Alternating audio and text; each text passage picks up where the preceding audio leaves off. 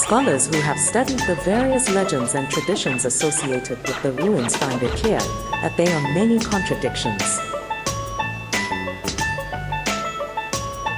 Meaning water from the mountain in Venda is located next to a mountain stream in a hidden valley of the South Kansberg mountain and offers a wide range of activities and amenities perfect for everyone, from the adventure lover to the leisure enthusiast.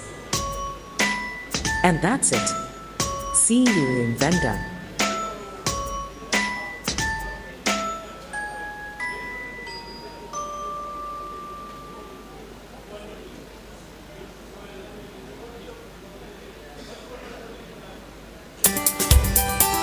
The University of Venda is situated in the fast-growing town of Thohoyandou in the Limpopo province. We offer a career-focused programs in the science, engineering and technology.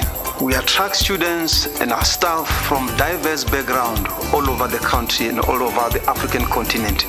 We pride ourselves for being a diverse institution where we've got best minds that we attract from elsewhere in the continent. We were established in 1982 and we will be celebrating our 40th anniversary in this year 2022. Over the last 40 years, Univen has made significant progress and can be proud of its many achievements. 43% of our academic staff have doctoral degrees. Our NRF-rated researchers continues to grow. Currently, Univen has over 30 NRF-rated researchers. The university accommodates about 4,000 students on campus.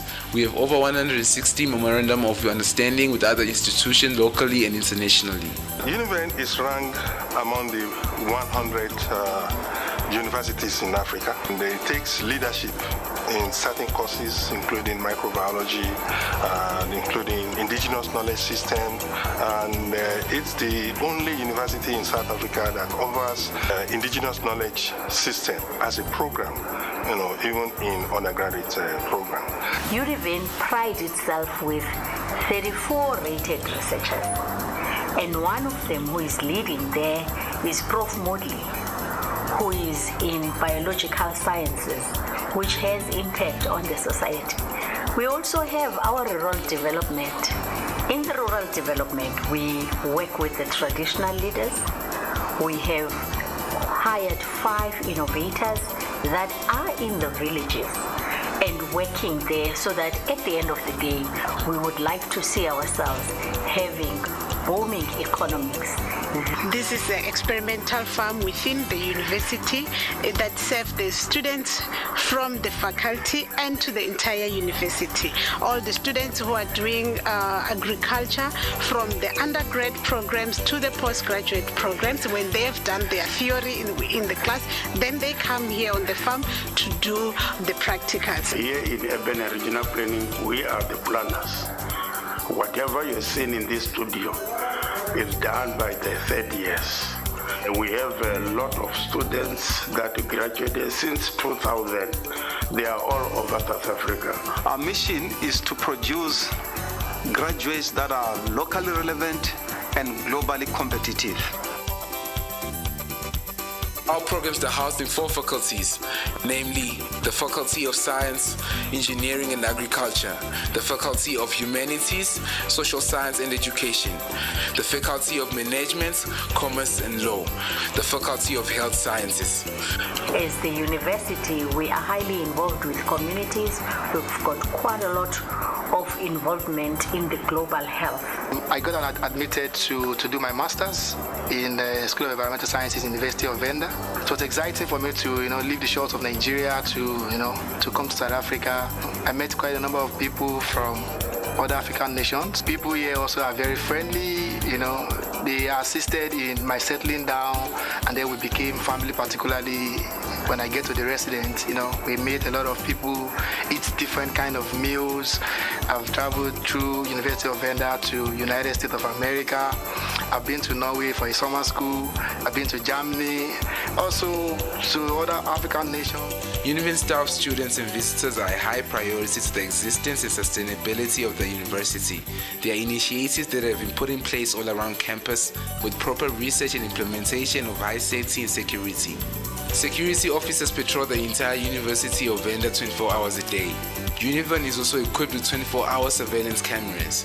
Services offered by Univen security staff include a 24-hour escort service on campus for all students and staff, especially those working late in libraries or computer labs.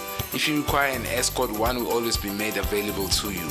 I am also responsible for international issues ranging from students exchange programs, and also I make sure that happens in a structured and a proper way. We strive to make this happen by making sure that we have internationalization events, which helps both the students and the staff to learn more about cultures in general.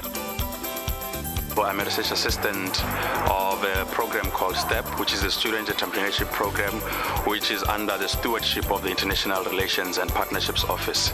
Not only does the International Relations Office steward such programs which, enable students to pursue entrepreneurship ventures, but they also have social cohesion programs such as Buddy Program, where it's the local students uniting with the international students just to know the cultural diversity amongst all those students. Come and join some of the best minds at the University of Venda and also at our continent. To find out more about the university and to register, visit www.univen.ac.za.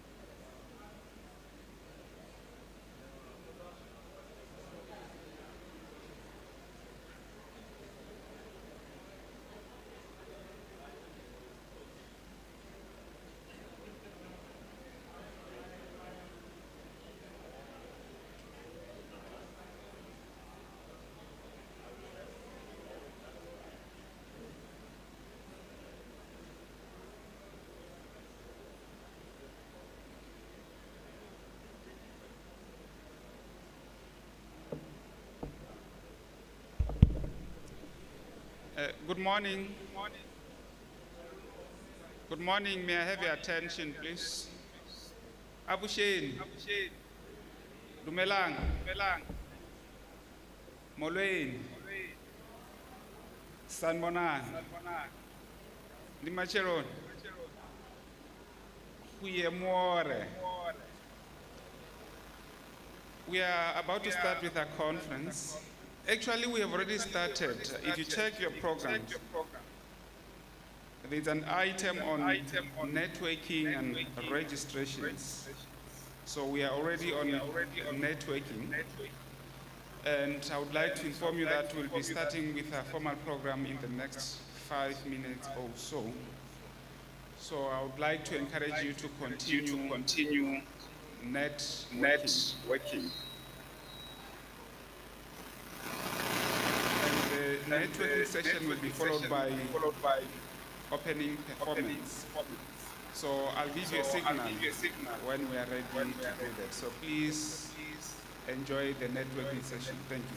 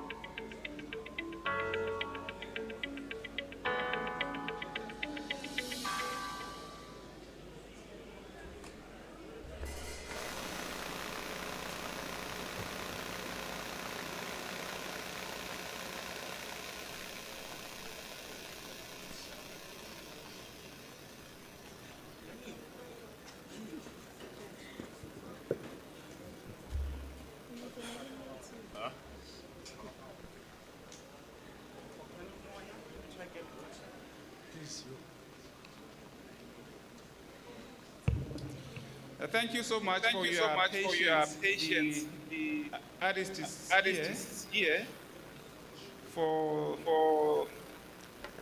the opening performance that I've indicated earlier on. Over to you, Nthambeleni.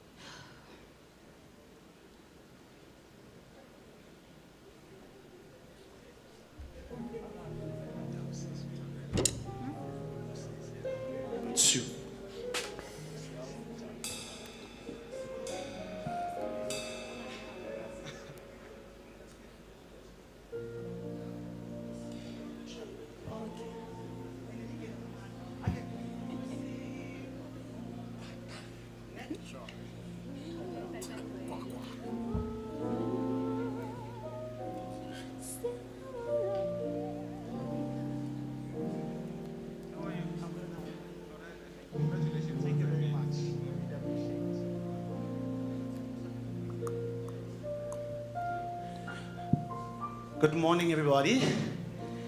My name is Nthambeleni, an alumni here in Univen.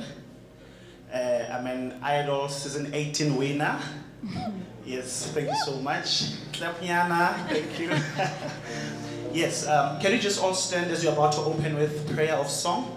Let's sing along and let's warm up this environment and really enjoy. Thank you.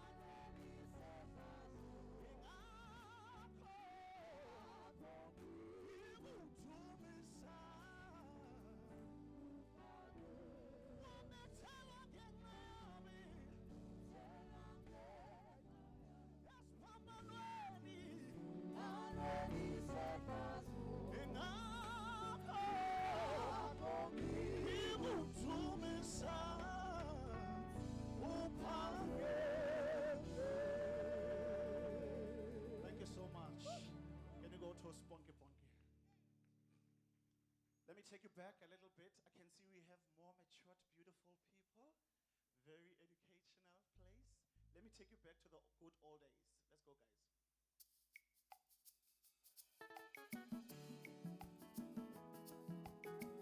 Sure. Spunky, punky love, the lover that you can't resist. Hotel, you figure calling, I'm on the Samanga. Abafana basakwazi ukushela inkomo. Sebedla ngamabala, kwekwe idla ngamabala. Umongena moto angeke ethole intombi.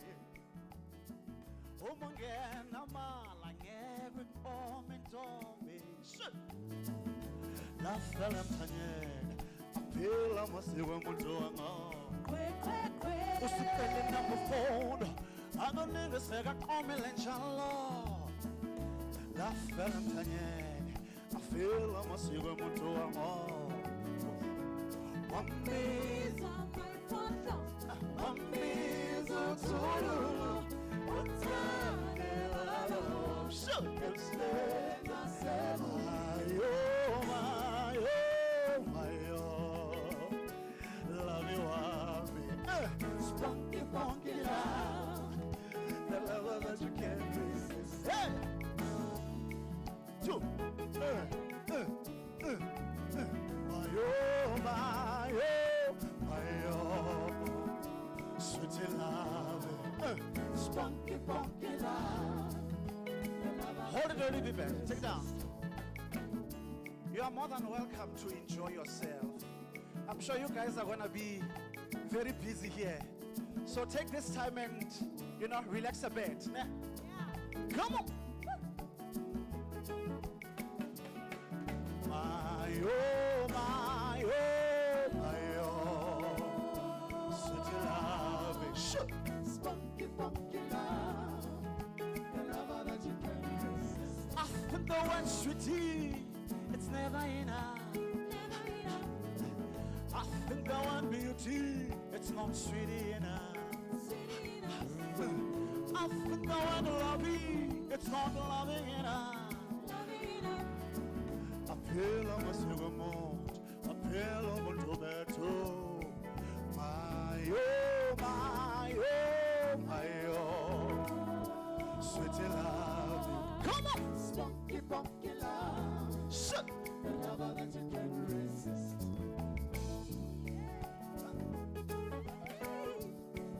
My oh, my oh, my oh, sweet love.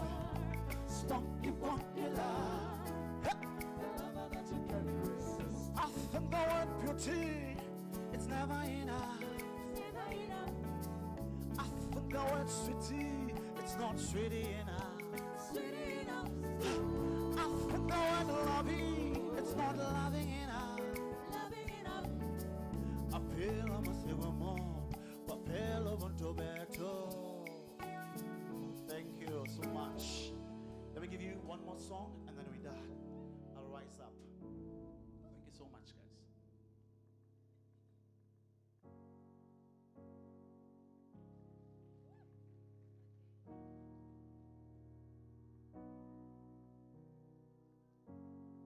Broken down and tired of living life on the merry-go-round.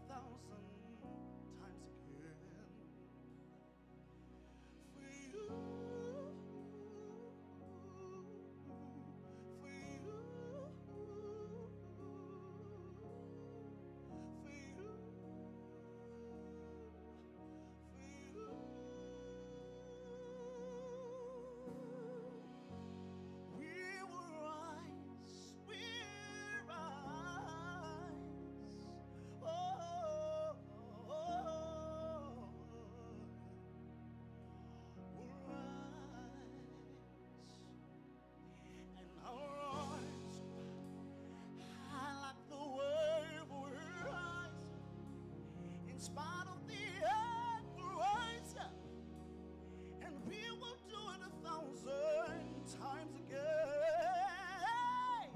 We'll rise up, high like the wave, we'll rise up. In spite of the ache, we'll rise up, we'll rise up, we'll rise up, we'll rise up, we'll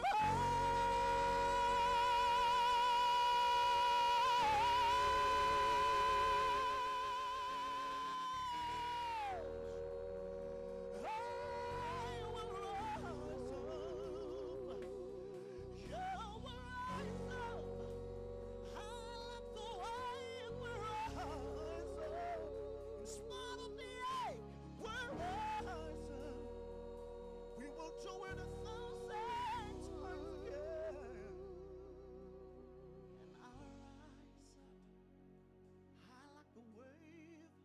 Thank you.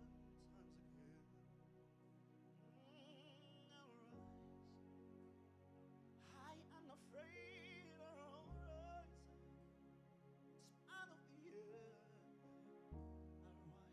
Investor Vendor alumnus and is a winner of items, and I think he deserves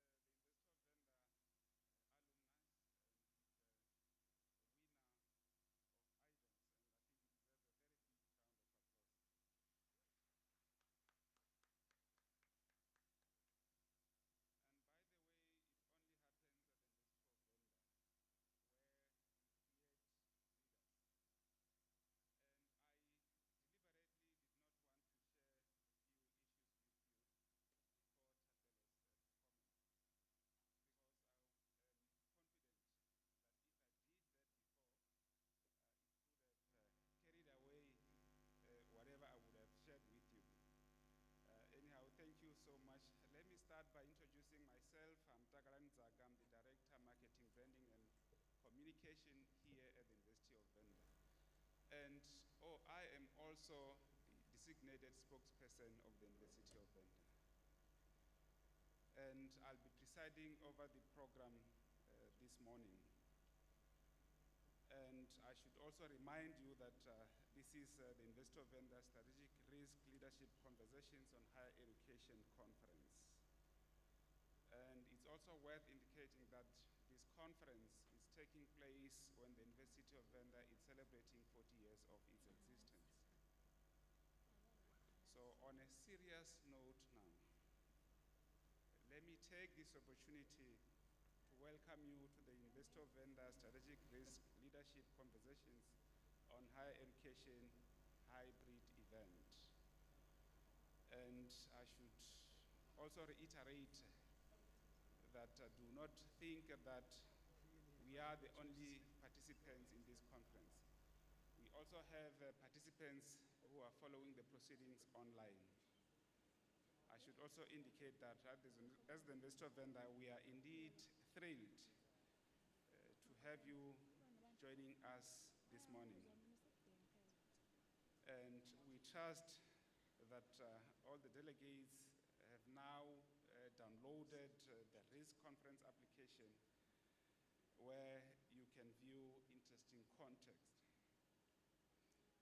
And we want you to engage with the AirMeet virtual platform where performing certain actions will see you rise in the ranks on the leaderboard and stand to win goodie bags.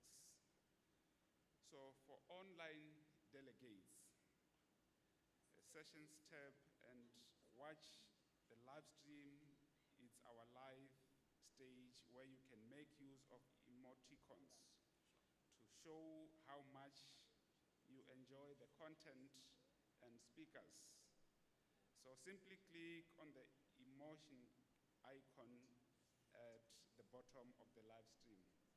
So to engage with us, make use of the chat box on the right-hand side, and if you have questions, simply click on the question and answer tab and ask questions right away. So to take part in polls, click on the polls tab and vote for the option that is most appropriate. So during the networking breaks, you are most welcome to join virtual exhibitions that are available. So in order for you to do that, you simply have to click back on the arrow session on the top right-hand corner and navigate to virtual booth to join a sponsor booth, chat or join a table to engage with any of the sponsors. So simply turn on your mic and camera to interact with the booth representatives. So to network, head over to our lounge area and network with other attendees by joining a table and turning your mic and video on. So we have designed an app specifically with you in mind. So this app brings the event content right in the palm of your hand. So please follow the steps below to download the Flock Events app. So if you require any assistance, refer to our mobile app download guide. So step 1 is for Android users, click on the direct download link below, Univen Android. For iOS users, click on the direct download link below, Univen iOS.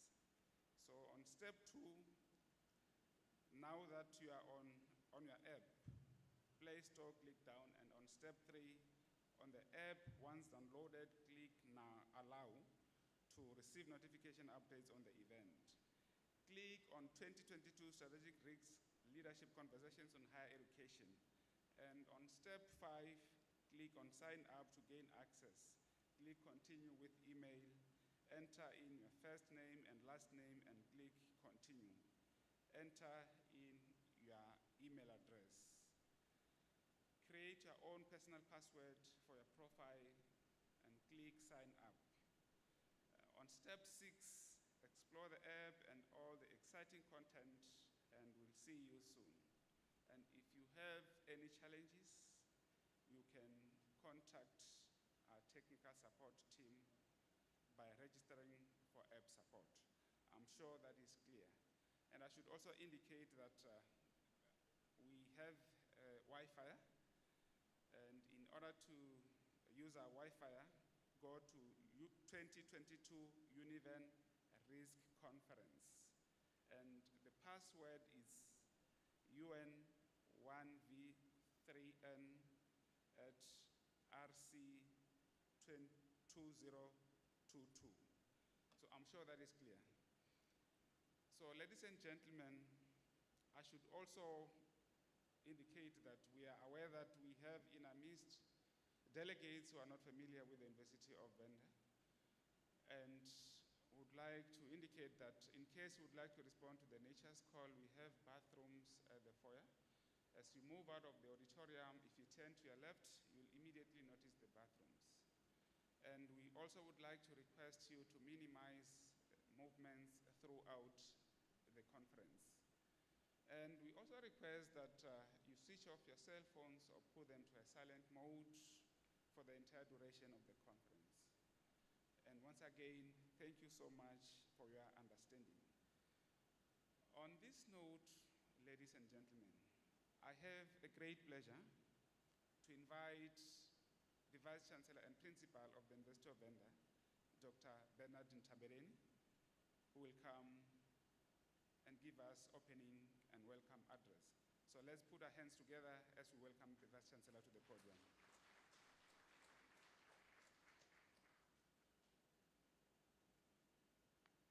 Can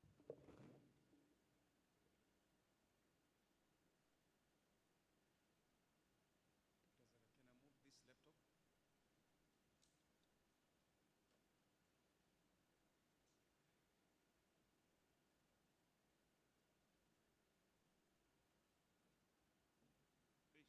Fish.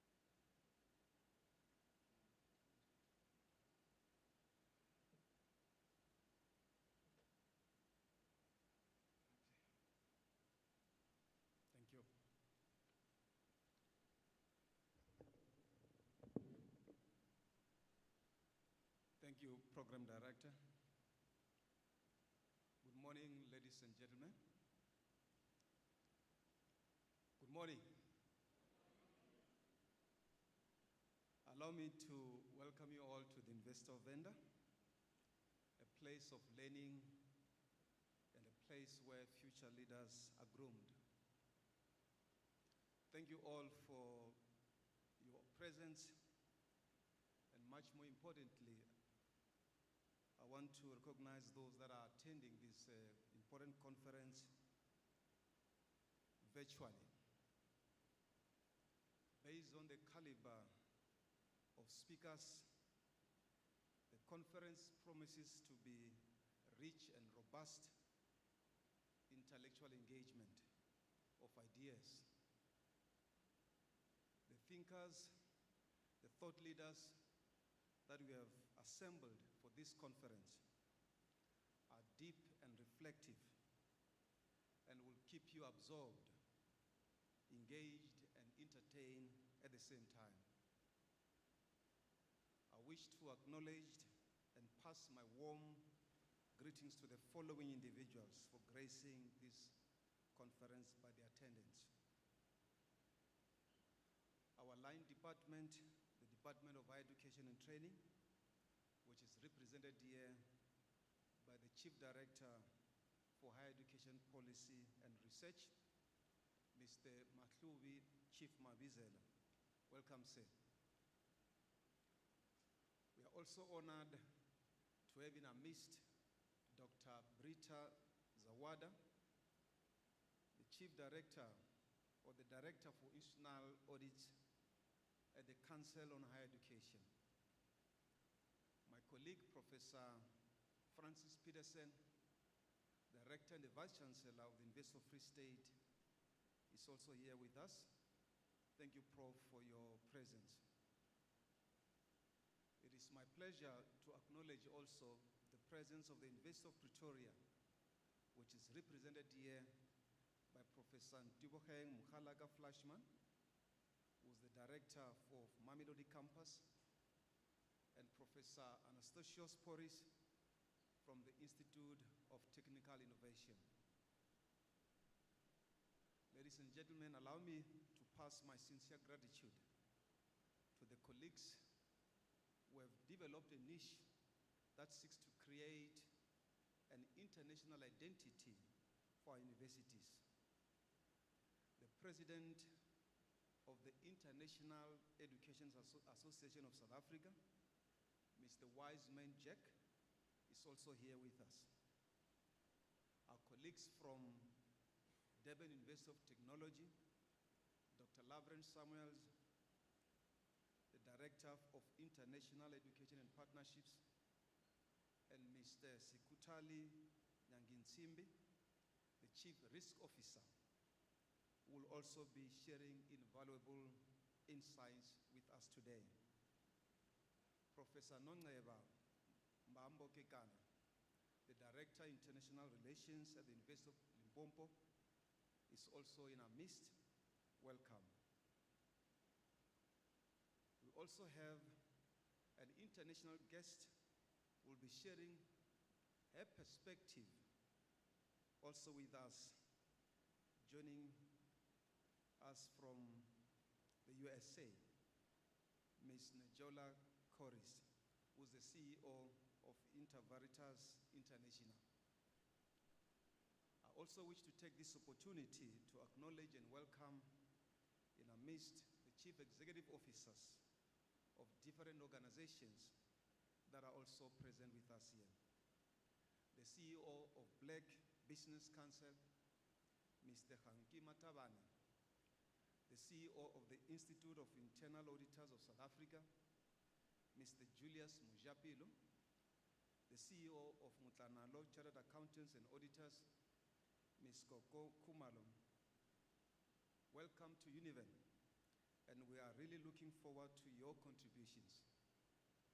We are also joined by Mr. Philip Rakwale, the President of South Africa's Institute of Government Auditors, Mr. Christopher Palm, the Chief Risk Officer at the Institute of Risk Management, South Africa, Ms. Ola Kunlen, the Director for Internationalization at Rose University, and also Dr. Levindo, a political analyst, and also a lecturer at Tshwane University of Technology. Dr. Christopher Whittle, the Principal Advisor at ESG and Risk PKF, and also Dr. Nalini Maharaj, the Chairperson of the University of Venda Risk Management Committee.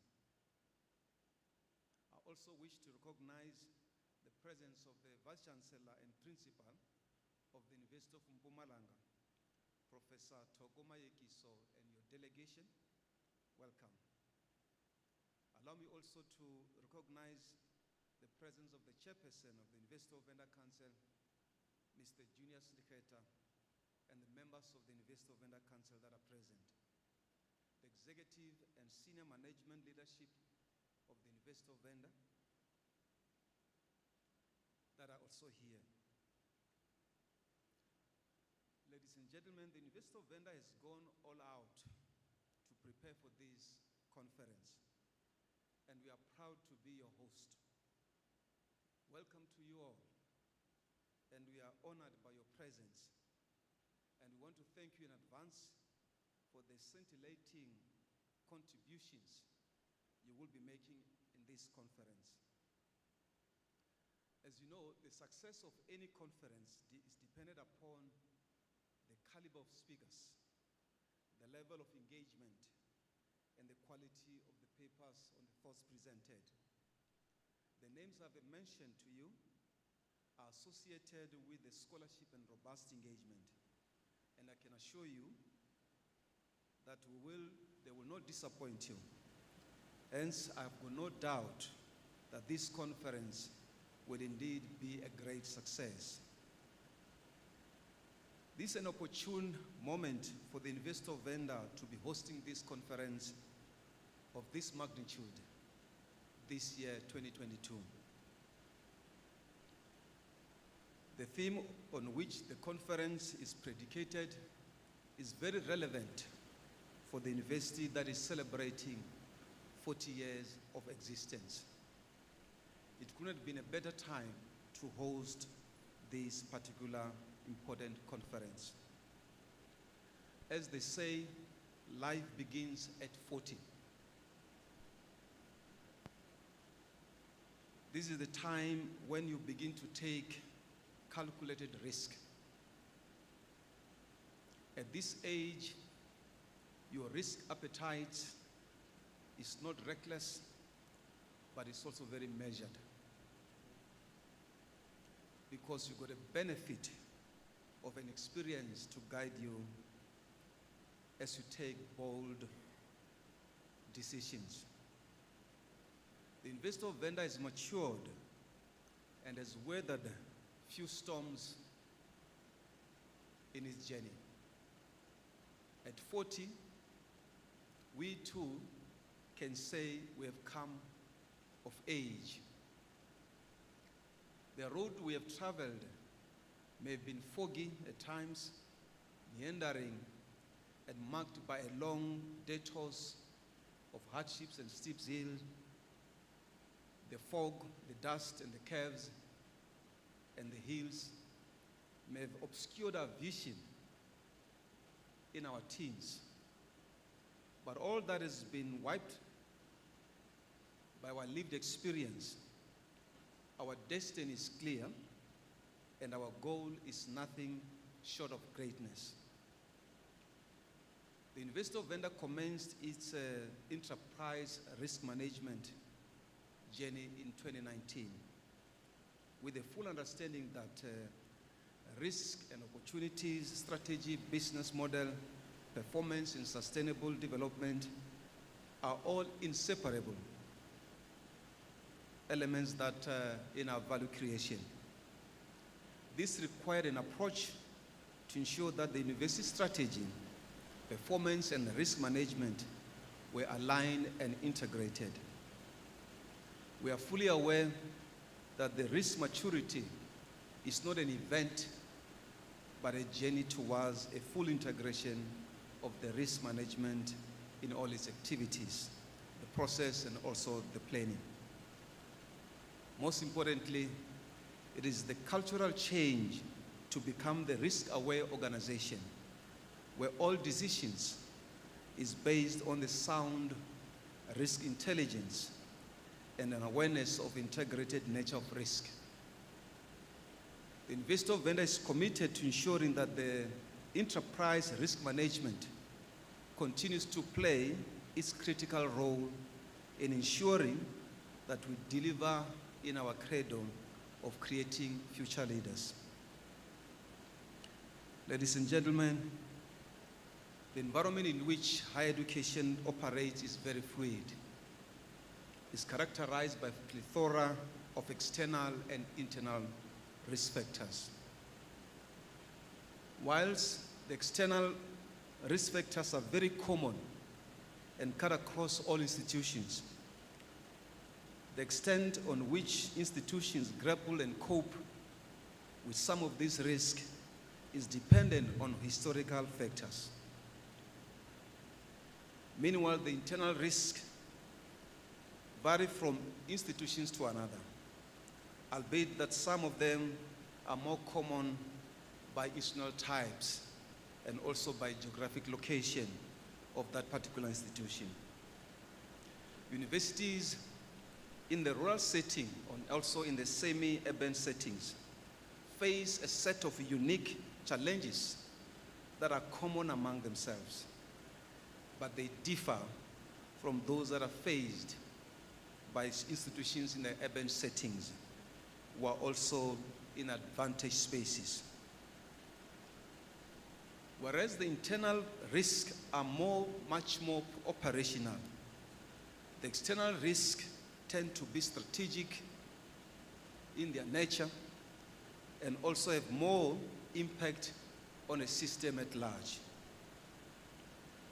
Whilst the external risks are inherent in their nature in terms of the likelihood of an impact, the internal risks are residual to the extent that they depend upon the action or the inaction of management. Since this is not a conference just for one institution, it will be best for us to focus on those issues that affect all of us so that we can begin to share some experiences and learn from one another. Ladies and gentlemen, the idea that universities are ivory towers that are immune from political developments does not hold anymore. In fact, universities are the microcosm of the broader communities in which they are located. So we are affected by whatever happens in our spaces. They are affected and many a times also influence what happens in a broader society. The economic outlook of our country also greatly affects the impact of the state of the universities. When the rand is weak, it has an impact in our ability to buy research equipment. It impacts on how we resource our libraries and also provide an equitable international collaborations alike. The weakening of the rand also impacts greatly on our restricted funding from government. Similarly, the country's credit ratings do affect the quality of the academic project.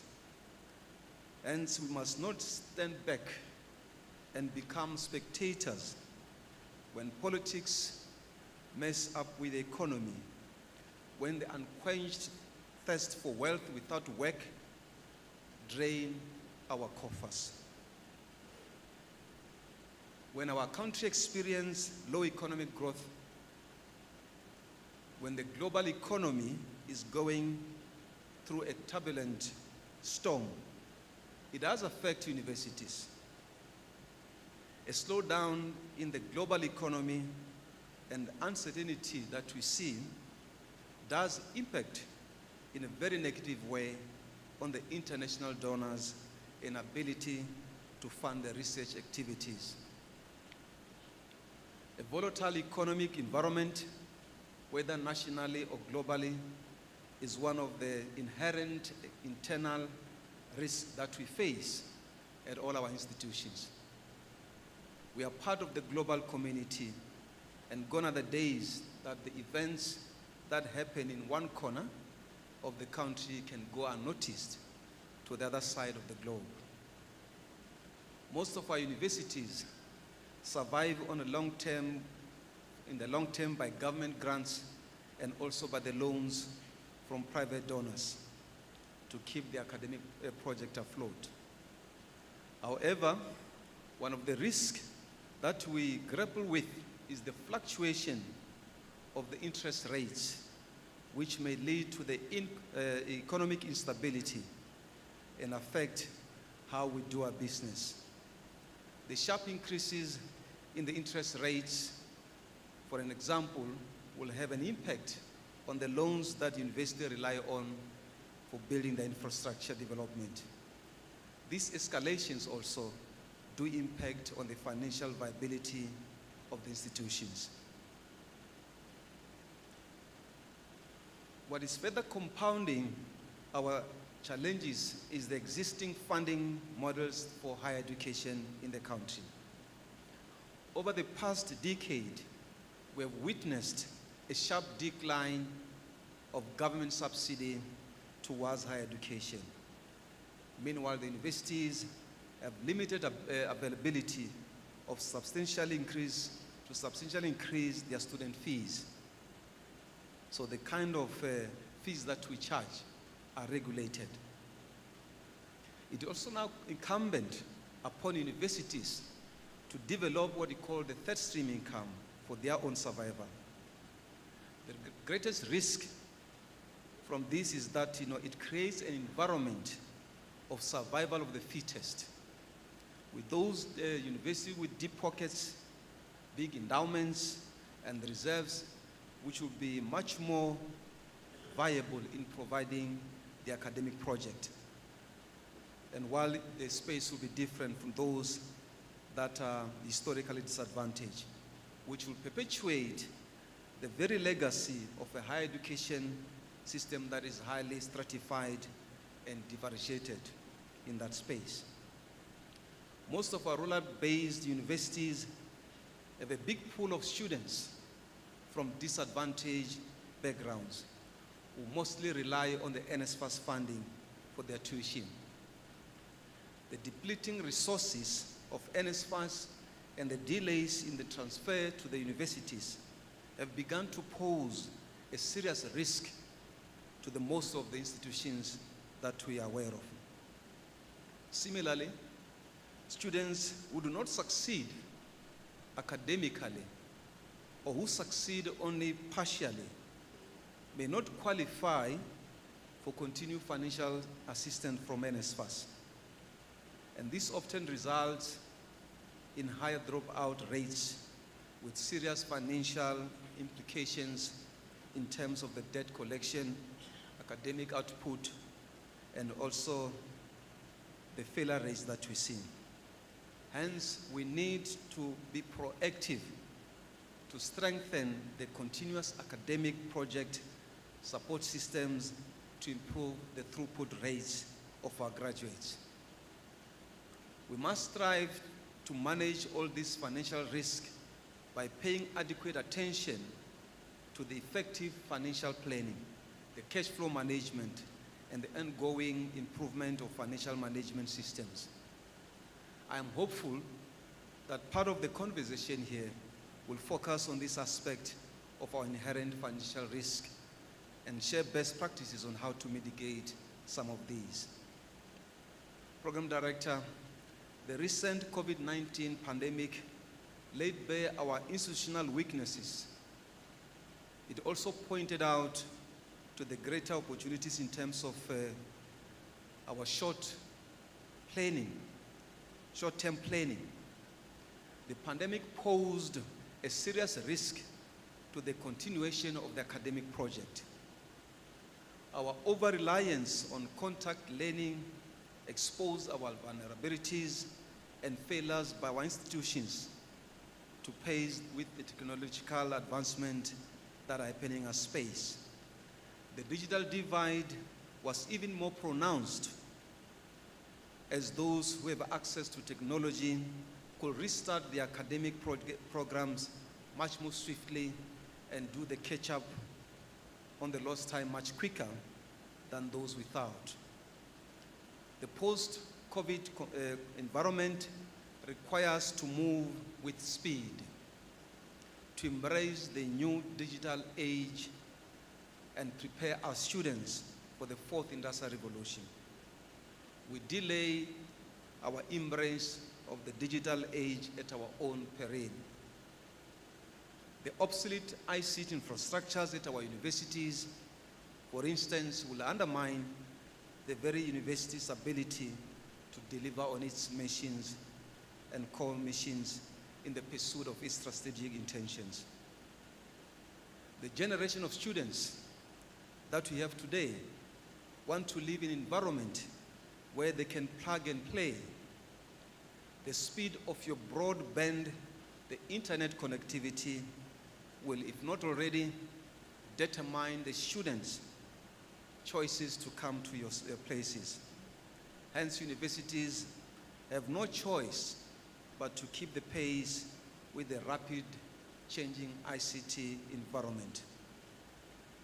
Another major external risk that we faced is the quality of students we receive from schooling system. Most of our students who come to universities are underprepared to cope with the demands of the higher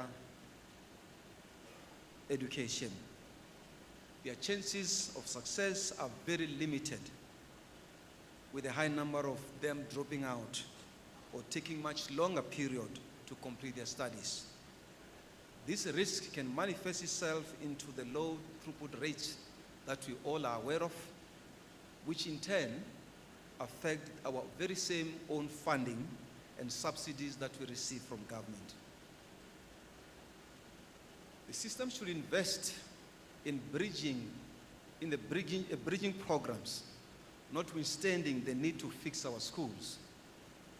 The late Professor Ali Mazrui already warned us that, and I quote, "No university can be the first-class institution if the schools that visit are mediocre," close quote.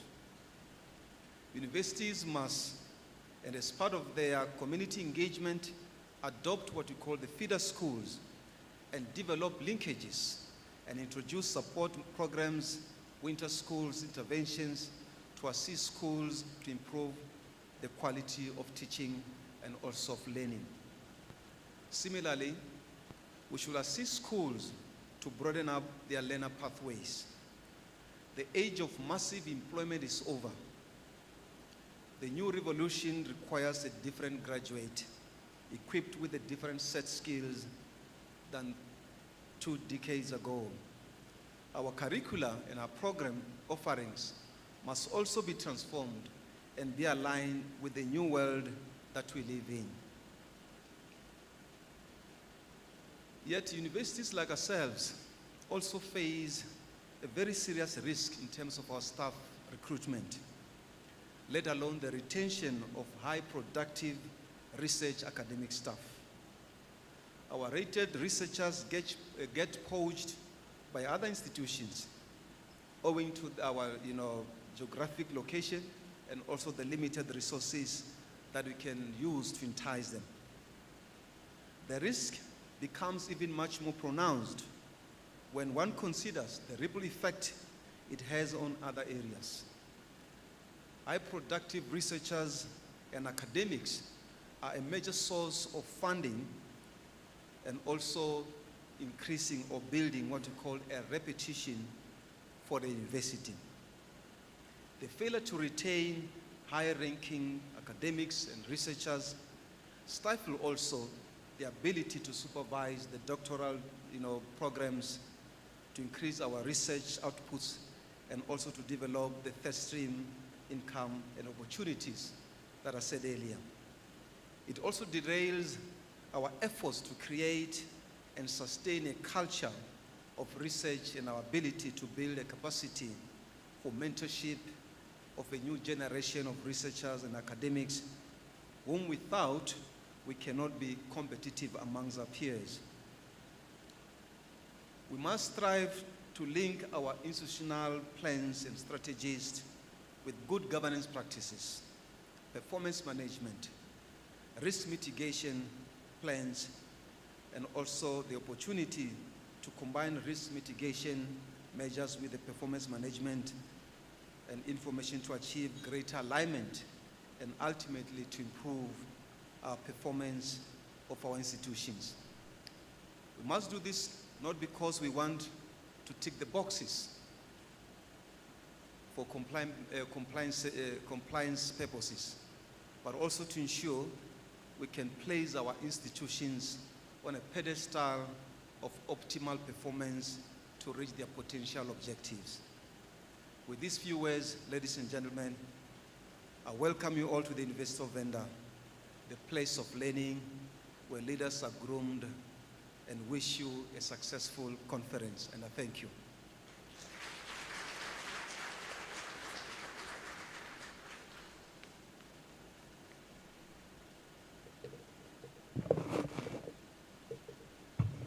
Thank you so much, Vice-Chancellor and Principal of the University of Venda, Dr. Bernard Nthambeleni. Let's give him another round of applause.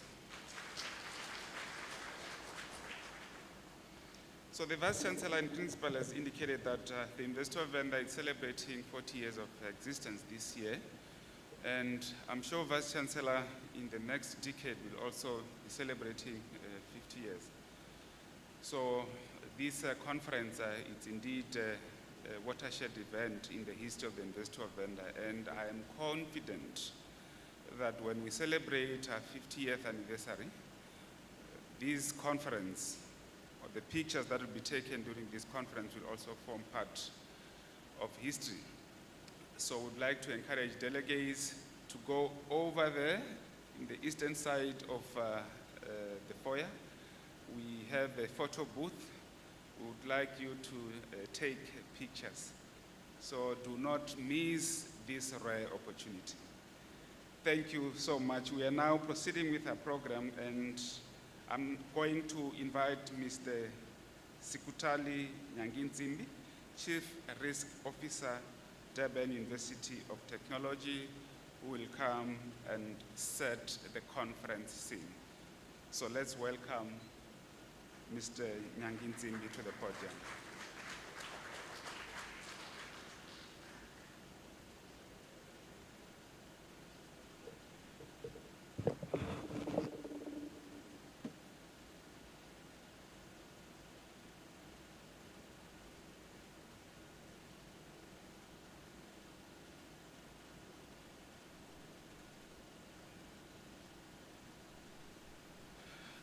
Good morning, colleagues. The program says I should be setting the tone. How do I do that when the tone has already been set? Let me give you an example. When we landed yesterday, we were welcomed by the chairperson of council together with his team. That's setting the tone. This morning, the VC and principal of this institution not only delivers opening remarks, but he articulates the external environment in the most persuasive manner, painting the fluidity of that external environment and how connected or interconnected it is. That's setting the tone. In terms of who the delegates and the speakers, the participants of this conference are, as painted by the Vice-Chancellor and Principal, that portfolio, the diversity, the richness of that portfolio already sets the tone. So who am I to stand before you and claim to be setting the tone? I think all I need to do is simply deliver a congratulatory message. But the tone has been set by both those who are here in person and those who are joining us virtually. And with that long-winded statement, I am also greeting you, ladies and gentlemen. I have limited time on this podium, and I intend to respect that.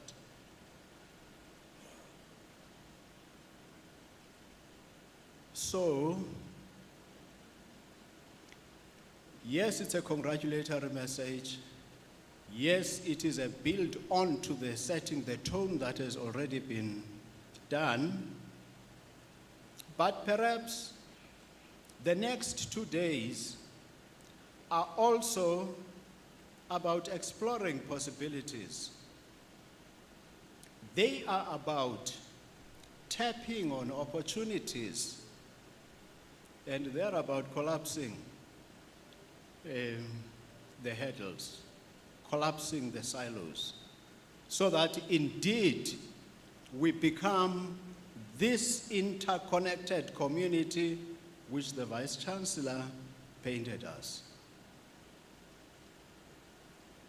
As I said, I am here to deliver a congratulatory message. That's really all I can do.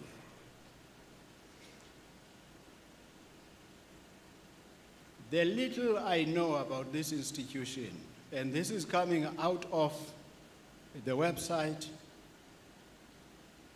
is that part of its DNA is about quality and excellence.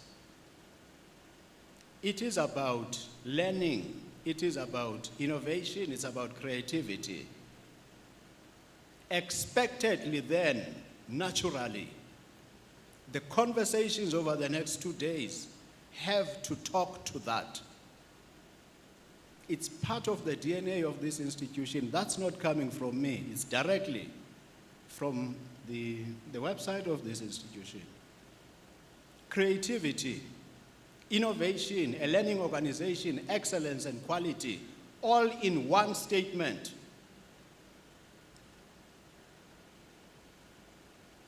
This institution, colleagues, as far as this conference is concerned, this is chapter 5, and this institution is the third to host it. Surely that talks to the innovative posture of the institution, the appetite for change, the fact that they volunteered to host it whilst how many others of the 26, whilst 23 others have not thought of doing so, talks to how forward-looking Univen is. A lot has been said about its alumni, what I refer to as luminary alumni, influential shapers in the market. And today and tomorrow is also about trying to build further on as the institution seeks to create future leaders. Hard to ignore.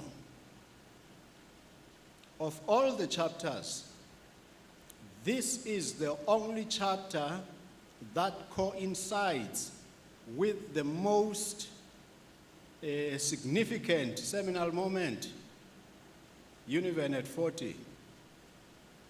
So when in future we reflect On Univen at 40, inevitably, inextricably, we will talk about this conference. It's the first chapter ever since this conference was launched that talks to such a seminal moment.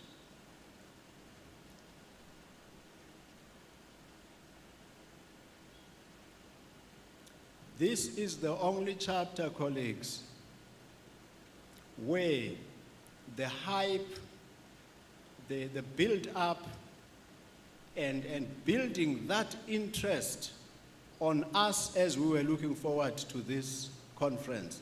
This is the only chapter that did it so well. And I think part of that hype towards the end even had something that says, the last 24 hours. It gives us the app which was articulated in detail by our Director, Marketing and Communications.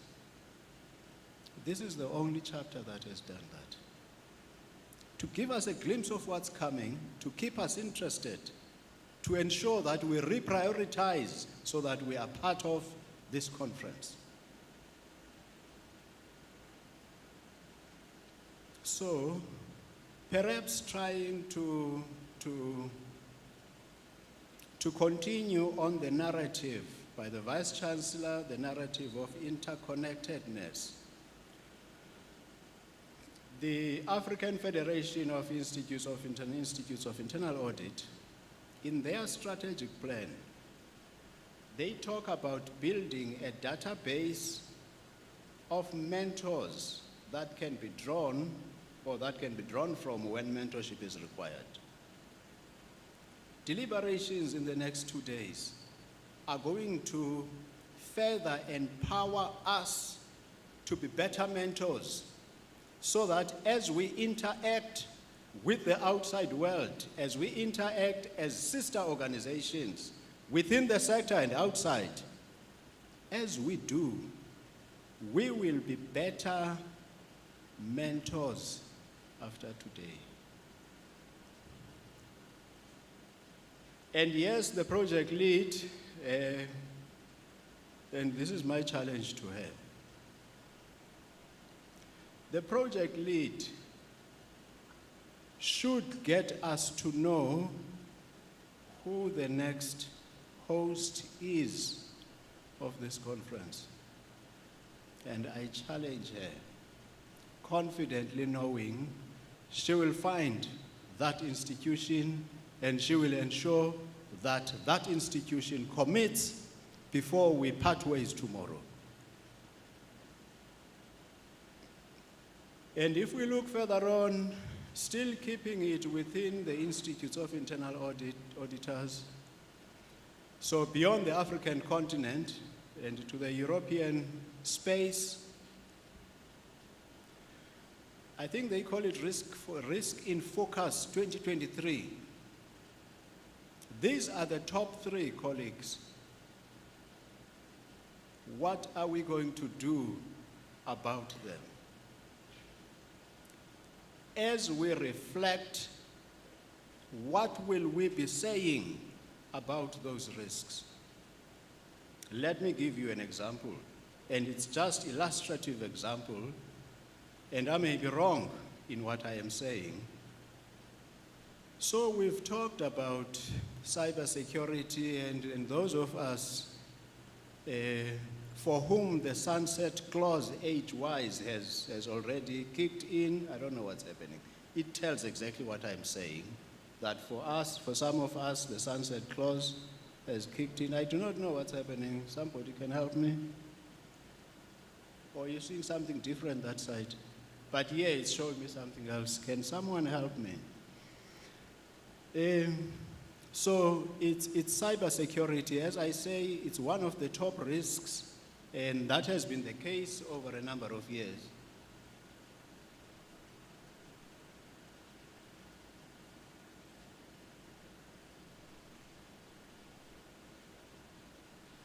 That has been the case for a number of years, colleagues. We spend a lot of money and IT gurus will tell you all sorts of complicated stories.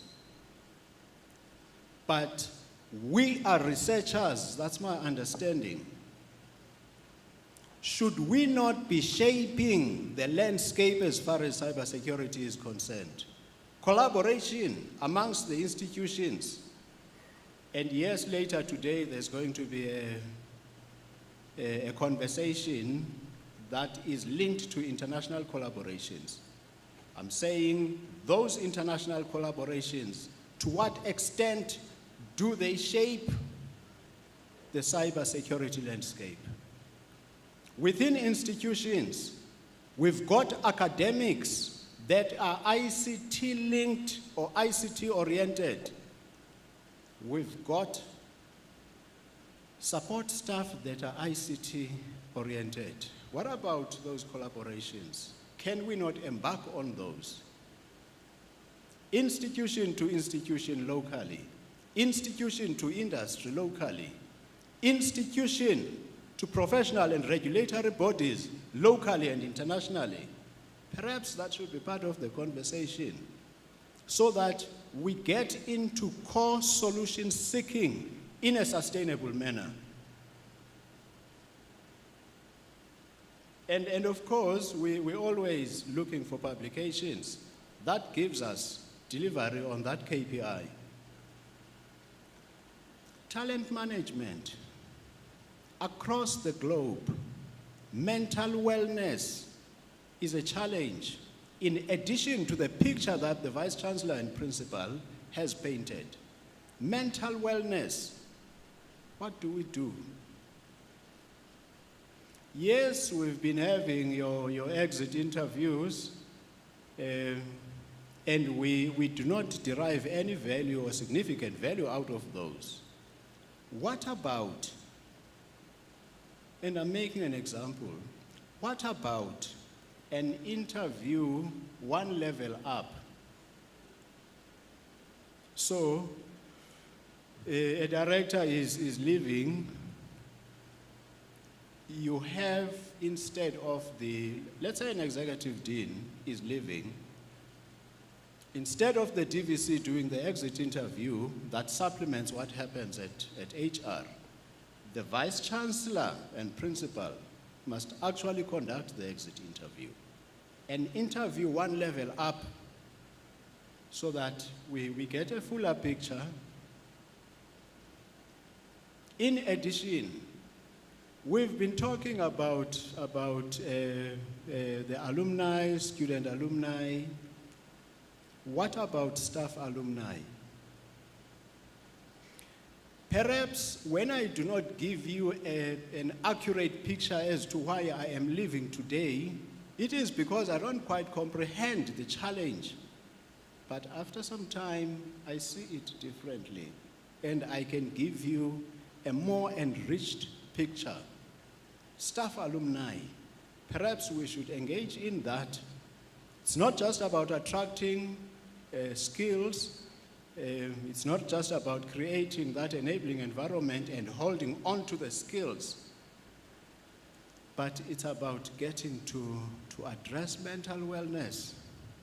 Bullying and intimidation across the country, across the continent, beyond, through the globe. It's on the rise. So,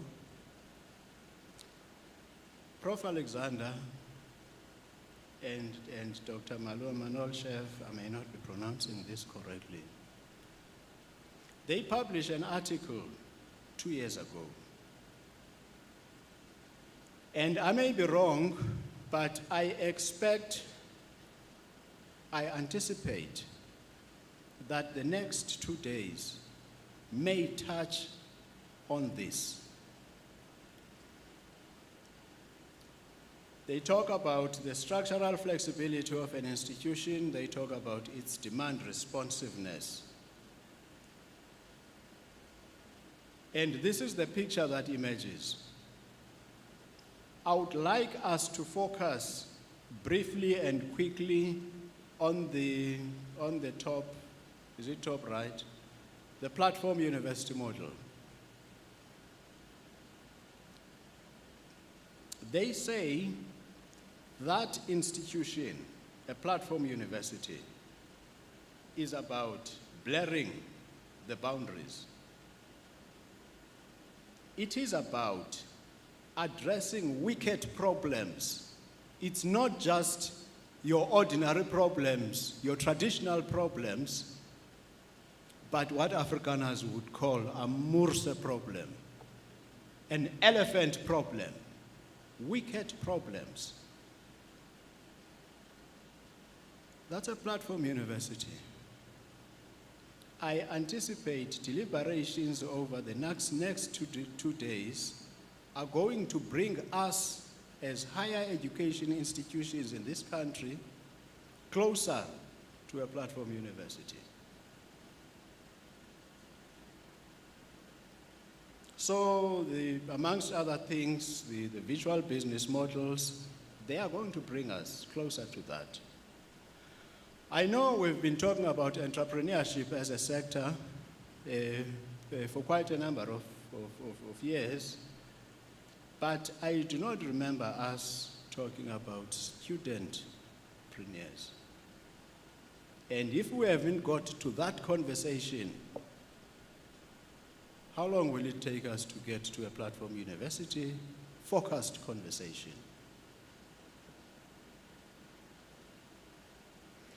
And my understanding is that at the end of the day, this is about systems thinking, colleagues. I just would like to give you a few illustrative scenarios. This is a 2022 publication. So we have org charts which we refine and update and do what and fight over.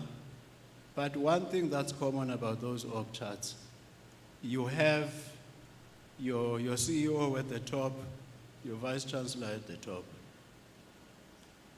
And the view across the road is that actually that org chart is wrong.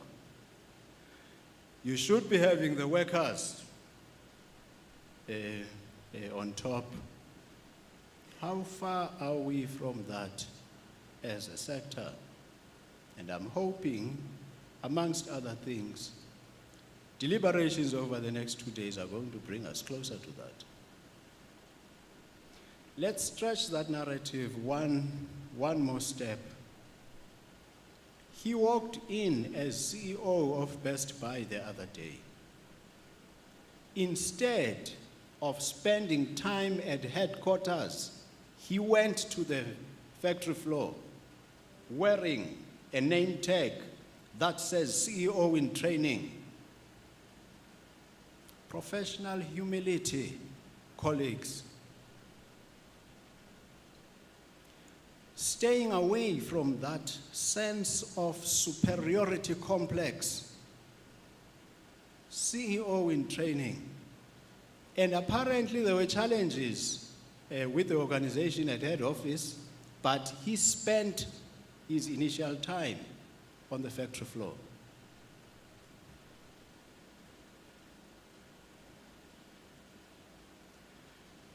So she is CEO of General Motors, and she recalled 30 million vehicles across the globe shortly after moving in. The courage to take decisions. How far are we from that? Can today and tomorrow reflect along those lines as well? The courage to take decisions.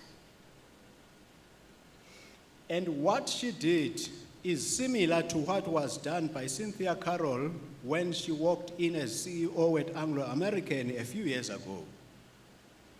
Shortly after she started, there was a fatality at Rustenburg. And she instructed the company to close those Rustenburg operations until they can tell her what the solution is to fatalities.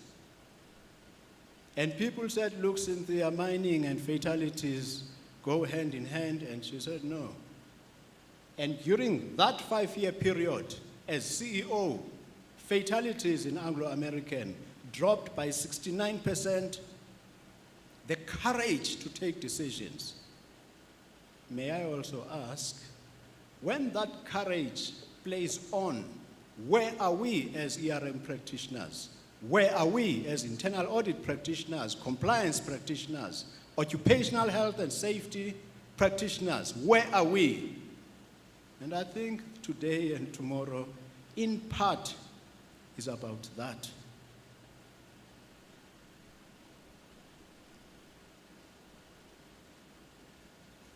You see, this technology thing is complicating my life again. I know I'm an old man.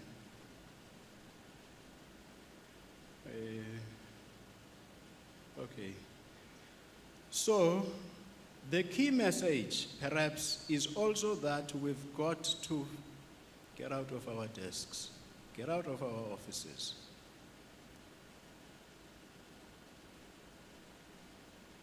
That's not getting out of your office. We've got to get to the factory floor, where it's happening, where we will get the risks in their raw state, in their naked state. That's not getting out of your office. This is what we need to do. This is what we need to do, where they will give it to us as it is, nakedly, in a raw state.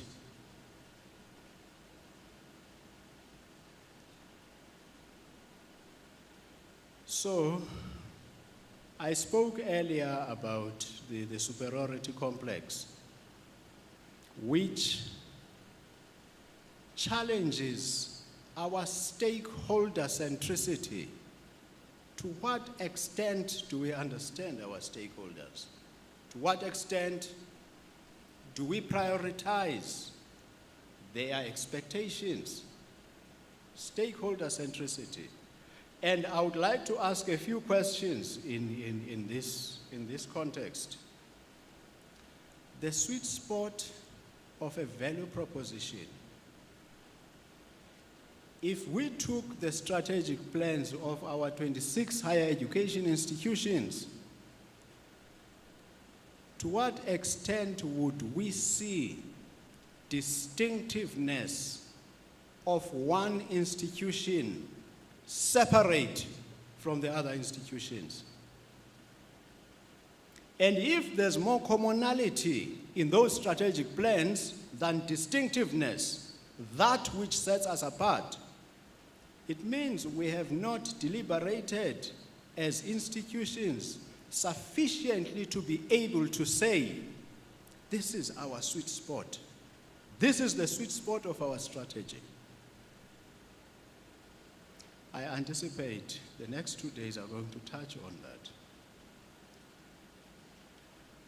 Professional bodies themselves, regulatory bodies themselves, ask them a question if you bump onto them in a beautiful corner one day. Of these practitioners, let's take the Institute of Risk Management.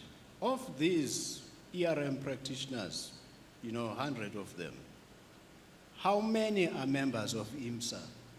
And if the majority of them are not members, it means the sweet spot of IMSA as a professional body has not been adequately articulated.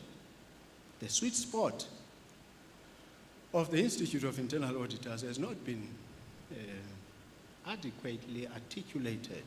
The majority of practitioners must be part of that body.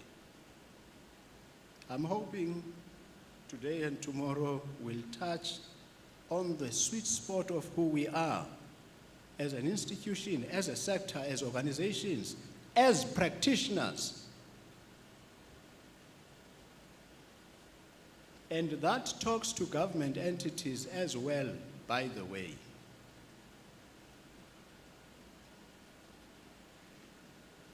So in conclusion, colleagues, it's about us reframing the questions we ask.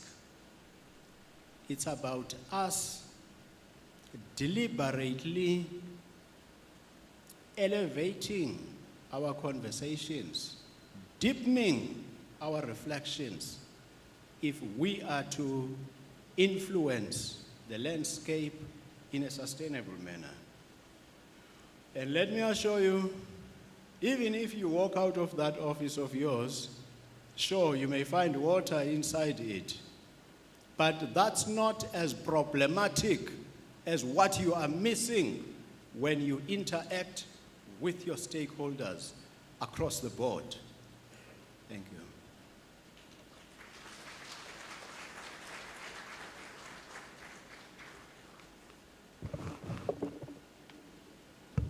Mr. Nyanginzimi, before you descend the stage, thank you so much for demonstrating to us that you are indeed a multi-skilled person. I'm saying this because you managed to effectively present both the congratulatory message and setting the tone of the conference. And for that, you deserve a token of appreciation from the University of Venda.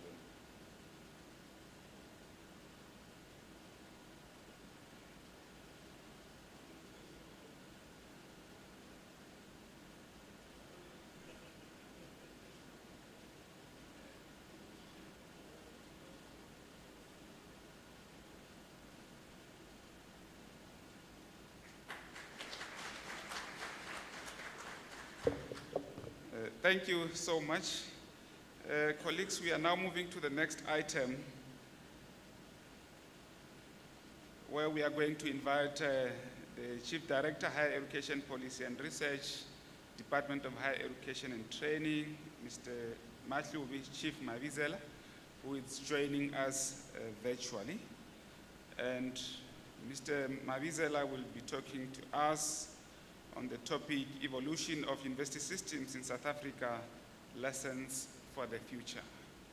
So let's welcome Mr. Mavizela.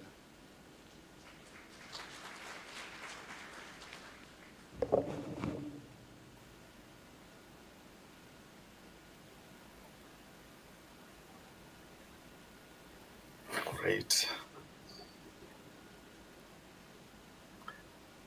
Thank you very much, Program Director. I actually wish I was there because I can already feel that I'm missing out. So, Program Director, Vice-Chancellor, distinguished guests, ladies and gentlemen, good morning all. Vice-Chancellor, it's actually good to see you, sir, and you look like you are in good health. And that can only mean that your institution too is in good health. And I want to extrapolate that to also mean that our higher education system is indeed in good health, and so are the other vice-chancellors, particularly those you mentioned, Prof. Togomayegiso from University of Mpumalanga, and Prof. Francis Peterson from the University of the Free State. So the theme of this conference is risk-based transformation leadership strategies for excellence in higher education sector. Our assignment is to address the topic of evolution of university system in South Africa, lessons for the future. I must say, Vice-Chancellor, that after listening to you, I actually felt like coming up with excuses of running away. But my Wi-Fi is very strong and there is no scheduled load shedding in my area. So I just have to go ahead with it. I'm humbled at the honor of the invitation and appreciate the enormous pressure that has been put on me of being placed in the opening session of the program. And as an opening better, I hope to rise to the occasion for the sake of the rest of the program. At the outset, firstly, I wish to declare my conviction that transformation of and in higher education is a constant occurrence, whether we are aware of it or not, whether it is a consequence of our conscious planning and policy or not. That is, whether it is revolutionary or evolutionary, respectively. and whether it is a consequence of uncontrolled technological advancement, itself a direct product of advancement of scientific knowledge or not. So transformation is an ongoing process within and outside of the higher education system. We know for sure that globalization and modern internationalization are direct consequences of our technological advancement, and which in turn, technology that is has measurable impact on our education system or systems to the extent we think of it as a disruptor. Yet it is a direct creation of scientific advancement. In other words, change in education, whether so-called formal or informal education, is a phenomenon that does not await our conscious planning. Change in education is both evolutionary, influenced by change in its environment, itself in a state of flux, that is the environment, and revolutionary, which is a consequence of our planning and policies. It is constantly in a state of flux, therefore requires strategic thinking and adaptable planning that will conform to the circumstances of the extant time. Another implication of the constant state of flux of our environment is that in carrying out our respective responsibilities within our higher education system, we ought to be alert to the demand for its constant evolution, which operates as a dark energy driven by the continuous advancements in scientific research and evolution of knowledge consequent to scientific discoveries in the respective knowledge disciplines, and therefore advancing our knowledge and warranting a constant way of doing things differently. I'm not aware of any other sector in our lives or even socially that is required to be in constant way of doing things differently. So there is no time to rest in the higher education systems. It is generally education, and particularly higher education, that provides us with knowledge to interpret what exists in and around us, which is itself in a constant state of change, as observed by classical Greek philosopher Heraclitus, that change is only constant. That change is the only constant in life. Well, secondly, in my argument below, I use the university and higher education interchangeably. This is not because I do not understand the difference, but I have been influenced by the literature that traces the origins of higher education. Besides, this is also testament to the fact that university has been an epitome of and still epitomizes higher education. I'm also aware of the conflation I make between the university, not to be taken to mean the host university for this conference, and a university. The former literally refers to the university as an institution, and the latter to any university, and hence the deliberate interchangeability or conflation. Thirdly, it's just a reminder as well as a disclaimer that I am a policymaker from government or a representative of the state, one of the institutions that have a direct bearing on the development and the trajectory that the world of higher education systems take. Literally, anywhere in the world, the state is a factor. The state is central in the equation and has biases depending on the philosophies on which it is pegged. I am not an academic, so that's, again, a disclaimer. I'm putting this disclaimer out there so that you can have a measured expectation of my input that is not to be expected to be an academic treatise, but from a mind that regularly engages on higher education policy nationally, accompanied by involuntary training on neutrality on controversial matters, but with a strong bias towards policy for parity, equity, human dignity, advancement of equal rights and freedoms as espoused by the Constitution of the Republic.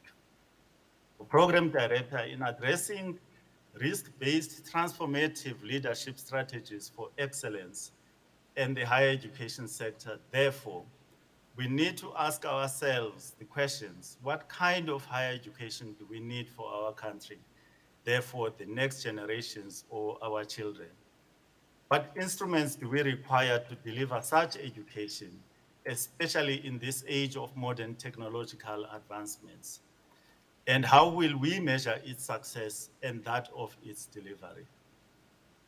Already hints are provided in the topic, which are that it should be a higher education system that provides excellence, which I interpret to mean specifically quality and generally fitness for purpose, whatever is or are identified as purposes or purpose.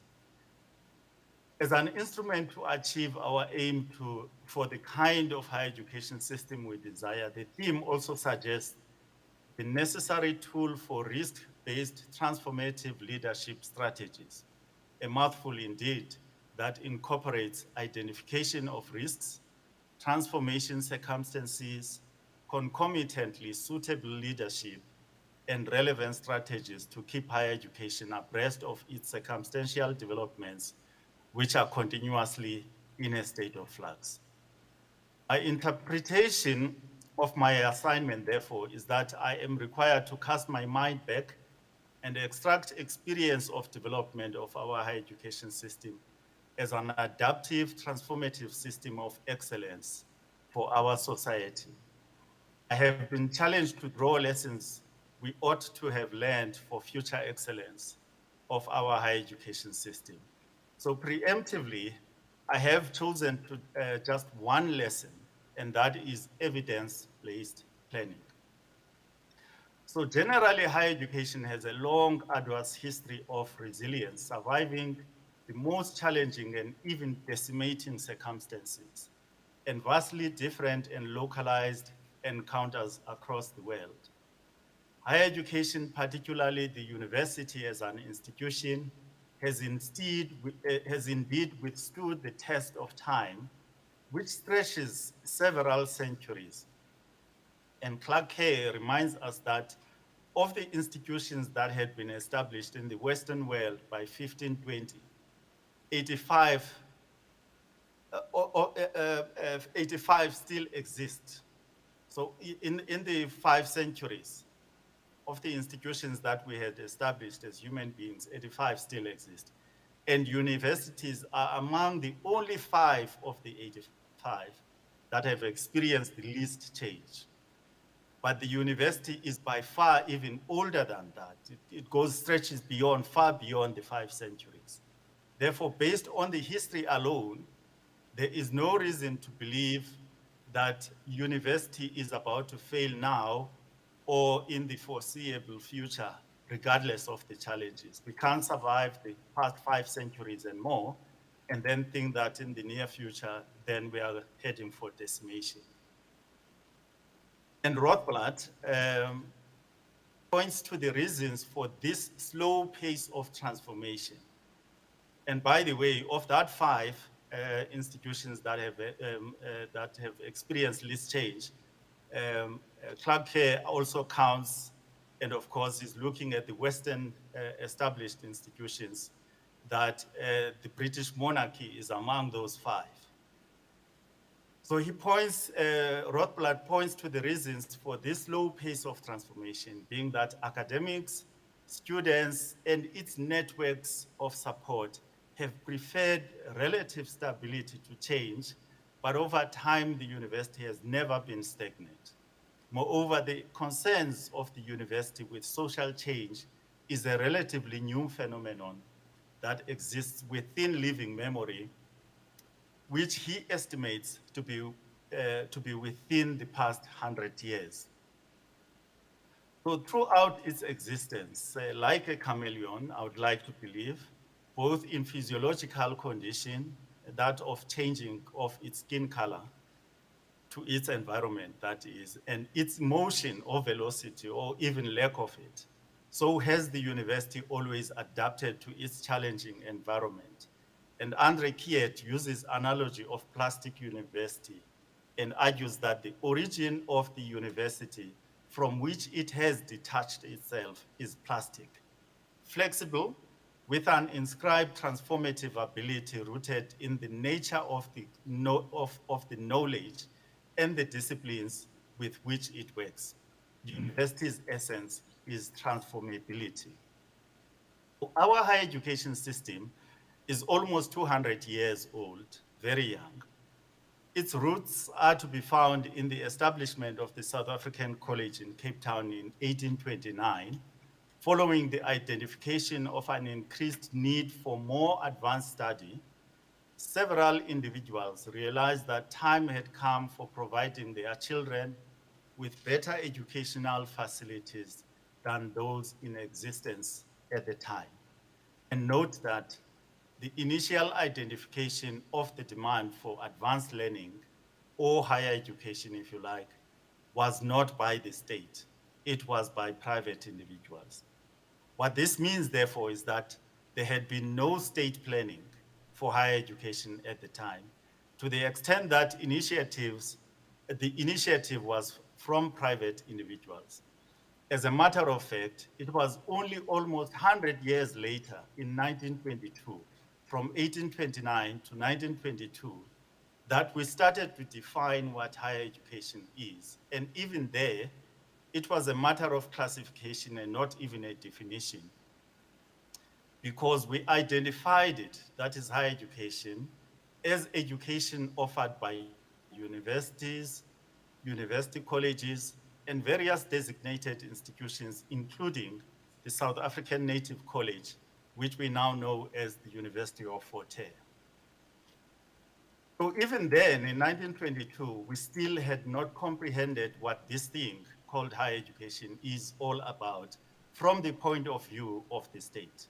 It should be noted too that by the time we sought to concoct a definition for higher education in 1922, therefore, it had already survived the brutal South African War of 1899 to 1902, or what we used to call the Anglo-Boer War, whose scars still exist to date. At the turn of the century, there had been several higher education colleges that had been in existence, including the University of the Cape of Good Hope, established in 1873 and now called the University of South Africa, which affiliated several existing university colleges. In 1922, again, you will remember that the world had just awoken from the ravishing World War I, and that the university survived even elsewhere, and not only in South Africa. And in South Africa, the honeymoon period of not having a plan for our education system from the point of view of the state came to an end in the introduction of the grained apartheid design in 1948. And that there is no period in history of South African higher education system in general which saw a significant modification of education directed at and in response to the changing needs and agendas of the environment as the period under apartheid. And that is between 1948 and 1994. The overall provision of higher education was designed to serve the state or the state interests as contained in the extension of the University Education Act number 45 of 1959. And you will also note the significant, the number of university colleges sprang up across the country, because the Act established university colleges for what it called non-white persons, the Africans, coloreds, and Indians, and prohibited them from universities designated for whites. So that is the beginning of, for example, the University of Limpopo, the University of Zululand, the University of the Western Cape, and then the University of Durban-Westville.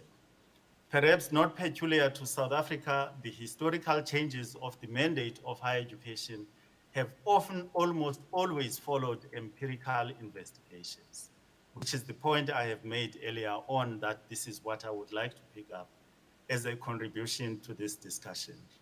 Whether that empirical investigation was for good or for nefarious reasons, such as the support for the apartheid system.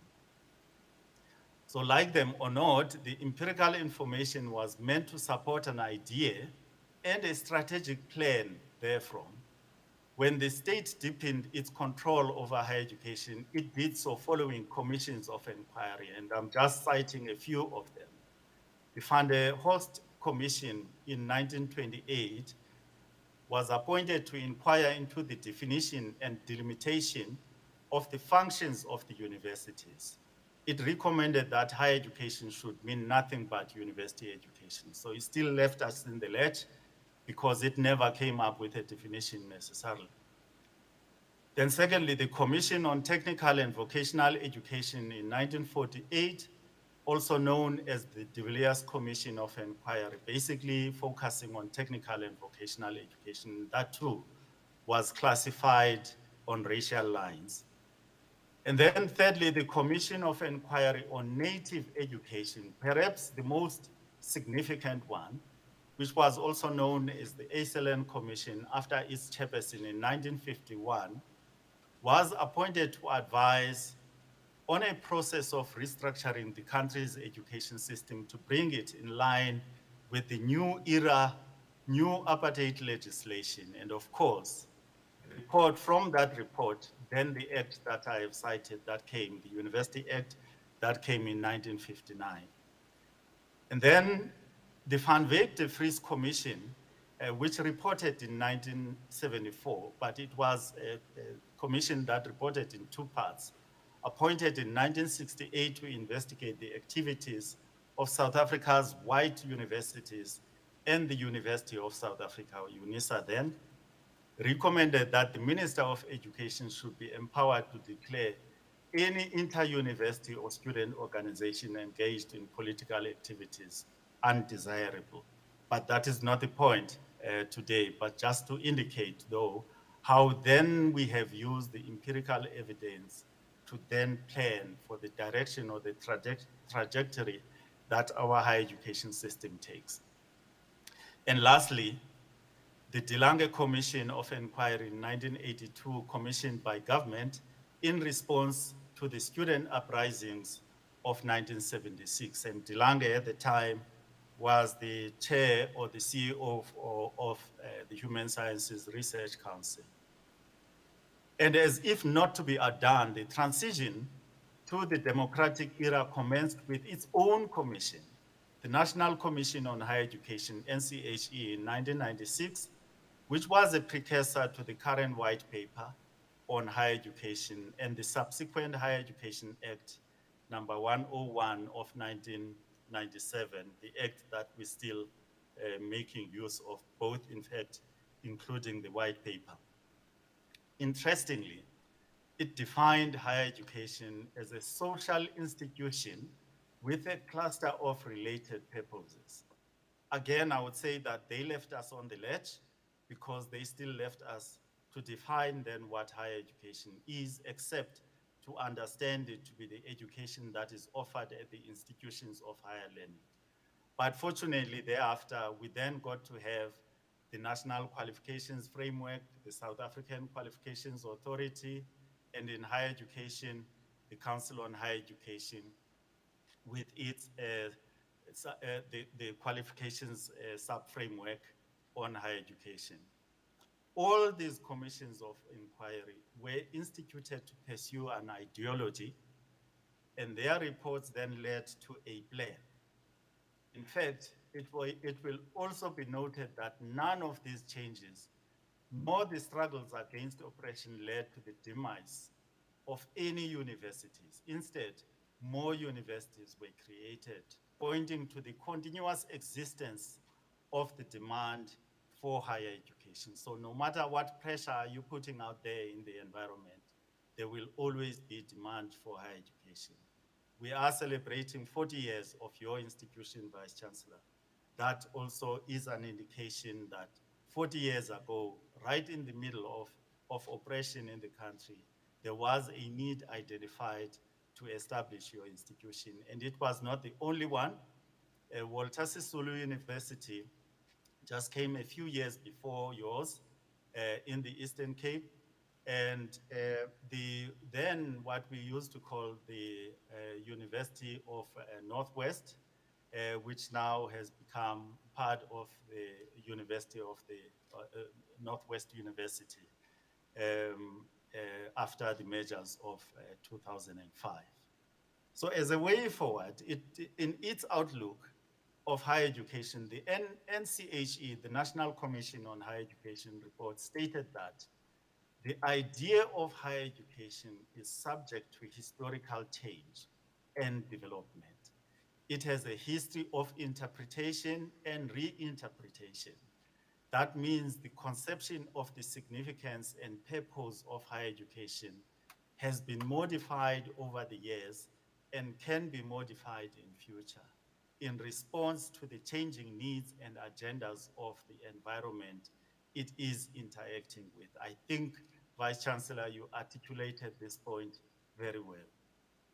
According to another strategist, Gleason, in the past few decades, higher education has generally experienced only small incremental improvements, but the fourth industrial revolution requires higher education institutions to depart from the current 3 or 4-year undergraduate model to prepare for lifelong learners. That's what he says. And over centuries, we have experienced that challenges of the education system and to society change and or evolve over time. And that university has always been there and continuously adapts to remain relevant. I think that is the key word, that of remaining relevant.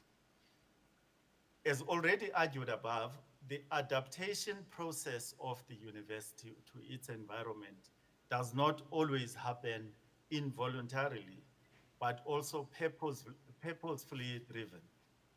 I therefore consider the university's mission and research as primary drivers of adaptability. Then, of course, you can then do your plan on the basis of those. Higher education policies and strategies are awash with identification of challenges confronting our higher education system, which also present opportunities for research. That's what I mean by research, researching our practices, basically. Strategic planning and for influence of our society. For a university to have relevant mission, it must have a good mix of understanding of its strategic challenges, a firm grasp of national strategies and policies, and good understanding of student needs and good leadership. Again, something that you articulated, Vice-Chancellor, so well in your remarks. In the South African university context, by leadership, I refer to student class representative, student representative council, student parliament, shop stewards, leadership of student political formations, organized labor, and professional staff associations, heads of departments, deans, senior professoriate, institutional forum, senate, management, and council. In terms of our national policies, the principal or vice-chancellor manages all of that, and that we call a university. Program director, the recent experience, probably not so recent because we forget that we still live with COVID-19. The global pandemic and the reaction of the world to it has once again brought back into limelight the theoretical lens of interpreting the world through the center and periphery framework of analysis. There is a stark reality of a relationship between the former colonizers and the former colonized that we could see during COVID. The developed versus the underdeveloped or developing countries. The urban within our countries now, or the center vis-a-vis the hinterland or rural or periphery. That is what that theoretical framework espoused, and it has brought, the COVID-19 experience has brought that back. And VC also, again, to concur with what you had said, I look at an article that was penned by Professor Jonathan Jansen, who notes that the new student profile brings with it two principal challenges for universities: student poverty and the pressure on universities to address the social needs of their clientele, as well as the need for university to compensate for what was lacking in the preparation students received at school. That we cannot escape. You emphasized that earlier on, and that is what our planning requires today. Higher education planners must revisit its propositions for future planning, the proposition of the center periphery theoretical framework, revisit its propositions for future planning of education system, and understand its critique too. So moreover, any strategic planning and any institutional internationalization policy must not ignore these layers when embarking on sustainable planning for future. Therefore, the evolutionary fluidity of the context demands adaptable strategies, policies, and institutions of higher learning. The university requires visionary, strategic, and transformative leadership, whilst it is challenged to produce graduates that relate and drive the physical system with simultaneously adapting to the environment. So while it produces those future workers for the world of future work, but it also too, as the university, as an institution, should be adapting. Thank you very much, Program Director. I really appreciate your invitation and the input that you've requested that I make at this August conference. Thank you.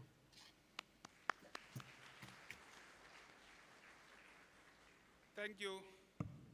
Thank you so much, Mr. Mabizela. And Mr. Mabizela, you'll receive your gift through Korean.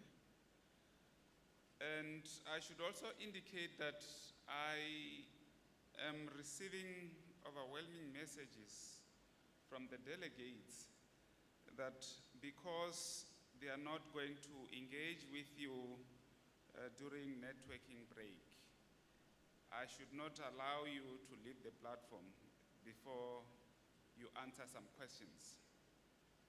So I'm therefore going to allow the audience, and of course including those who are following the conference virtually, to ask comments or to ask questions and make comments on Mr. Mabizela's presentation. Colleagues, you are now welcome to ask questions and make comments. There are roving mics on the floor. And let me also request you to introduce yourself before you ask a question or make a comment.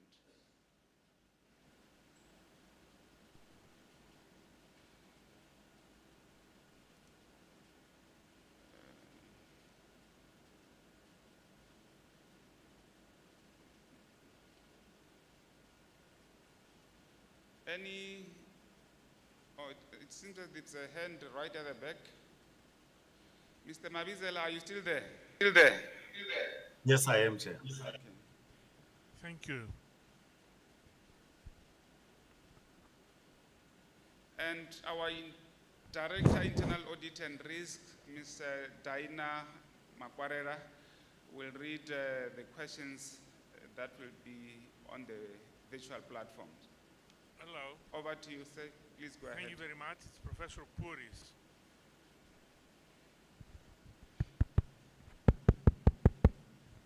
Can you hear me?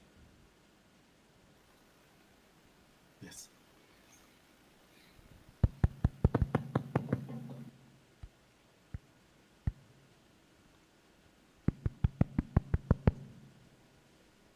Hello. Thank you very much. You mentioned that the major challenge is the poverty of the students. Then the question is that what your department is planning to do to address this issue. Thank you very much. You forgot to introduce yourself, sir. Hello. Thank you very much. I did introduce myself, but we had technical difficulties. It is Professor Pouris from the University of Pretoria. Thank you. Thank you. Let me take 2 or 3 questions before Mr. Mabizela responds. There's another hand over there.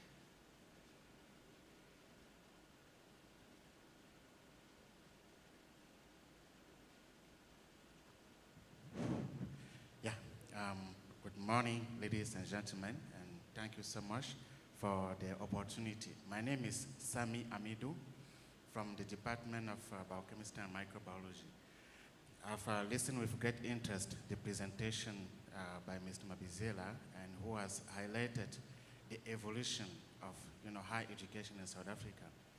So during the speech by the VC, he spoke about their funding system of the university at NSFAS. So coming from far, because we've described how all the conferences that happens from Cape Town, from Pretoria, and so forth, what is your vision of the future of the funding of the university's education in South Africa? Thank you. Can I see if we have 2 more hands before we allow Mr. Mabizela to respond? Mrs. Makwarera, any questions on the platform? Oh, okay, thank you. Mr. Mabizela, it appears like there are no more questions. You can answer the 2 questions that are posed. Thank you. Thanks, Program Director. I wouldn't be coming from government if I didn't receive any question. I'm sure I wouldn't be let off the hook. And these are difficult questions indeed. The issue of poverty of students and what is the department planning to do about it? Chair, there isn't a specific plan directed at addressing the problem or pinning it down to the issue of poverty of students. But generally, the NSFAS, in its broad grant, as it were, is in an attempt to address that student poverty. So it's not just about paying the fees, for example. It's also about carrying through the students in the form of stipends. And whenever, therefore, there is that increase, or we even, in fact, constantly seek to have increases for NSFAS. In fact, another demonstration for this, Professor Pouris, is that during the lockdown, when there was no schooling activities, the grants, the NSFAS grants continued for the students. So it was not just a matter of that the grants would be paid to the students, the stipends that is, would be paid to the students only when there is academic activity continuing at the institutions. So as I'm saying, it's not necessarily a specific plan to address the issue of student poverty, but it is generally to make an understanding of that situation and therefore address it through the tool that we have, and that tool being the National Student Financial Aid Scheme. And of course, and this is not to pass the buck, but the issue of student poverty is, again, what the VC had referred to, and even in my talk I referred to, as the societal problem, and that the institutions, our higher education institutions, are microcosms of our society, and this is one of that illustration, and sadly so, because it is not an illustration that is to be celebrated. And then from Semi Amedu, what is the vision of future funding of higher education? It's a constant battle, if I can put it like that, of funding of the higher education system. I'm saying it's a constant battle because the vice chancellors will tell you that they are fighting for a good slice of the cake, the funding of their own institutions. And then that fight comes to the department, the officials, and we engage in that fight on our side with the National Treasury because we've got to be protecting this institution called the higher education system and generally the education system in the country. And of course, National Treasury has got its own competing obligations that it has to fulfill with the little that it has, and without compromising, that is our understanding from their side, without compromising the education system in the country. So it's a constant battle. But if you are asking your question in terms of the funding formula that we are having, there is no plan to make change of it, that we're continuing with the funding formula as is, but with some, what you can call from a national point of view, minor changes here and there. But at institutional level, those minor changes are quite significant. They are quite big. For example, we introduced not long ago, about 5 years ago, the University Capacity Development Program, through which we also fund specific programs at the institutions. We're still planning to continue with that because we can see that it makes a difference at institutional level. So those are the minor changes we are making, but the shifts that are meant to make life a bit comfortable for the higher education system from the point of view of funding, of its funding, that is. I hope, Chair, I have managed to answer those questions.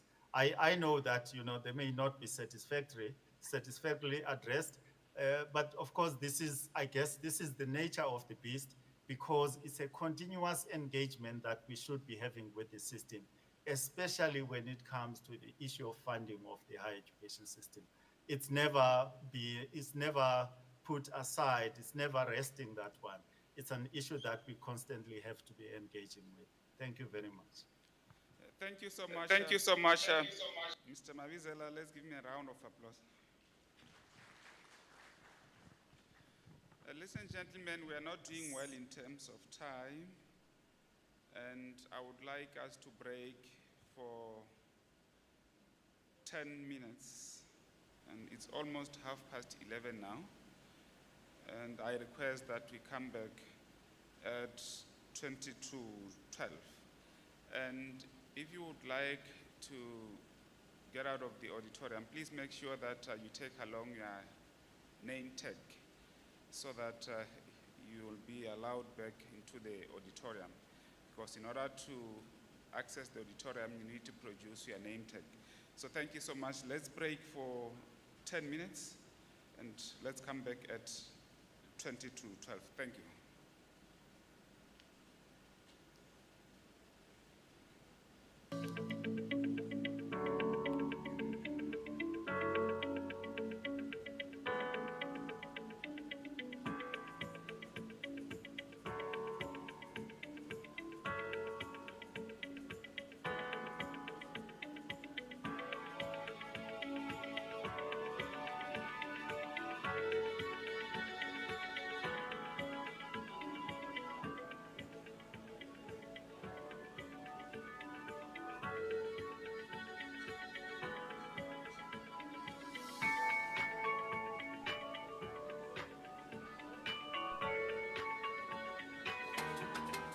For 40 years, the University of Venda has empowered and transformed a global community of learners and leaders. Established in 1982, when the majority of staff members were white, its people fought against all odds to create an environment suitable for new ideas and for change. Founded within the historical social context of South Africa, the university has developed over the past 40 years into an independent tertiary learning and research institution. The strength of the organization lies in the leadership that has contributed enormously to the development of today's forward-looking Univen. The University of Venda was established in 1982, but the precursor to that was in 1981 when the former homeland leader sort of engaged with the then apartheid government for the campus to be established here, which then came as the department of the University of the North then. And then ever since it developed into the University of Venda. One of the most important, second important things for us as a university council is ethical leadership. And how do we establish ethical leadership? Through social accountability. One of the instruments that we have at the start of each meeting, the council member must declare their own interests, we call it declaration of interests. The second one that we do is most of our council members serve on the subcommittees of council.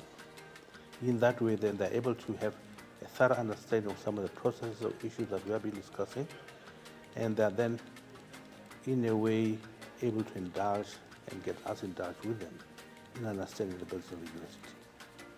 Univen conferred 44 doctoral degrees in 2019, the highest number ever produced by the university. One candidate received a doctoral degree co-badged with the University of Toulouse in France.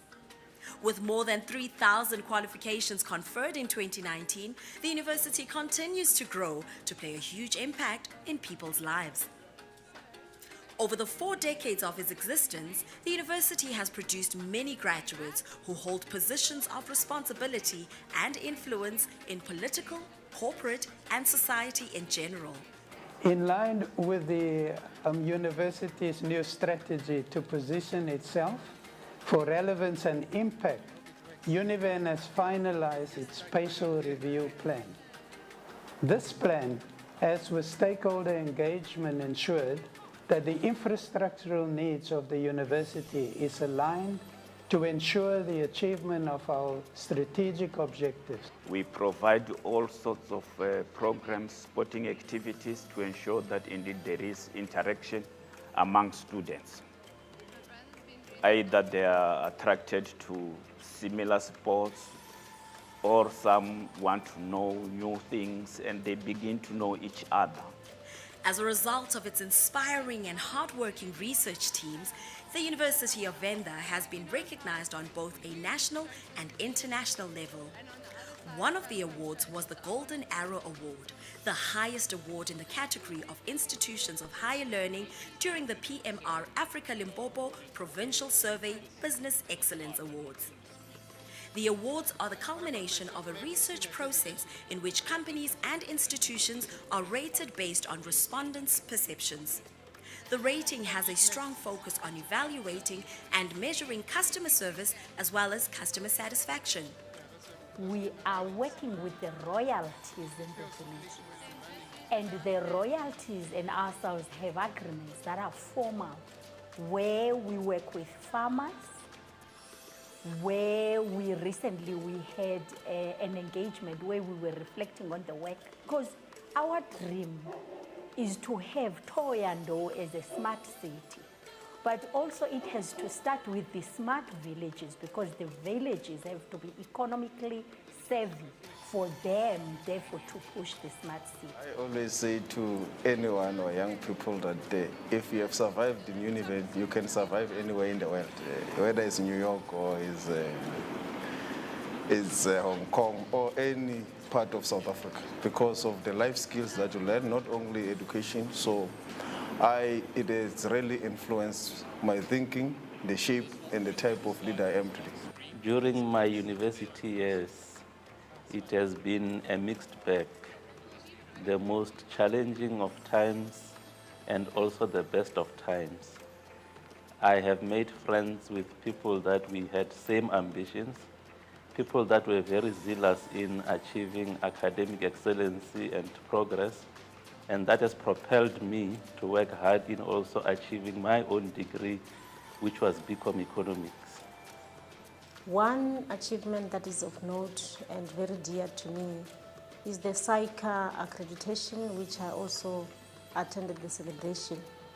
It is an achievement that is really inspiring and giving hope to those students who really want to follow the CASA profession in this country. The university embraces societal issues and it remains relevant. It also has grown in such a way that it became a very strategic national asset that is contributing significantly to the higher education industry. With multi-million rand government support for infrastructural development enhanced by the university's self-generated funds, the renovation and expansion of its national educational asset are firmly on track. The present university leadership has embarked on capital campaigns to raise funds for infrastructure development. When the University of Venda started, it had to make use of the infrastructure of the old Dimani Agricultural School, and it could literally only house about 200 students. However, in the late 80s, there was a spurt of infrastructure development, and by the early 90s, the university had 5,000 students, and in fact, the infrastructure of the university at that time could comfortably accommodate 5,000 students. However, the early 90s saw a huge demand for access to higher education in South Africa, and the university was under a lot of pressure to increase student numbers quite rapidly.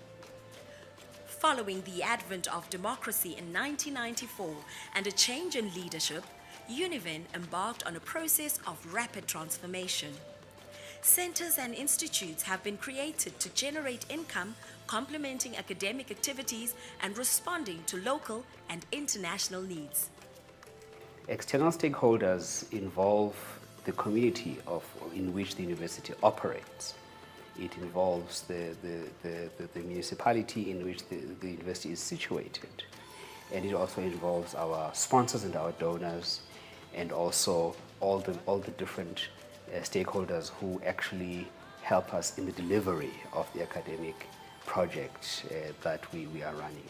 So all of these people have an interest in making sure that the financial arm of the university is run properly.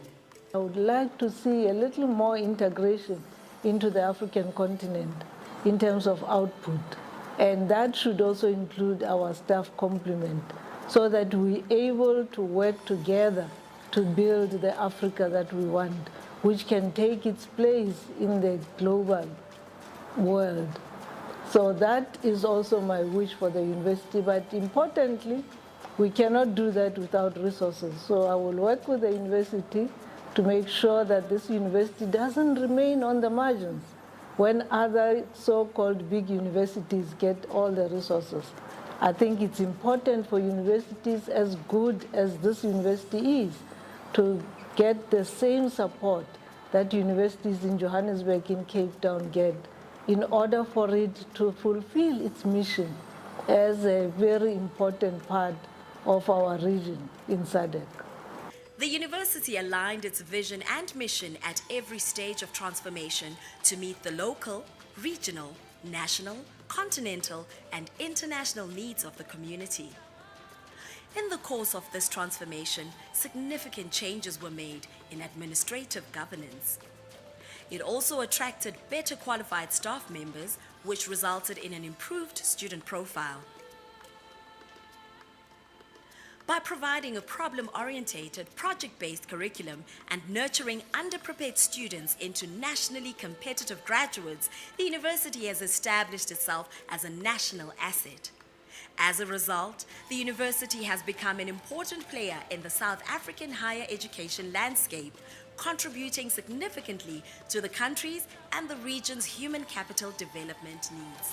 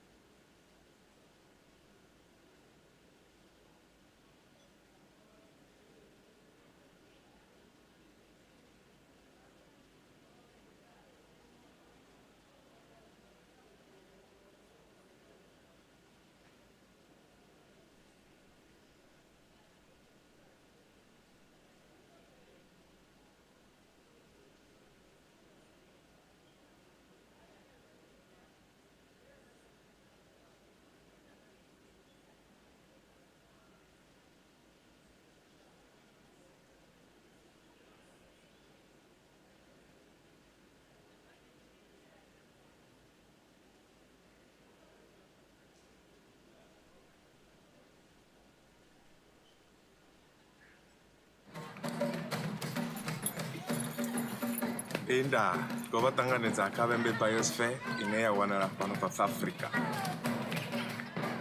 The Vembe Biosphere Reserve covers an area of more than 30,000 square kilometres, incorporating transboundary peace parks such as the Great Limpopo Transfrontier Park, national parks such as the Kruger and Mapungubwe, cultural and heritage sites, as well as South Africa's only natural lake, Lake Fundudzi.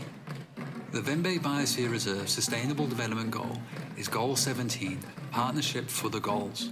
With such a large landscape, many stakeholders and activities happening across the region, none can come together and flourish without partnerships, from the local to the global. The Vembe Biosphere Reserve's importance lies with connecting its stakeholders and partners to make sure sustained impact happens where it is most needed. Ndikutakalo kobekana na veninga Biosphere Reserve.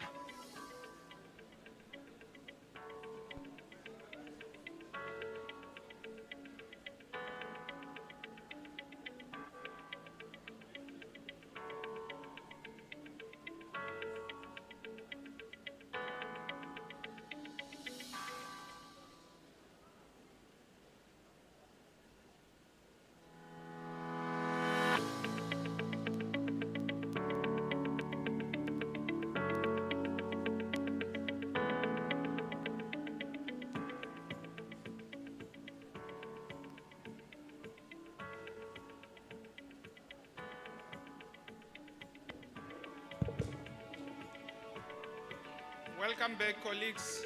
Let's get settled so that we can continue with our program.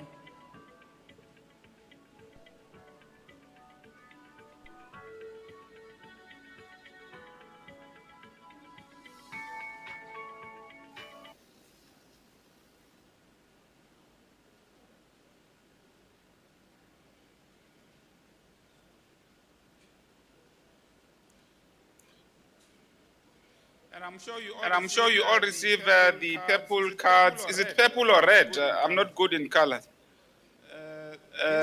These cards are meant for lunch, so you'll have to present these cards when you go to the marquee where lunch will be served.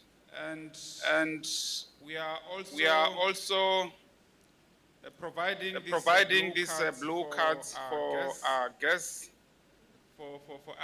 for access at the main gate. Please make sure that you get these cards from our colleagues in red golf shirts. So, ladies and gentlemen, we are now proceeding with our program, and I would like to invite to the podium Mr. Tendai Gondo, who is a lecturer in the Faculty of Science, Engineering and Agriculture, University of Venda. He'll be presenting on the topic responding to the unexpected business continuity strategies, a case of the University of Venda. So let's welcome Mr. Gondo to the podium.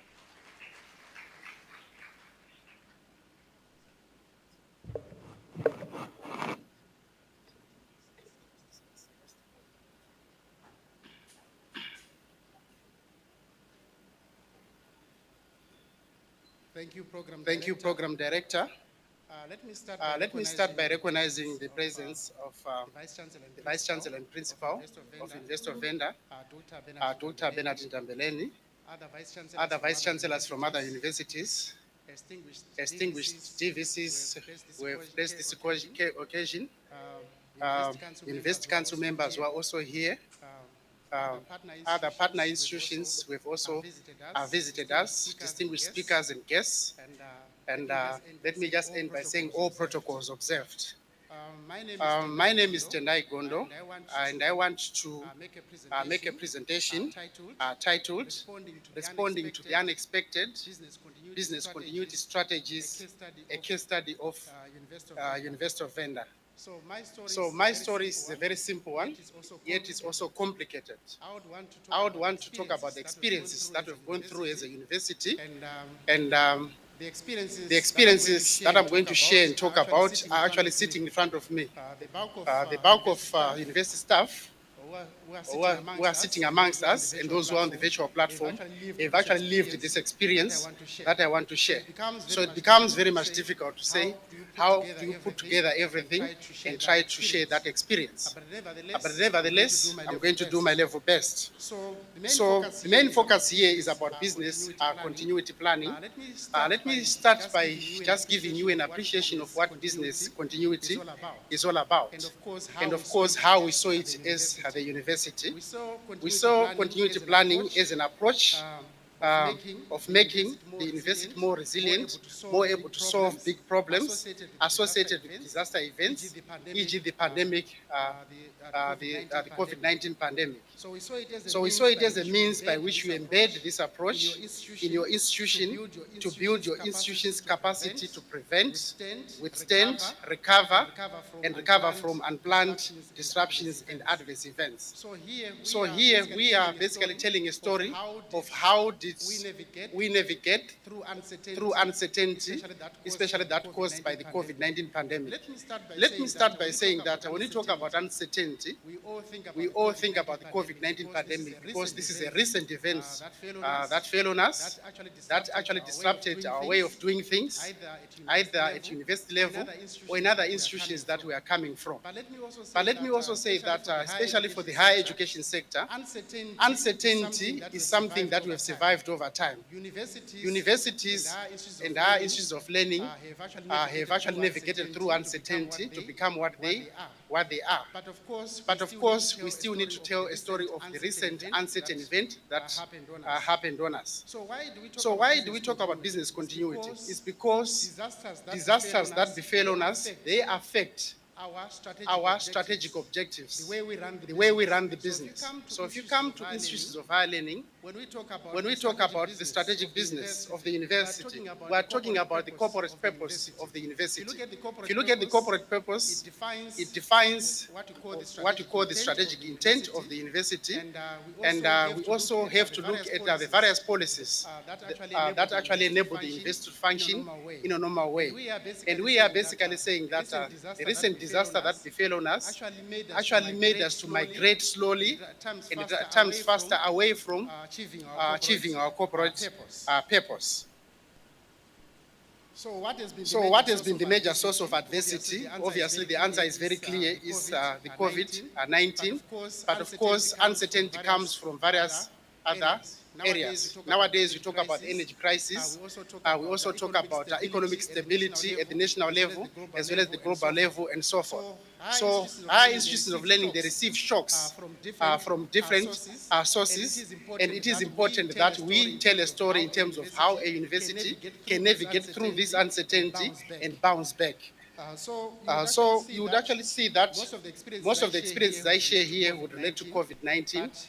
But you would all agree with me that COVID-19 also led to several other uncertainties that we had to grapple with as higher institutions of learning. So what is this reality that was changed? I mentioned earlier on that it is important that we revisit the corporate purpose of the institution. And what I'm presenting here is the corporate strategy of the university that is actually built on 4 strategic thrusts. So in other words, when the COVID-19 pandemic struck, what it means is that the corporate strategy was severely affected. Business had to stop because the main priority was to save people. So initially when the pandemic struck, our attention was about saving people. And the main institutions under the directive of the government, we had to stop operations. But slowly, we tried to actually climb back and try to respond to this uncertainty and try to get back to the normal way of doing business. But of course, when I talk about the normal way of doing business, it's not the normal that we are used to. We now talk about the new normal. So we are saying that this experience that I'm presenting, how did it assist us in terms of achieving what we now normally speak of as the new normal? So what is the purpose of this talk that I have? The main purpose is to give an anecdotal analysis of university experiences in dealing with uncertainty during COVID-19 pandemic and of course other uncertainties. In doing so, this presentation hopes to answer several of the following questions. First of all, how did the institution, our institution, ensure that we adapted to uncertainty through business continuity planning? How did we maintain business continuity in uncertain times? What institutions' policies did we develop or build that try to help us navigate uncertainty and ensure business continuity? What strategies or actions did we adopt to ensure business continuity in the face of adversity, and how did this work? And finally, what challenges and opportunities confronted us as we try to navigate through uncertainty? I've mentioned that facing uncertainty, it actually forced us to transform the way we do our things and deal with what we call the new normal. So COVID-19 really made many things challenging. And we realized that we could not do business as usual, and we had to transform. So in other ways, it brought about forced change that has been a catalyst for transformation. We had to find answers to numerous questions. Uncertainty brings numerous questions. For instance, how do you ensure the health and safety of your employees and students? How do you rethink and reorganize office space for on-site staff during the pandemic? How to ensure the core business of the university continues in face of adversity? How we continue socializing, networking in face of adversity, how we continue to do our business operations, how to create awesome learning experiences of our students in these trying times, and how to reinforce existing capabilities, and also to discover our own shortcomings and try to address them. How to empower a remote workforce while ensuring that resources that are invested would give you higher returns.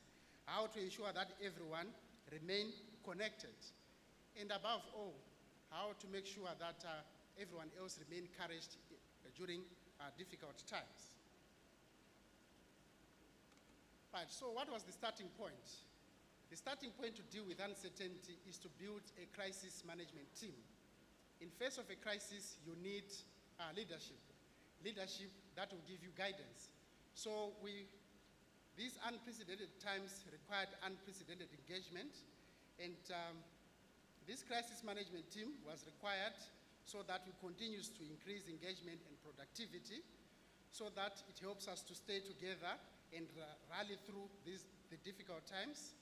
And it also required that some of our staff volunteered to assist in dealing with challenges posed by the pandemic.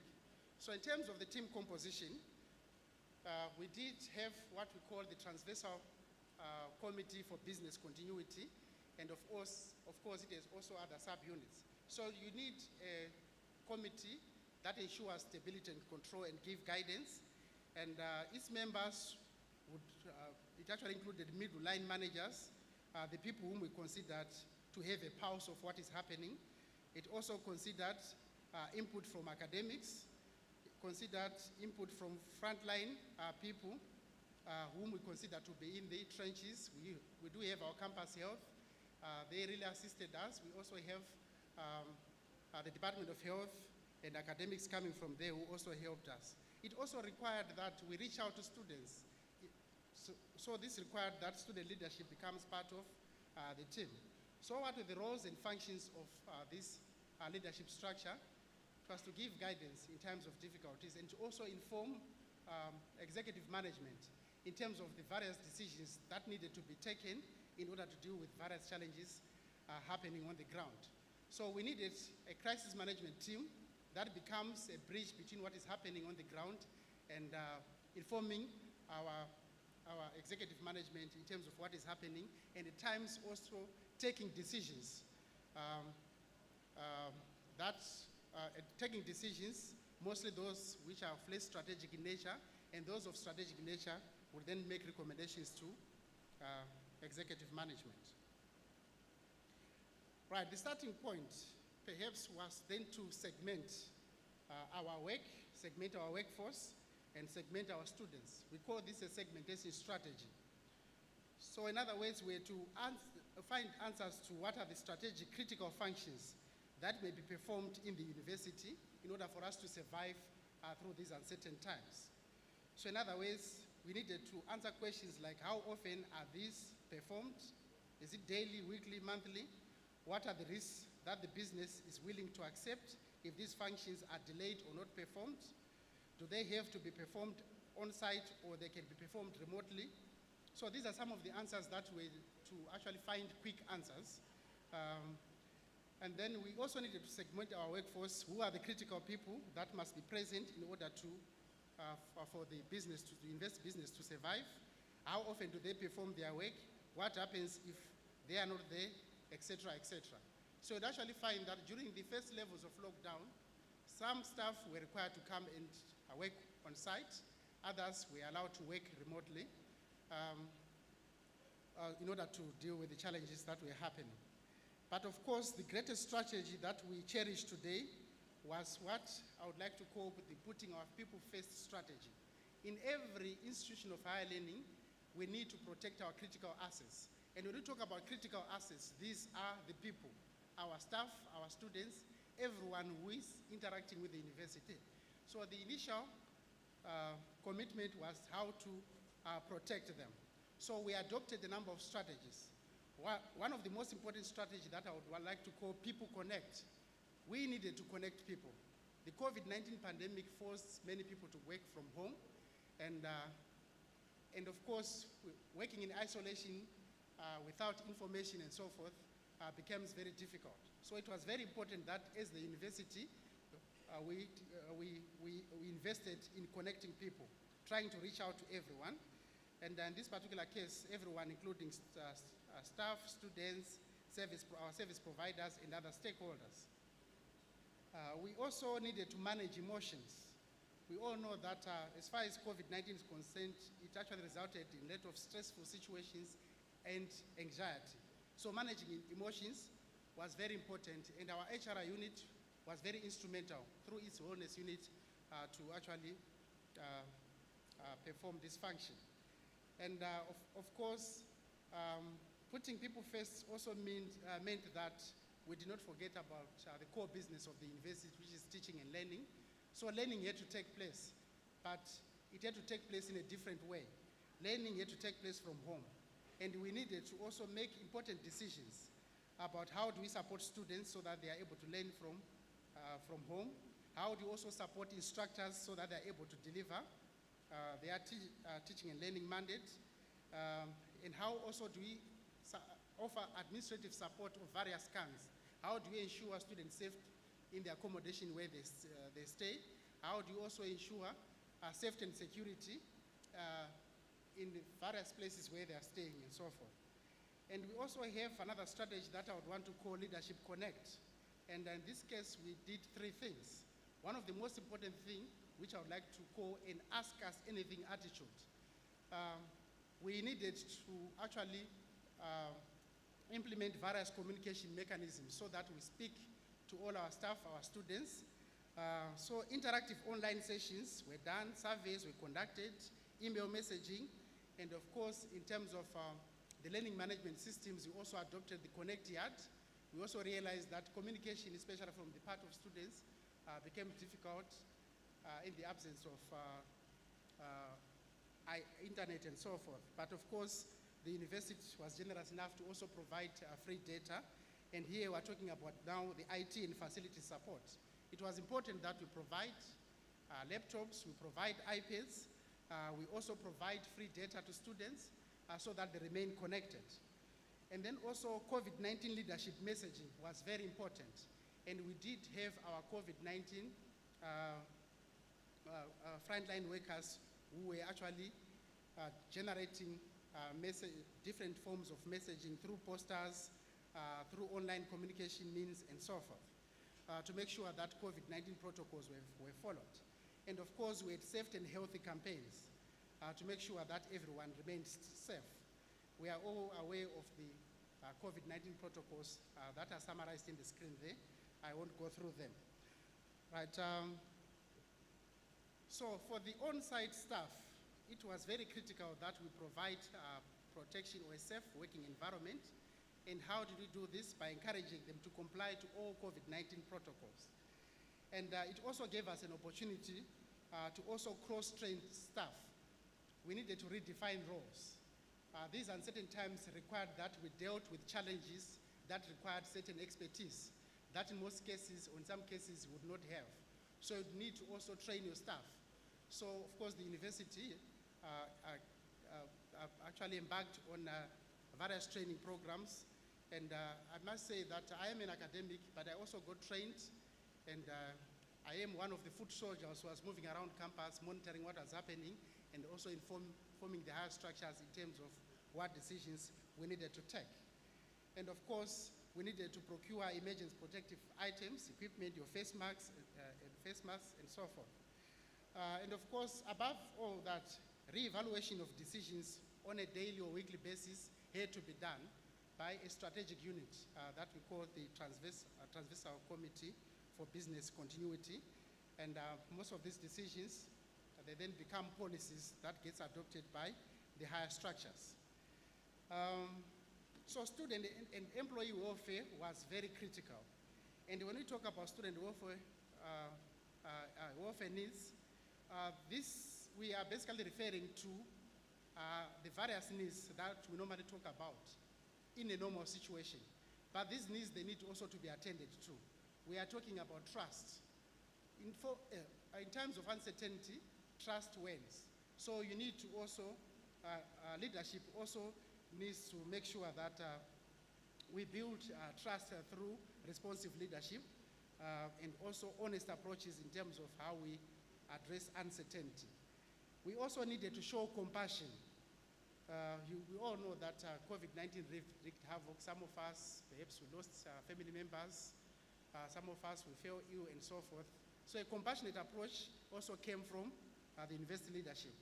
And also maintaining stability and security. Our protection services played a very critical role in terms of monitoring who comes into campus, and we also have our frontline workers who were screening everyone who was visiting the campus.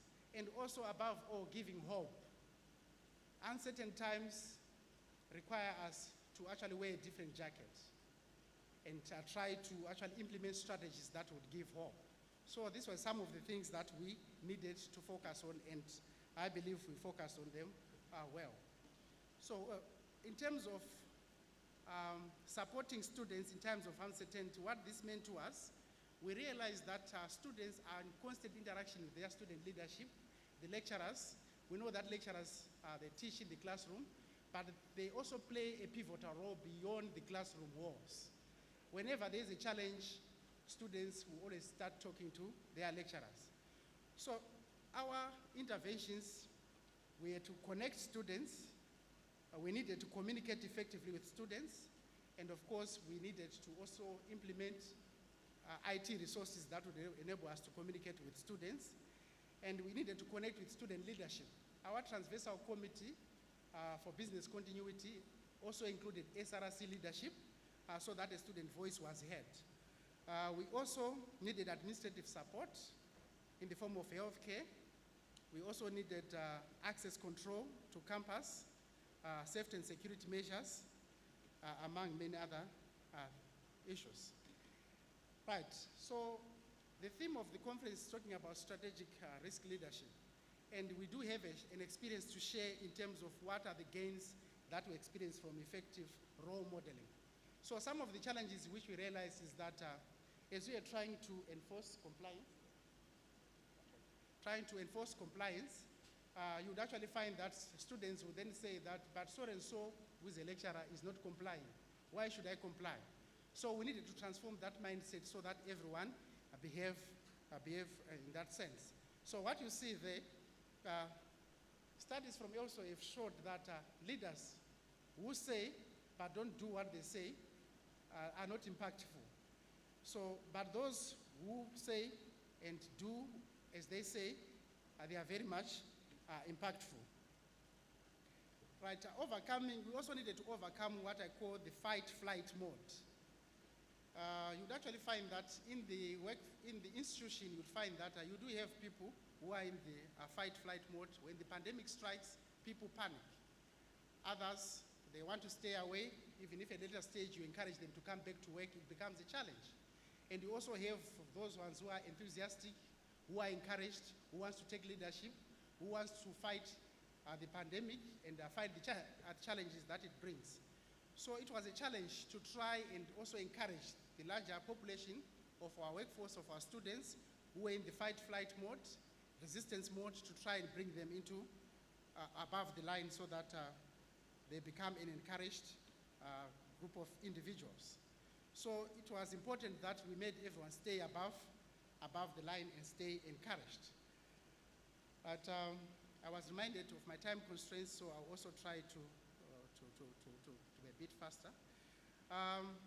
And of course, we also learned something in terms of being proactive in the face of adversity. It pays to be proactive. We had to be proactive in terms of our emergency preparedness, and this meant that we also did some vulnerability analysis to look at our own shortcomings and come up with solutions to them. It also required that we adopt a flexible leadership, and I'm happy to say that our leadership was very flexible enough, accommodative, listening to the concerns of the various units within the institutions, and it also required multitasking.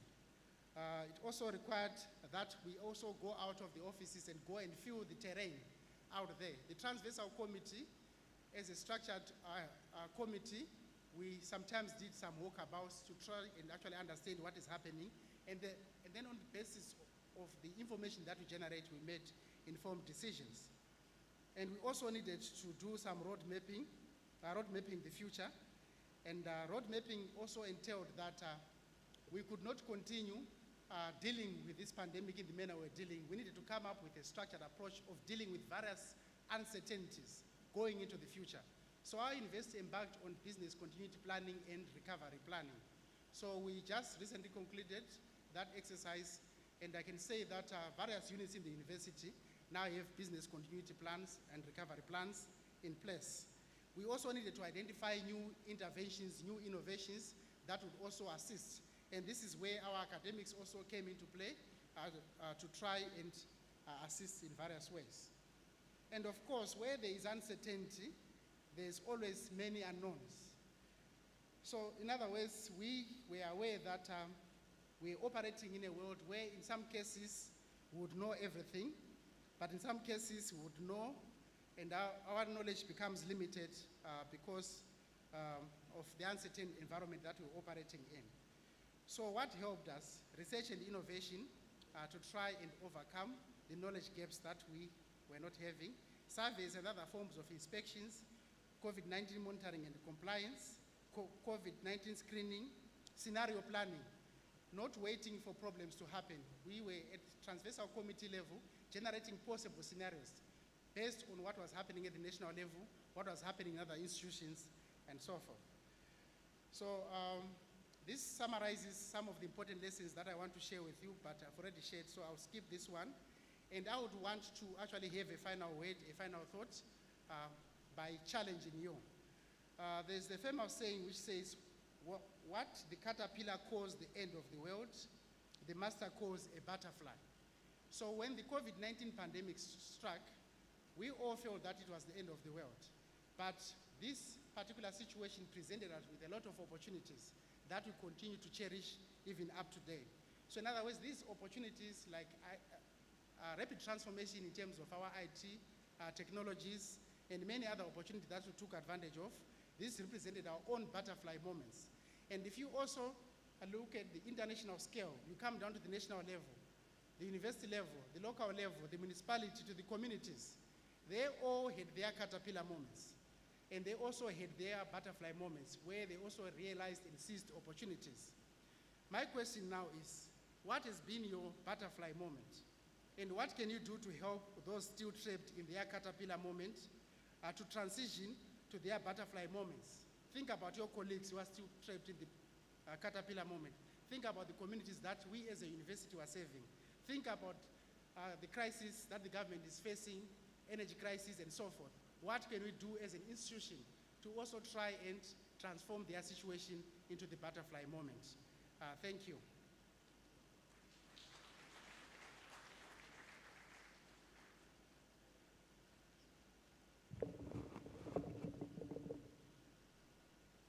Thank you so much, Mr. Tendai Gondo. Colleagues, you are now welcome to make comments and ask questions.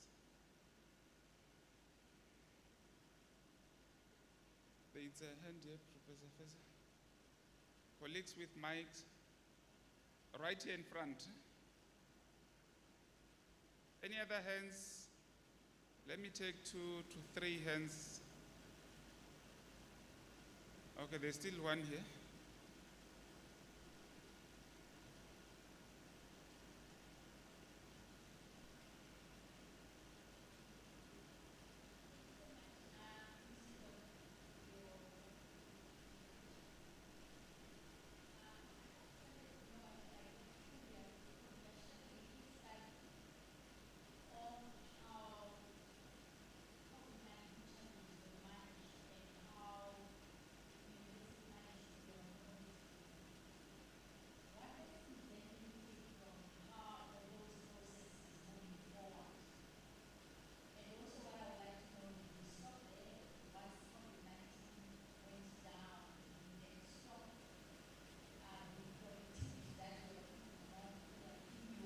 are emphasizing that we pull one another and move forward. But what lessons can we learn, and what is it that can make us sustainable? Thank you. Any other hand? Oh, Prof.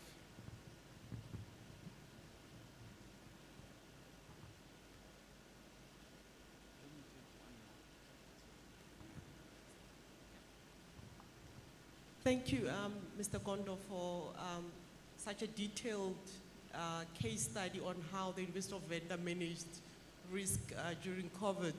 And I think my question is somewhat aligned to Professor Fez's question. What were the emerging risks that you actually identified post-COVID?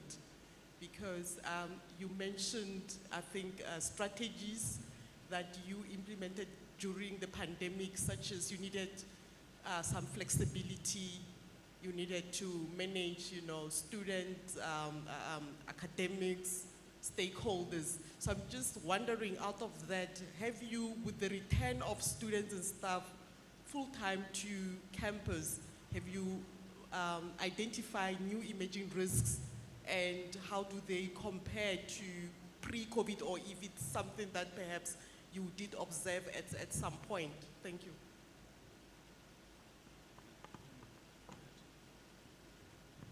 Thank you very much. I'll start with Professor Feza's question. I think you asked very important questions. What lessons? We have several lessons that we can learn, but I'll just highlight a few. One of the most important lessons is that when you are dealing with uncertainty, you need to, at times, go beyond the bureaucratic processes of the university to make quick decisions that will save lives. So in other words, we know that the wheels of the university turn. Sometimes they turn slowly. So you need to now migrate from that state and try to make the wheels turn fast. So we needed to also create some ad hoc committees below the transversal committee that had specific roles to really deal with some of the challenges and make quick decisions on the ground. We also learned a lot.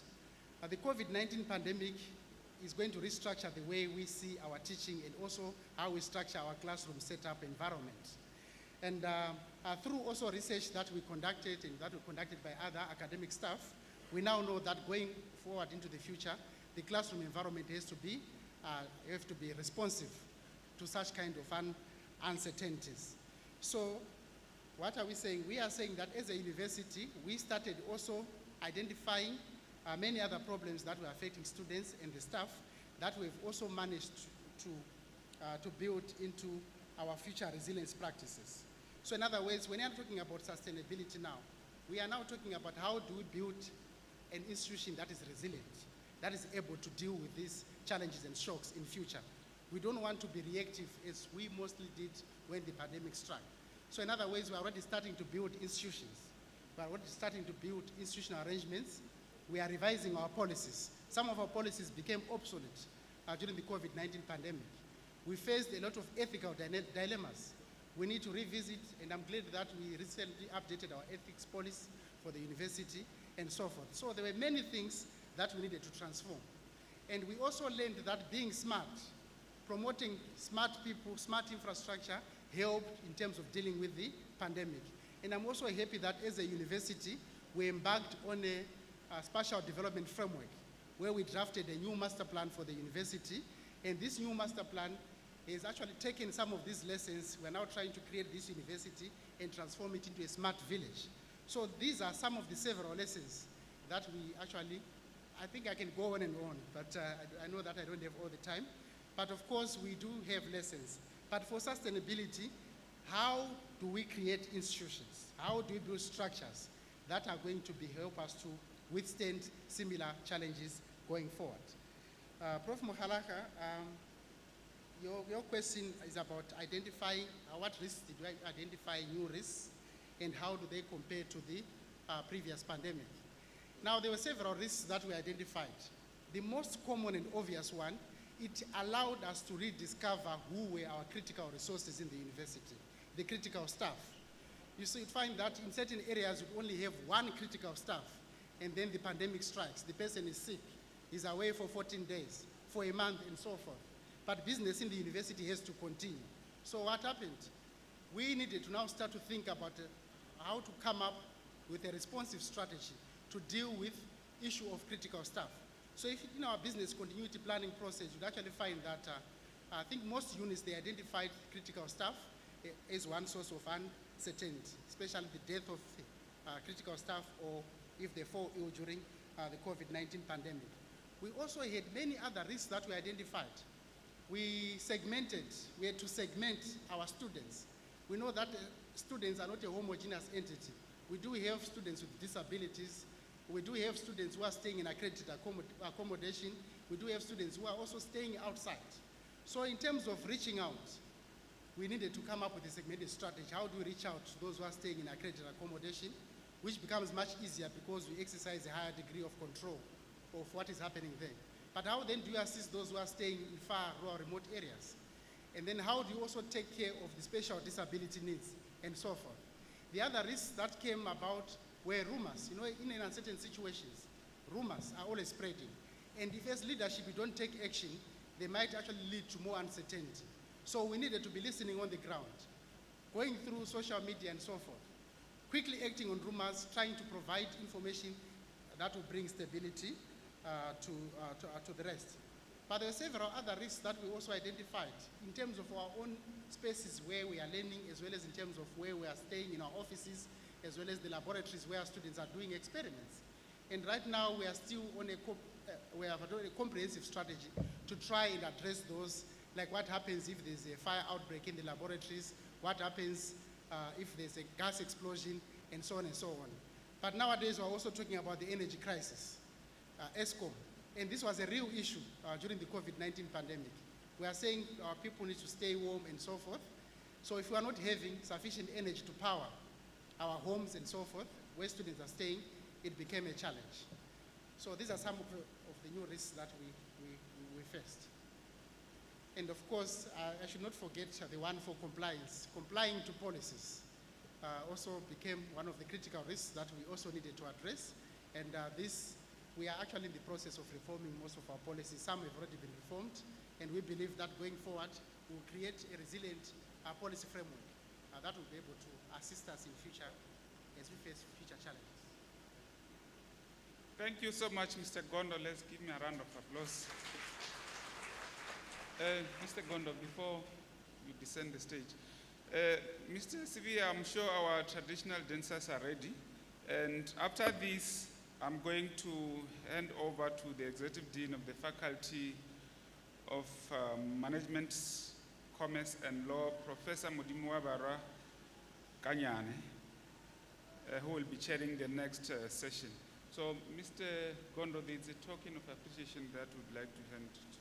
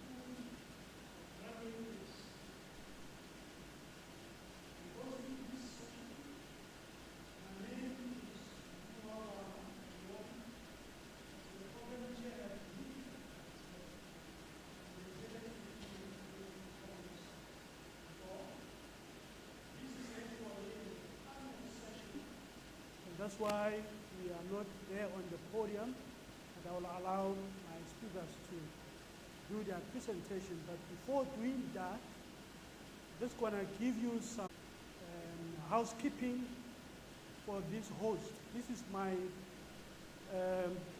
session that I'm hosting, all of you, and we're going to be conversing about the issues of curriculum and graduateness. Next to me, I have Professor John Crawford, who has been leading the university in senior and executive management for a period of a decade and 5 years. He is going to be the first to address us on the issues of curriculum change and processes for improved graduateness. I also have two other speakers who are on the online platform. And I will start with Professor Francis Peterson. And I believe all of you have the app by now.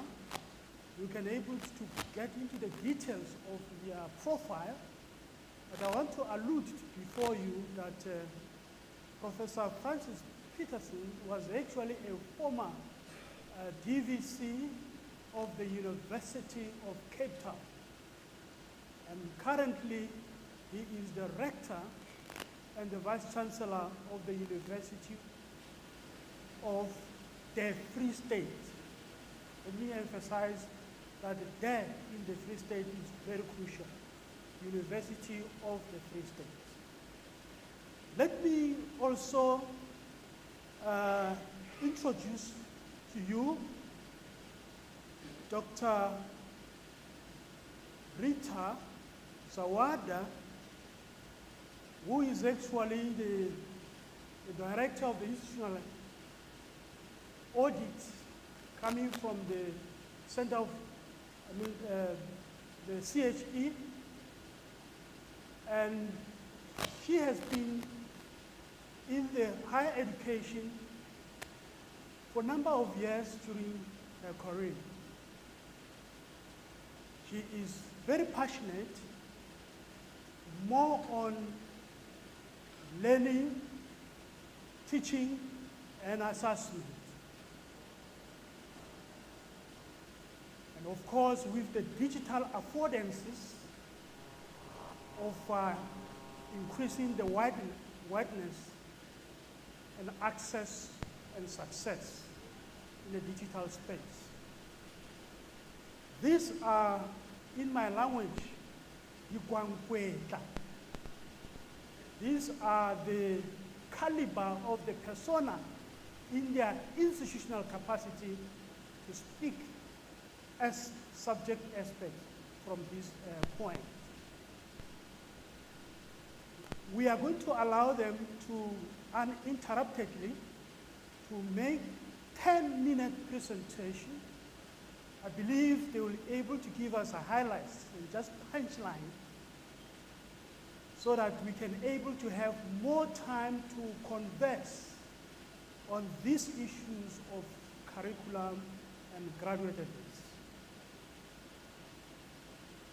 I will also implore you to take notes and put down your questions.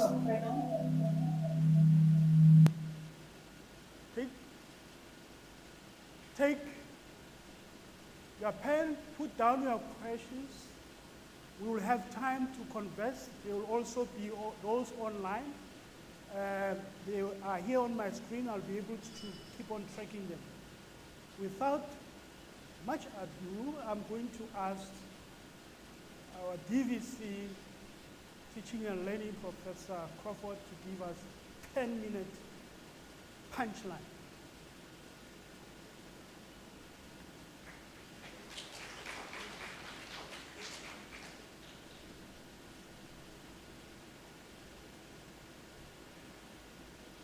Thank you very much, Program Director. and I'll try my best to stick to your timeline. Vice-Chancellor Dr. Nthambeleni, Chair of Council, Mr. Junior Slegeta, please allow me to stand on the protocol that was observed by our Vice-Chancellor. Distinguished guests, colleagues, ladies and gentlemen. We shall be talking about strategy without mentioning but being well aware of the risks that may prevent us from achieving those strategies because they are apparent in the presentation, they are in our institutional risk register, and I am the very nervous owner of those risks. The structure of my presentation, which I will try to go through very rapidly, is I'm going to give some context and definitions, and then I'm going to ask the question, who are our students? And this is all about the importance of student biographical data, because any strategy that we devise is going to have to take into account the type of students that we get at the university, their background, their exposure to technology, the quintile schools they come from, the household incomes, etc. Then I'm going to ask, how do we deliver the curriculum, and touch on the importance of 4IR, digital information, and the inequalities in terms of digital access that were exposed and exacerbated by COVID-19. I will ask, how do we teach, and touch on the concept and importance of scholarly teaching. And then finally, what do we teach? And that will probably be the meat of the presentation around curriculum content and change, and then some strategies for support. Now, graduateness, a very simple definition, refers to the quality of personal growth and intellectual development of the graduate produced by a higher education institution, and the relevance of the graduate skills and attributes they bring to the workplace. Just a reminder of what we mean by graduateness, but we are looking at graduateness in a very particular context, that of post-pandemic pandemic and the fourth industrial revolution. And just a very sobering reminder that we are still playing catch-up in terms of the fourth industrial revolution, while the rest of the world has already moved, in many instances, to the fifth industrial revolution, which entails a far greater interface between human and artificial intelligence, and in some universities, robots are already replacing teaching staff. Now, various publications make mention of the graduate attributes that are required for the fourth industrial revolution. They include things like creativity, emotional intelligence, analytical thinking, active learning with a growth and entrepreneurial mindset, judgment and decision-making, interpersonal communication skills, leadership skills, diversity and cultural intelligence or cultural competency, and then one that not a single definition that I looked up mentioned was the issue of ethical and value-driven graduates. And I think that is a very important omission, and I will explain why. So who are our students? Where do they come from, and how prepared are they for the education that we need to deliver? Here is a very sobering assessment of the state of basic education at the moment by Molloy and Nhlanga from the Journal of Management, Information and Decision Sciences. There's a whole finding there. The key points from the finding is that the basic education sector in South Africa is not geared for the fourth industrial revolution, and this was a 2021 paper. The results indicated that many rural teachers were not competent as urban teachers in using technology to teach. Many schools did not have these technologies, especially in the rural areas. Very few interviewees understood the fourth industrial revolution and its implications. And this resonates with our own biographical data of our first entering students. Here you will see an extract from the first entering student biographical questionnaire of 2021, which shows that a maximum of 44% of students who enter our university for the first time, and these are students who enter into our education programs, have had access to computers at school, to science labs, and to library facilities at slightly higher, 46%. But on average, you will see in terms of our science programs, only 22 sometimes percent of students in the human and social sciences there have had access to computers at school. So it is quite a shocking picture in terms of the preparedness of our first entering students for university education. So what was found in that study is borne out by our own analysis of the biographical questionnaires of our students. Less than a quarter of students in most instances have not had access to technology at school. So this creates a very particular type of intervention that we need to make in order to meet our students where we find them. It's no use we want to bemoan the fact that our students are underprepared. We simply need to take them where we get them and then customize our interventions for student success. Now, how do we deliver the curriculum? And certainly we cannot talk about curriculum delivery without reference to the fourth industrial revolution and its challenges and its opportunities, and also touch on the current inequality in terms of digital access. Now, clearly there is a matrix along which one can place, in which you can place your teaching and learning approach. It can entail either fully online teaching. It can be either campus-based or distance. And most universities currently are somewhere in the middle of that matrix, where they offer internet-supported teaching and where there is a blend of both physical and online teaching. And of course, you would have, at the one end of the spectrum, you would have fully online distance teaching, like at UNISA, for instance.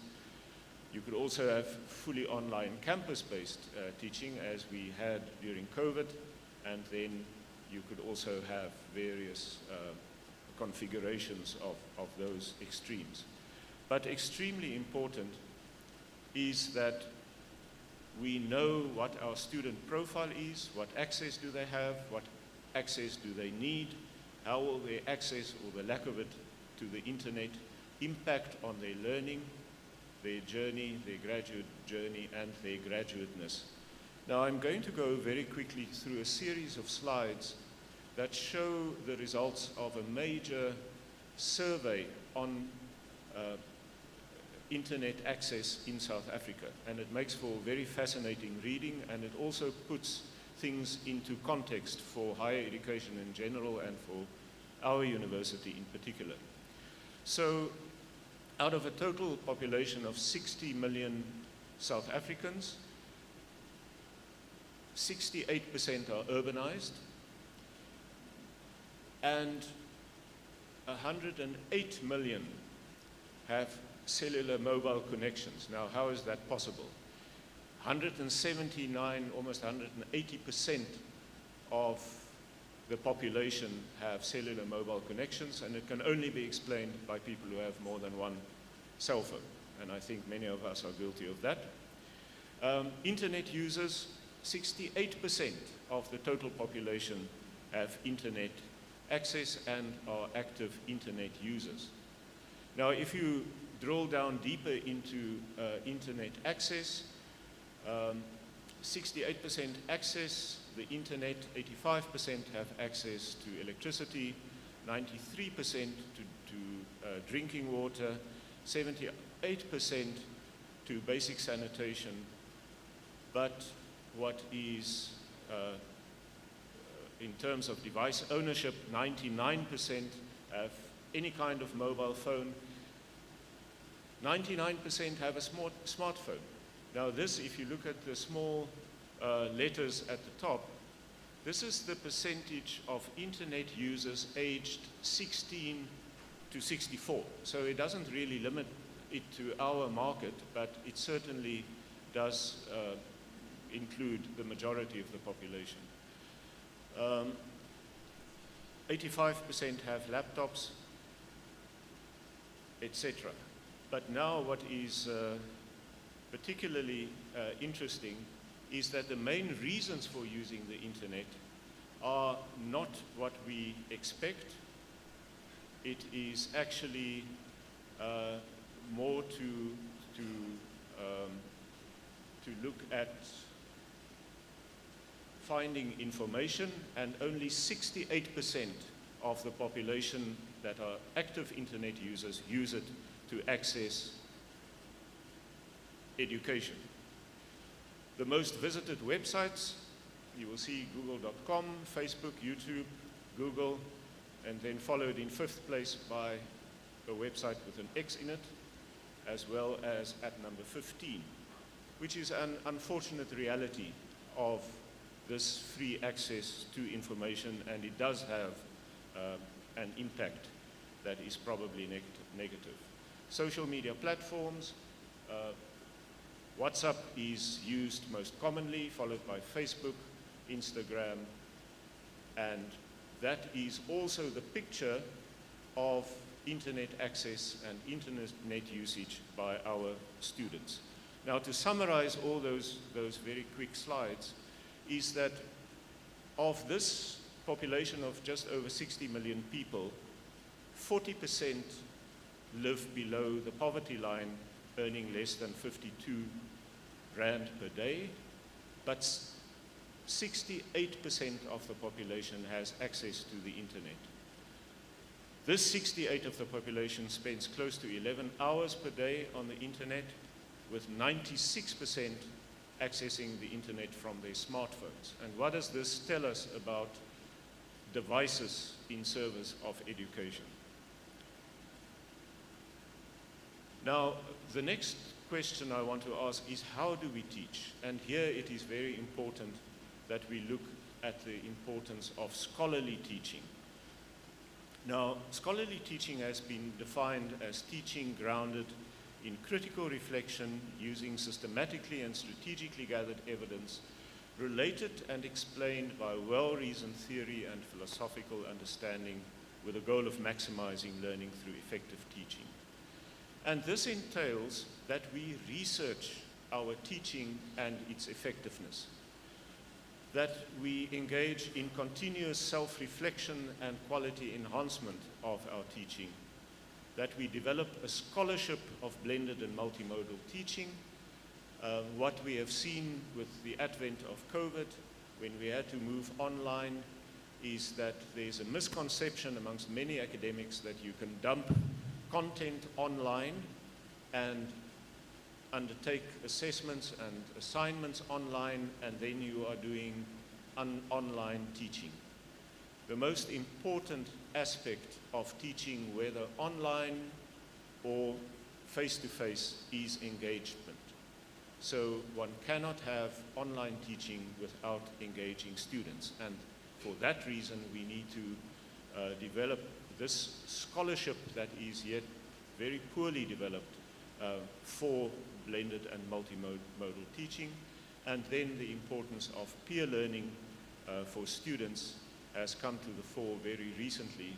We know that students, from research, that students learn better when they learn with peers, and therefore we have some funded intervention programs on peer learning and peer mentorship and tutorship. Now, what do we teach in terms of the curriculum? Now, when we talk curriculum, we talk both curriculum content and curriculum delivery, and both clearly need to change. The fourth industrial revolution curriculum imperatives are, amongst others, that the content of the curriculum must be multi and interdisciplinary, that we must inculcate somewhere along the line entrepreneurial thinking, and that there should be a technological bias. And this quote from Mesiot in 2016 is particularly appropriate, that technology offers endless opportunities in Africa, but the pandemic deepened inequalities also present a unique challenge to the continent's university, where innovation and research takes place. And then he lists some of the emerging technology clusters, which are biotechnology, green technology, nanotechnology, neuro, and digital technology. Now, are we ready? Because if we talk curriculum transformation, we mean very comprehensive program review. And are we ready to ruthlessly phase out programs that have lost relevance and reconfigure enrollments towards a clear science, engineering, and technology basis, or bias, because that is exactly what is required for the fourth IR. And then decolonization versus contextualization, Africanization, and internationalization of the curriculum. Decolonization, a lot of debate, very little action, and zero consensus of what a decolonized curriculum will look like. In the meantime, we can be intentional about Africanizing and contextualizing the curriculum to produce graduates are relevant to our context and to our continent, while at the same time not neglecting the internationalization of the curriculum, leveraging educational technology, international collaborations to produce those graduates that are internationally competitive. They are not mutually exclusive. We want to produce graduates that are internationally competitive exactly because they are continentally relevant. Now, clearly there are implications for assessment and student support, and many publications make mention of the fact that the focus should now shift from learner performance, in other words, exams and traditional assessment, to capacity development. And it is also important for institutions to continuously benchmark management systems. In a paper on teaching and learning, we get an injunction to benchmark management systems, self-awareness, and technologies to adapt to the fourth industrial revolution. Clearly, you cannot talk of graduateness without, in the same breath, talking about student success, because the one presupposes the other. So it's not only the curriculum that has to change, it's also the entire student support infrastructure, so that we institutionalize student-centeredness, and student academic support has to be based on predictive student data analytics, utilizing those sources of data that I referred to in the beginning. And then in terms of ICT support, Wi-Fi saturated campuses are becoming absolutely essential, as well as turning any space into a learning space, and improving access to institutional devices, because our students are not buying devices for themselves. Student well-being is an essential component and prerequisite for student success, and well-being increasingly entails psychosocial, academic, and financial well-being. Holistic student support across all institutional divisions. In the past, it was very fractured. You had student affairs, you had academic development units, but it has become clear that only through a holistic, integrated student success intervention, we will be able to enhance student success, deliver the appropriate curricula and programs, and ensure graduateness. So to distill all these strategies, or to get to what I would call the bottom line, is the distilled strategy should be to use scholarly online teaching of a transformed curriculum to liberate through learning. And many of you would have seen this little cartoon, but there's an additional one now on the right. And it shows how, in reality, there is huge inequality. Aiming for equality is not going to work.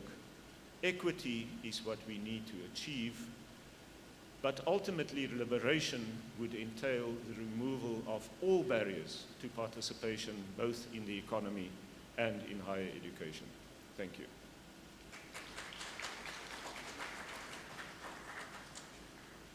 Thank you. Thank you very much, Professor Crawford, for such a lively presentation, and I believe you made your argument very clear about the digital education, and more importantly, emphasis on issues of inclusivity, so that people in the disadvantaged areas still have access to education. I'm now going to move to the online platform and ask Professor Peterson to address us and give us a 10 minutes punchline. Over to you, Prof.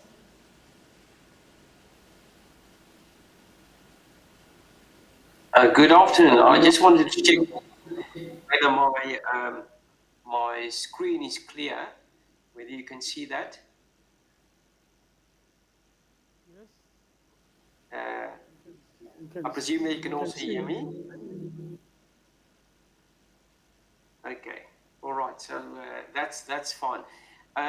So first of all, let me just also extend my congratulations to the University of Venda for their 40-year celebration. It's really a milestone. And I also would like to recognize the Vice-Chancellor, as well as the Chair of Council, and all of those members of Council and academics and support staff and colleagues and guests that are attending the conference face to face, but also on the virtual platform. So I'm gonna start off by, and I just want to see whether the slides are moving. You may just give me indication that it does.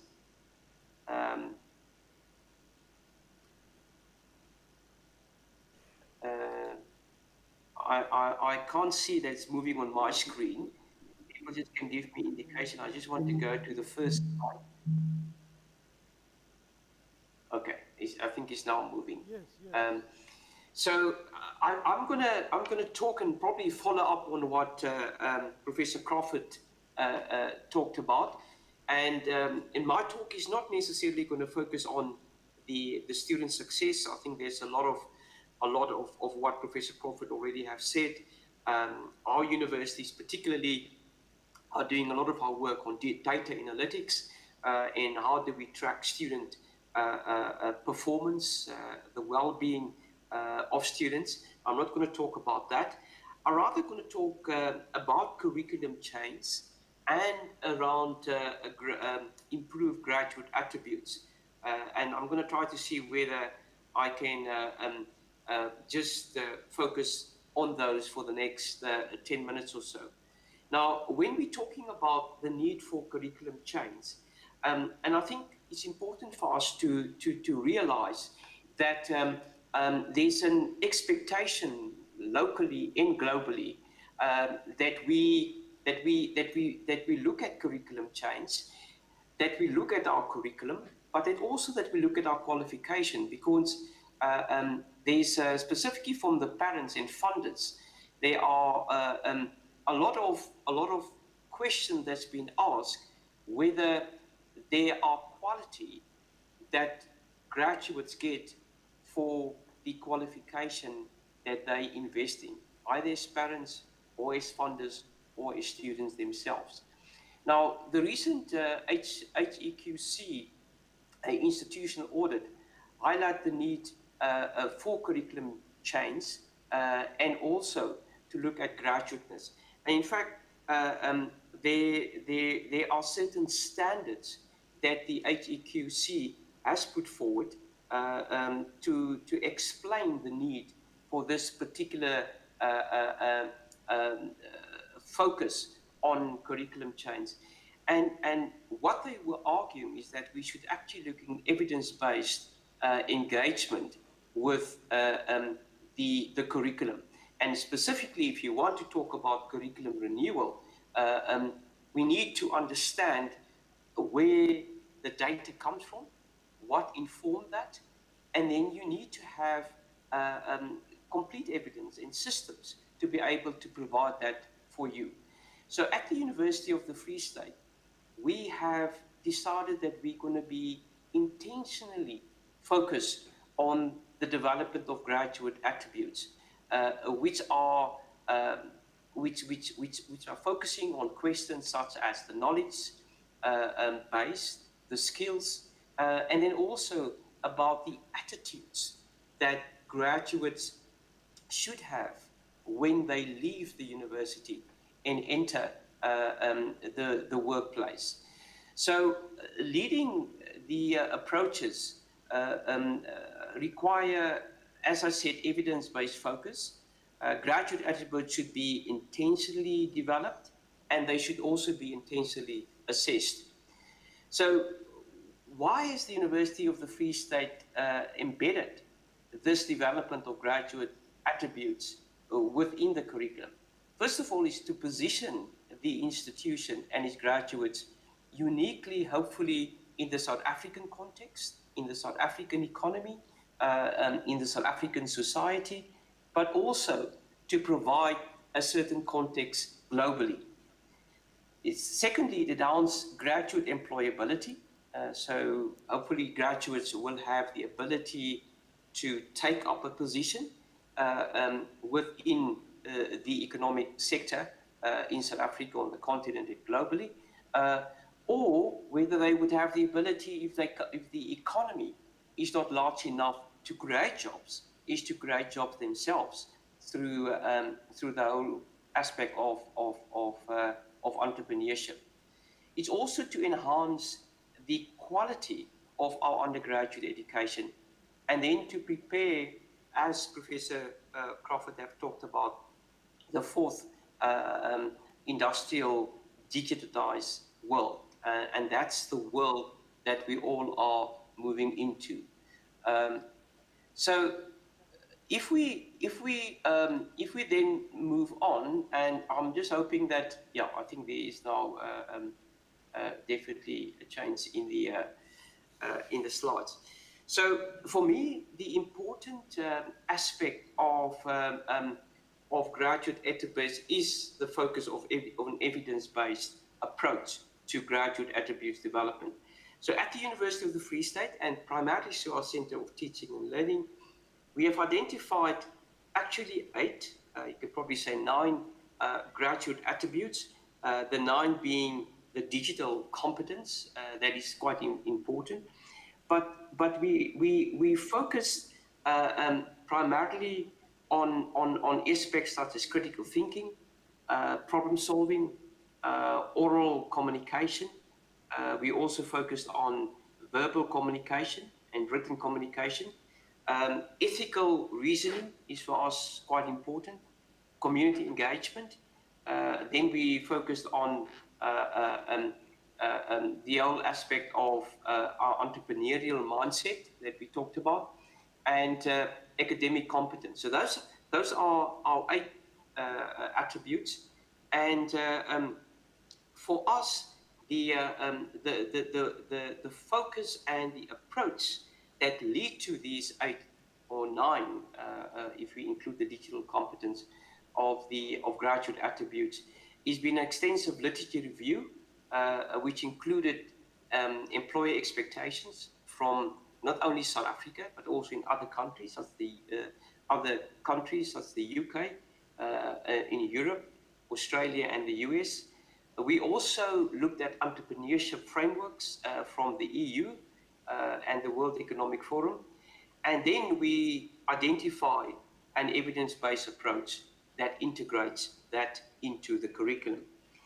Very importantly, the curriculum or the approach is underpinned by foundational core skills, and that these are currently being developed in various initiatives across the university, focusing on literacy, numeracy, scientific library, the ICT literacy, financial literacy, and cultural and civic literacy.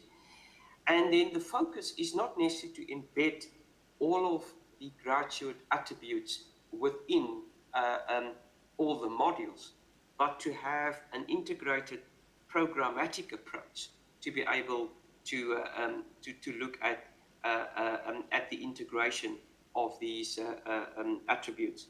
Now, the rubric that we used is what we call value, and value stands for valid assessment, learning in undergraduate education. That is the rubric that we used.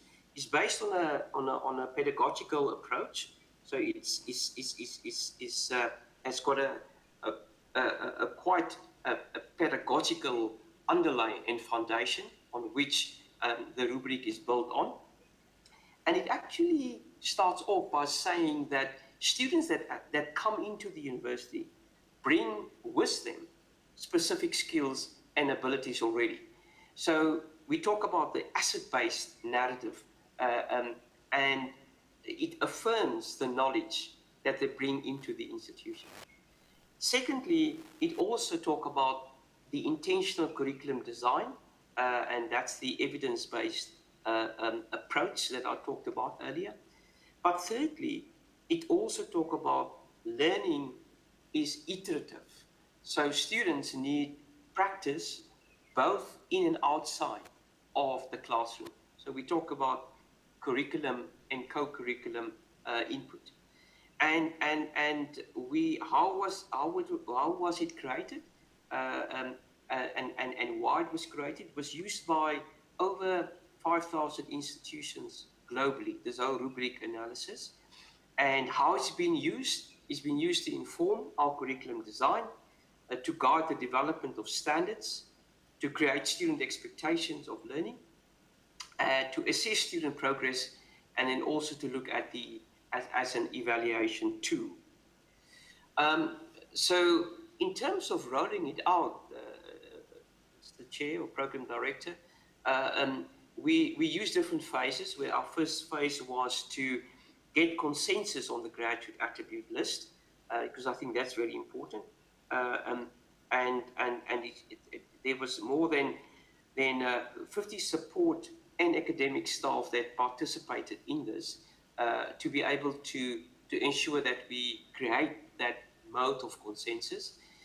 The second phase was to deepen the contextualization of the value rubric, and for that we established a graduate attribute skills development forum, and there was the 50 supporters, academic support and academic staff that forms part of that forum, and they themselves then starts to engage with other parts of the faculty.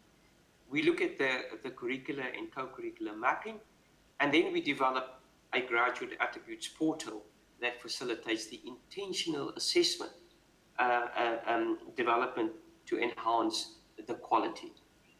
So that culminated in a curriculum renewal program that focused on 5 key aspects: learning-centered teaching, the design of effective aims and outcomes, focusing on the planning of our assessment, the planning of our learning activities, and then integrating backward design principles with our teaching concepts. This curriculum renewal program is being taken up by over 300 staff members across the university.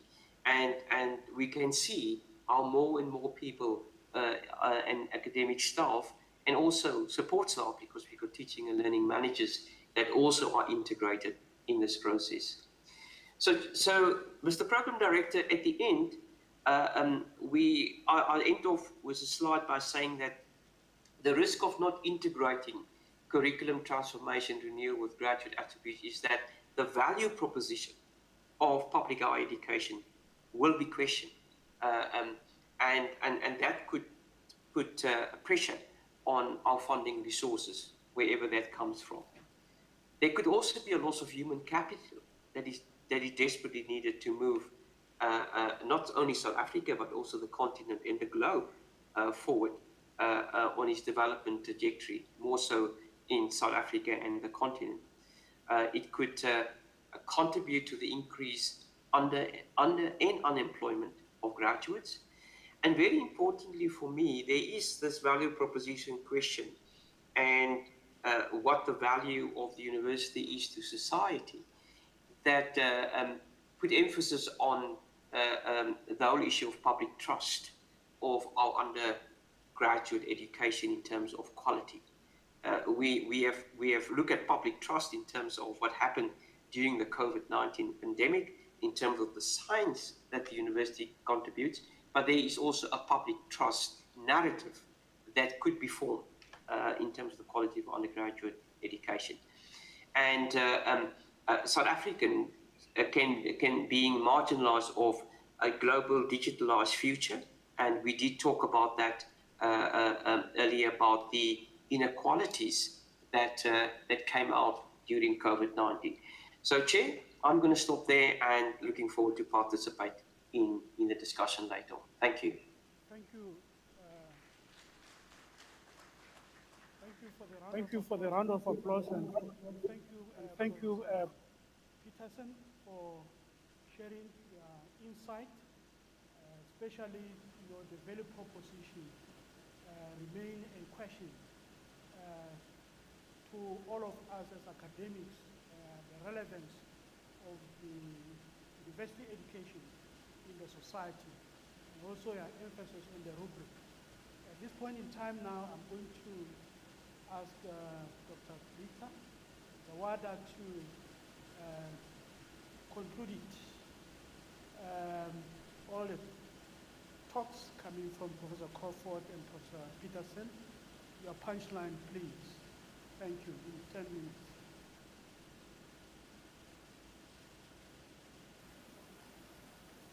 Can I just make sure that everybody can see my screen and hear me? Can hear you. Thank you.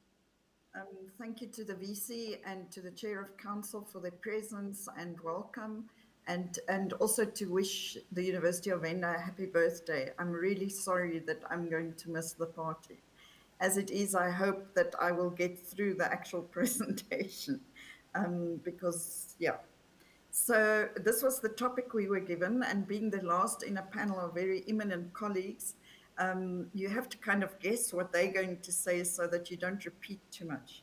So the outline of my brief contribution will be as follows, and so I will be talking more about the processes than about some of the other issues that were covered by Professor Crawford and Professor Peterson. So the first question we have to ask ourselves is, what is the risk that we are actually talking about? The risk is that our programs are outdated, irrelevant for or unresponsive to a changing economy and society. And Professor Crawford showed that quite nicely. The risk isn't really for new programs because we are developing those to fill a niche that we've identified. The risk also isn't that big for programs that are under regular professional body overview, because the professional body usually in a 5-year cycle looks at the relevance and the responsiveness of the programs. The risk sometimes is for our general formative degrees, as well as those professional degrees that are not under statutory overview. And please don't let me create the impression that I'm not for general formative degrees. I'm very much for general formative degrees because I come from the humanities. There is also a risk in the public universities that we do not currently have a process of reaccreditation of programs in the public universities. Private universities have to go through a process of every 5 years of reaccrediting their programs. And then I think it's important when we talk about the risk to also talk about the granularity. Are we looking at the institution? Are we looking at a faculty? Are we looking at a specific program? What we understand by the curriculum, I just wanted to make sure that we are all certain that we are not only talking about the content, what is to be learned. It is the whole student experience, why it is to be learned, the rationale, underlying philosophy, how it is to be learned. Professor Crawford talked about that, when it is to be learned, the structure of the learning process, as well as how it will be assessed and how the learning will be demonstrated. So all of those things form part of the curriculum. The new quality assurance framework of the HEQC that Professor Peterson also referred to the HEQC current institutional audit framework, but in 2024, the CHE and the HEQC will be rolling out the new quality assurance framework. And there's very specific mention of what is meant by graduate attributes, for example, as competencies that are personally, professionally, and socially valuable, which also speaks to that public trust narrative, the compact with society. We talk about pedagogical renewal and flexibility, social equity, quality, and that this fundamental institutional, cultural, and academic change, and how that improves the quality of our provisioning across the whole range of the curriculum, the pedagogy, the epistemology, the ontology that we give to our graduates as part of the quality of their experience. So, as I said, I would like to focus on the process around how we can mitigate this risk. The first one, of course, can be external quality assurance, where the CHE and the HEQC, who have that legislative mandate from the Higher Education Act, as well as from the National Qualifications Framework Act, can come in as a kind of policeman to look at what universities are doing. So currently the CHE does this through program accreditation, through national standards and reviews, like for the LLB and the recent doctoral review. And as you most of you are in that stage of institutional audits, or maybe relieved that you finished your audits or the site visits and are waiting for your reports. But from 2024, we will have new standards, and we are currently in a process of standards development, but looking also to develop these standards as codes of practice, rather than as minimum benchmarks, as minimum criteria, trying to move the system beyond just fulfilling minimum types of criteria in a kind of bureaucratic tick box exercise. But for that, we also need capacity development. There will, of course, continue to be an accreditation function, and then we will continue with quality reviews at the qualification level, at, for example, having themed, specifically very narrow, more narrowly focused quality reviews, or the institutional reviews, which will be more similar to what we are doing this year with our audits.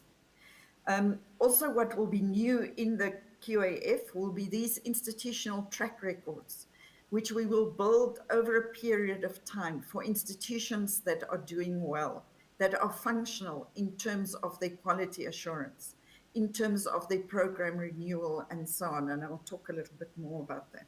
The idea really being that the CHE is a very small institution with a huge footprint and huge expectations as to where and what we should deliver. So the idea is to leave the institutions that are doing well, that are functional, to work on their own, so that we can focus our resources and our energies on the institutions that need support. But external quality assurance is built on internal quality assurance, and I want to specifically talk about this. The new QAF is very much based, again, on the premise of the HEQC from the founding document all along, that we have had that institutions are themselves responsible for their quality and for their internal quality assurance. So we will look at the evidence from quality reviews to see whether institutions are functional and whether we can leave the self-approval of programs to them. So the role of institutional program reviews will become much more important going forward. So there has to be in institutions a specific management process, a process of developing policies for program reviews, for internal program reviews. It has to be planned, resources have to be allocated so that it can be implemented properly throughout the institution, but there also has to be monitoring and evaluation.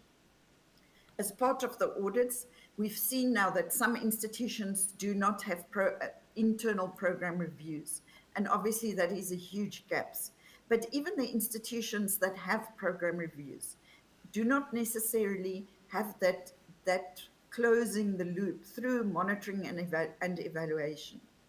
And when we talk about any kind of review in a quality assurance space, we would like for it to have a review methodology, that capacity for honest self-reflection. And I think Professor Crawford used the word ruthlessly to do away with what isn't working.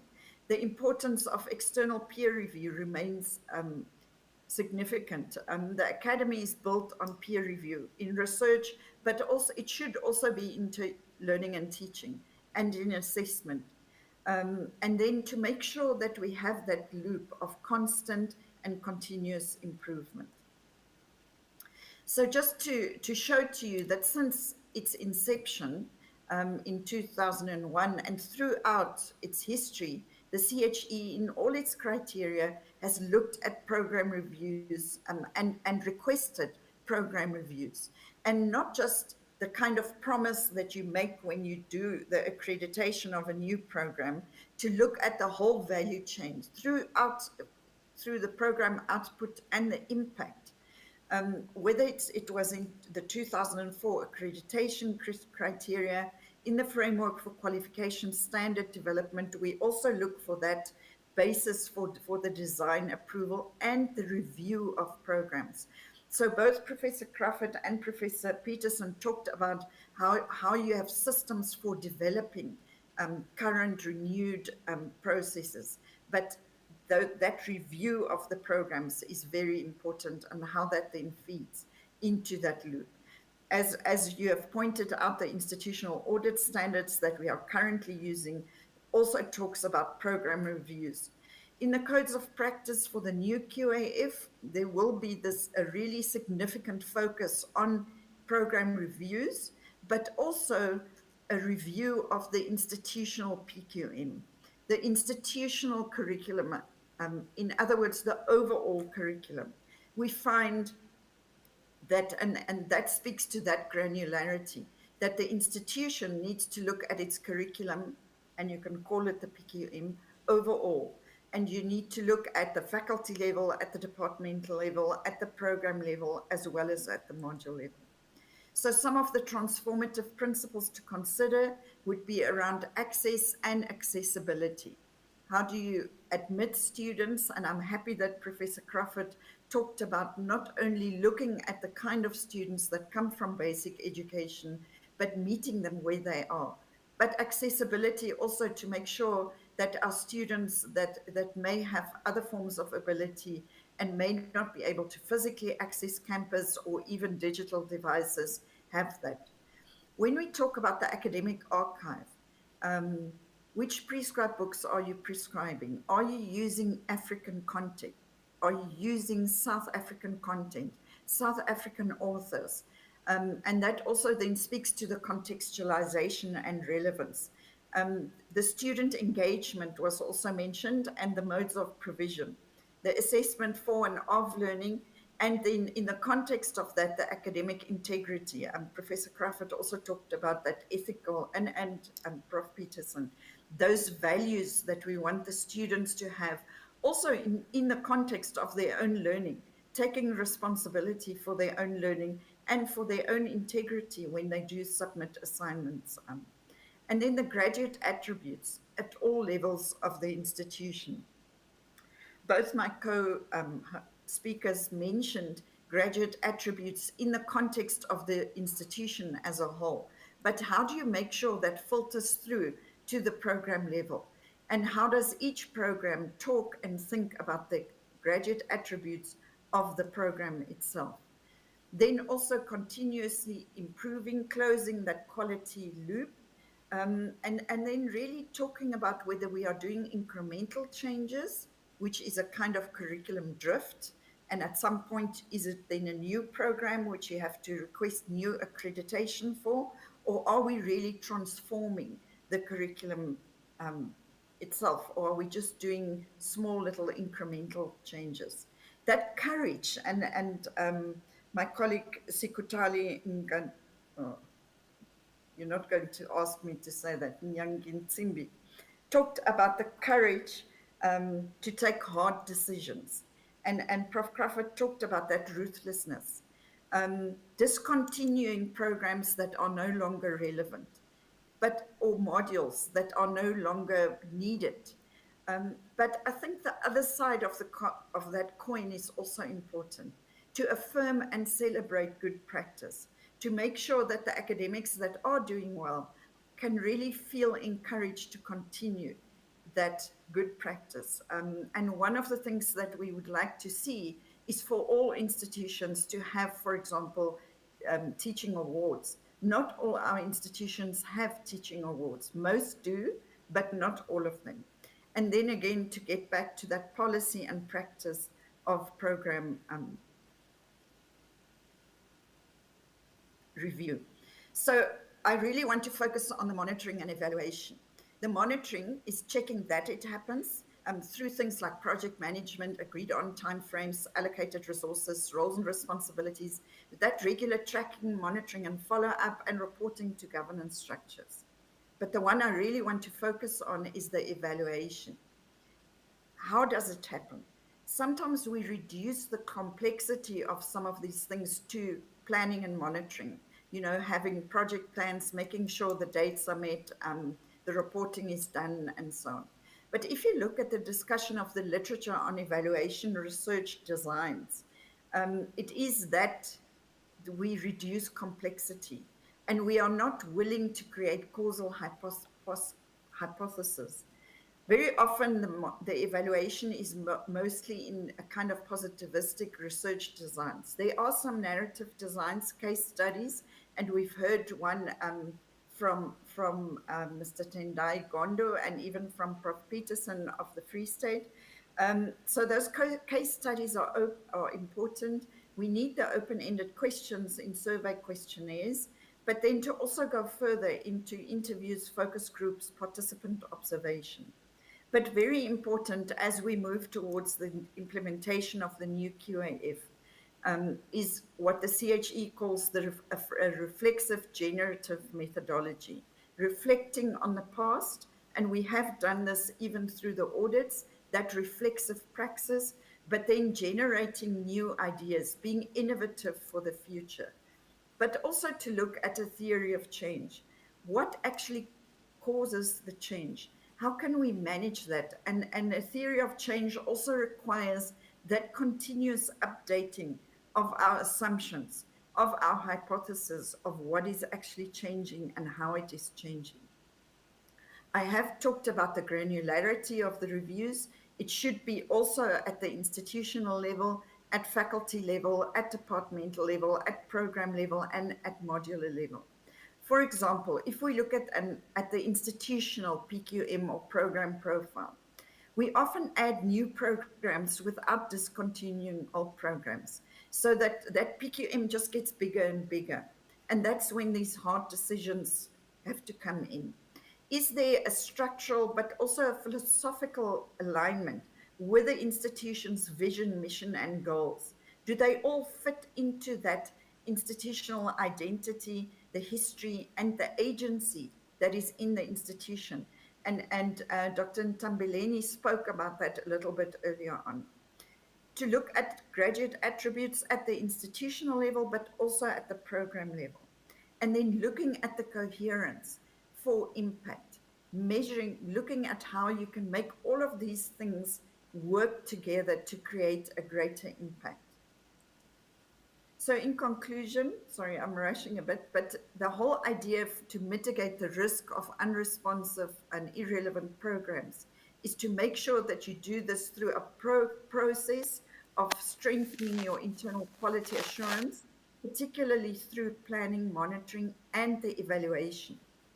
The program reviews, you must have robust policies, planning, resource allocation, implementation, continuous improvement, have robust outcomes, and then that action, which is focused on the future, on transforming the curriculum. And then again, just to say that these overall program, institutional program profiles need attention in addition to the program and module level. Thank you, Chair. Thank you. Thank you. A sustained round of applause once more. Thank you. I think we have a gist of the dynamics that are at play in the education landscape that we need to shift. And I think from my side, the main question, the big question, which is actually the potential risk that we are exposed to, is our graduates whom join the unemployment queue. We are asking ourselves why this unemployment curve is spiking and not going down when we are calculating, renewing, and changing the curriculum to respond to the job market. I leave this with the experts here that are on the panel. But let me open this session, just some pointers of maybe 2 or 3 questions that we still can entertain so that we can have a collective response from the subject specialists here as members of the panel. I will be guided by the hands, and there are revolving mics that I believe that we can get the questions. There's a question there. There are also questions on the chat. As you do so, I'll just read one here. Question to the panelists.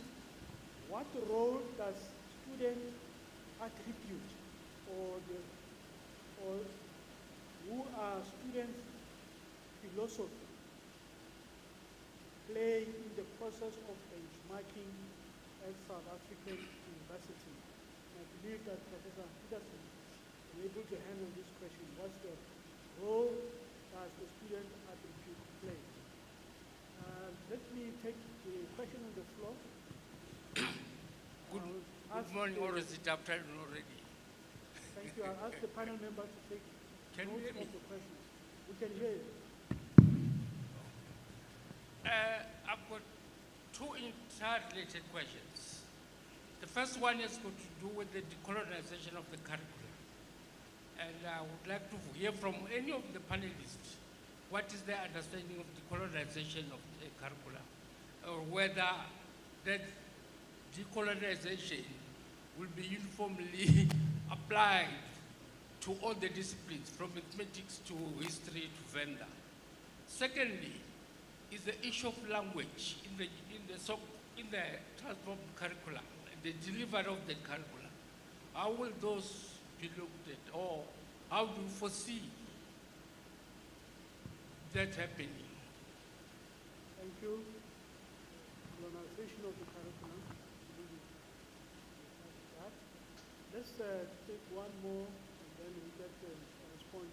Time is against us, but we open this for conversation because it's crucial to hear from the floor.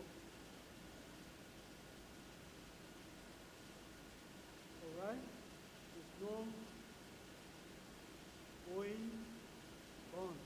Thank you.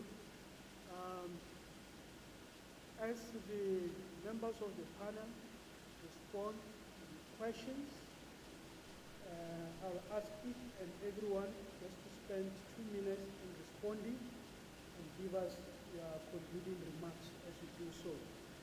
Once we finish off this round, then we close this session. And I'll start in that order with Professor Prof. Maybe you can take the decolonization of the curriculum. Professor Peterson will take the question around the attributes. What role does the student attribute play in the process of benchmarking? And I'll ask Dr. Sawada to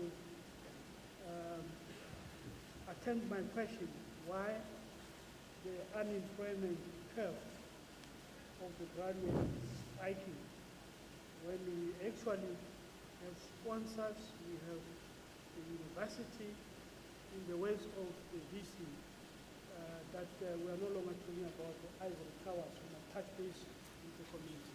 Over to you, Prof. Thank you very much, Program Director. I'll take Professor Sibara's first question on decolonization of the curriculum. And Prof, I tread very carefully around this topic because it can be emotive and it can also border on the ideological. And in the absence of, in my view, in the absence of a common understanding of what decolonization would entail and how it would apply to all the disciplines that inform our curricula, I steer clear of that term because I feel that while we wait for the consensus and for people to tell us how it will apply to mathematics and to physics, as well as to the humanities, where it is very obvious to me how we can decolonize many of the disciplines in the humanities in terms of incorporating indigenous knowledge, in terms of looking at engagement with communities, using communities as learning sites, etc. We can do a lot in terms of contextualizing and Africanizing, as I said in my presentation, because I think we will achieve the same objective. Because for what purpose would we want to either decolonize or Africanize or contextualize? It is to increase the epistemological access to the curriculum by our students. We need our students to be able to engage with and to identify with the curricula that we transmit to them. And we can do so very easily, and I think that is an aspect of decolonization, by just contextualizing, for instance, our source materials. When I taught ecology at junior undergraduate level, I had to make use of American textbooks with examples of exotic animals that our students could not identify. It's a simple process. You contextualize your source material, you Africanize so that you produce a graduate that is fully invested in the solutions for the African continent and addressing the challenges of the African continent. But the decolonization debate, I normally steer clear of, as I say, because in my view there's a complete lack of consensus on what it would entail. Clearly some disciplines, as I said, lend them perfectly to decolonization, and decolonization is overdue in some of the humanities. How it's going to work with some of the others, I still await the consensus, and in the meantime we are intentional of improving epistemological access to the curriculum through trying to contextualize and also Africanize. I hope it answers you, Prof. I think you have your own views, and it would be very interesting to hear them. Thank you. Thank you, Professor Crawford. Let's hear Professor Peterson and also your concluding remarks. Yeah, no, I must say thank you, Chair. I missed that particular question. I was trying to find out what the question was about the graduate attributes and the benchmarking, but not seeing the question on my chat box. I want to just make two comments, if I may, Chair, on decolonization. I think decolonization, my understanding therefore about decolonization is how do you bring in voices that has been marginalized or excluded in the past into the curriculum, and then secondly is to also bring in the context where your institution are located geographically, and how do you bring that in to the curriculum. Now, I do agree with Professor Crawford that it is a complex issue. But at the University of the Free State, we brought that into a debate within Senate. So Senate has created a decolonization work group, which cuts across all of the disciplines, and that challenge and debate critically the issues from an intellectual perspective, because we take the emotions out of that debate and the discussions, and from intellectual perspectives, look at all disciplines across the institution, and then Senate engage with it. So it's and we also bring then external people in to help and guide us. But that's the way in which we are taking the decolonization debate forward. Your other question, and I know that you have asked Dr. Britta to respond to it, but I just want to make a comment about unemployment and underemployment. You can produce graduates for the economy, but if your economy doesn't have the ability to absorb it, if you look at the South African economy, our growth rate is actually so small.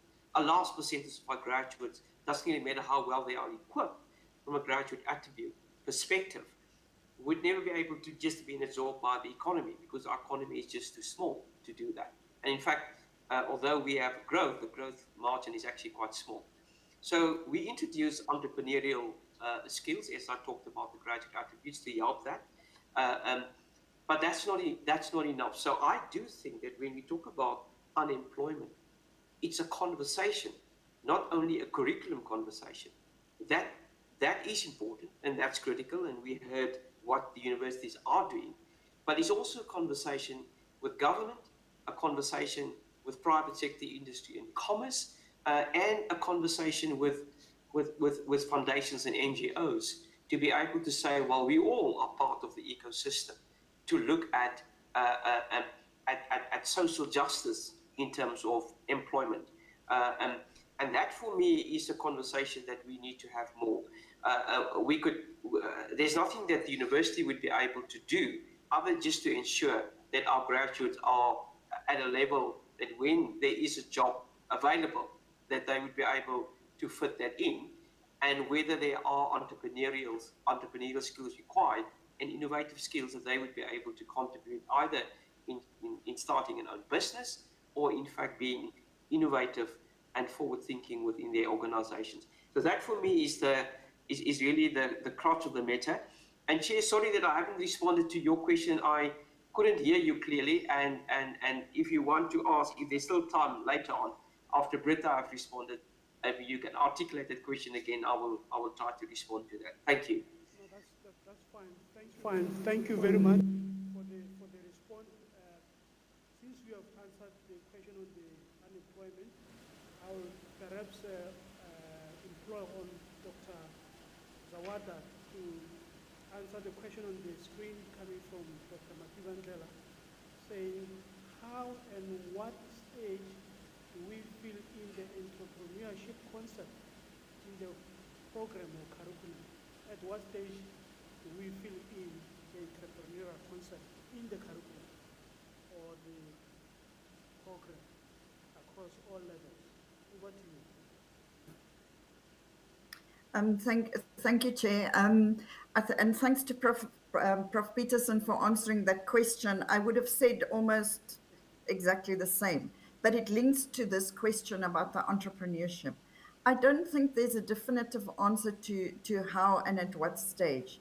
There's too much, and hi, Patience, and thank you for the question. I don't think we as panelists can answer that question. And this is where the process of design, of how the university engages with certain concepts becomes so important. And I want to go back to the benchmarking question. The way the University of Venda does this will be different from the way that the University of the Free State does this.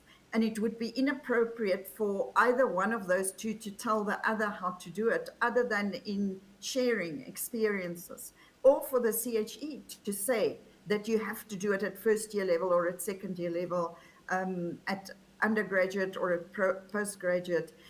You as a university, whoever you are, have to engage with this question. And I think that's where what I said about aligning your program renewal, your program transformation to the university's vision, mission, and goals becomes so important.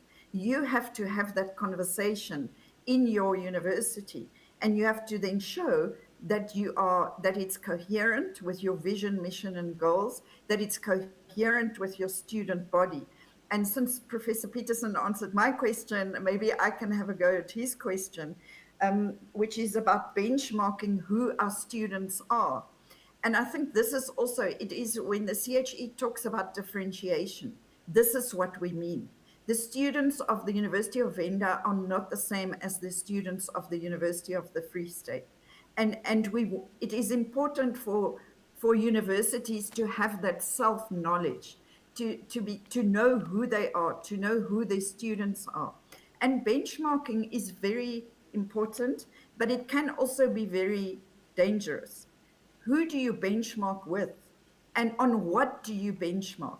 Because you may be wanting to benchmark with say, WITS or UCT, but it could be completely inappropriate for you as the University of Venda to benchmark with them. Not because there's anything wrong with them or with you. They have a different strategy, they have a different vision and mission, and they have a different niche, and they play a different role within the national context than you do, or that the University of the Free State does. I want to have a go at the language and the decoloniality issue. And unfortunately, I have another engagement at 2, so I'm going to kind of be very provocative and then leave you. My original discipline is linguistics, so I feel very passionate about the language issue. It is hugely important for all of the universities in South Africa to take this issue more seriously. It is about the language of learning and teaching, but it is also about developing our languages as languages of the academy, as languages of science. And I think the University of Venda is in a unique situation that you can actually focus on Chivenda, and you can actually work with Chivenda and really make a difference to the Vavenda people, to really develop your language and to then start using it on the campus, in your context, in your curriculum. All the research all over the world shows that even at university level, students learn best in their mother tongue, in the language that they know best. But it is important that we develop those languages so that they have that affirmation of being languages of science and technology. And I don't have to use the example of Afrikaans, we all know that. So I think the issue of language is going to become more and more critical as we go forward. The difficulty, of course, and this is where the differentiation comes in. If you compare University of Venda with a university like UNISA, UNISA cannot develop all 11 languages in the country. And so it's important, I think, for the universities to come together and to really have a discussion about sort of who's going to do what. University of Venda, it's obvious, can do Chivenda. Is the Free State going to do Sesotho and maybe Afrikaans, and share maybe that with Solplaatje, who might be sharing Setswana with Northwest. So I think that conversation is one that should be had by the Vice-Chancellors at national level, and for them to take responsibility to really see what we can achieve.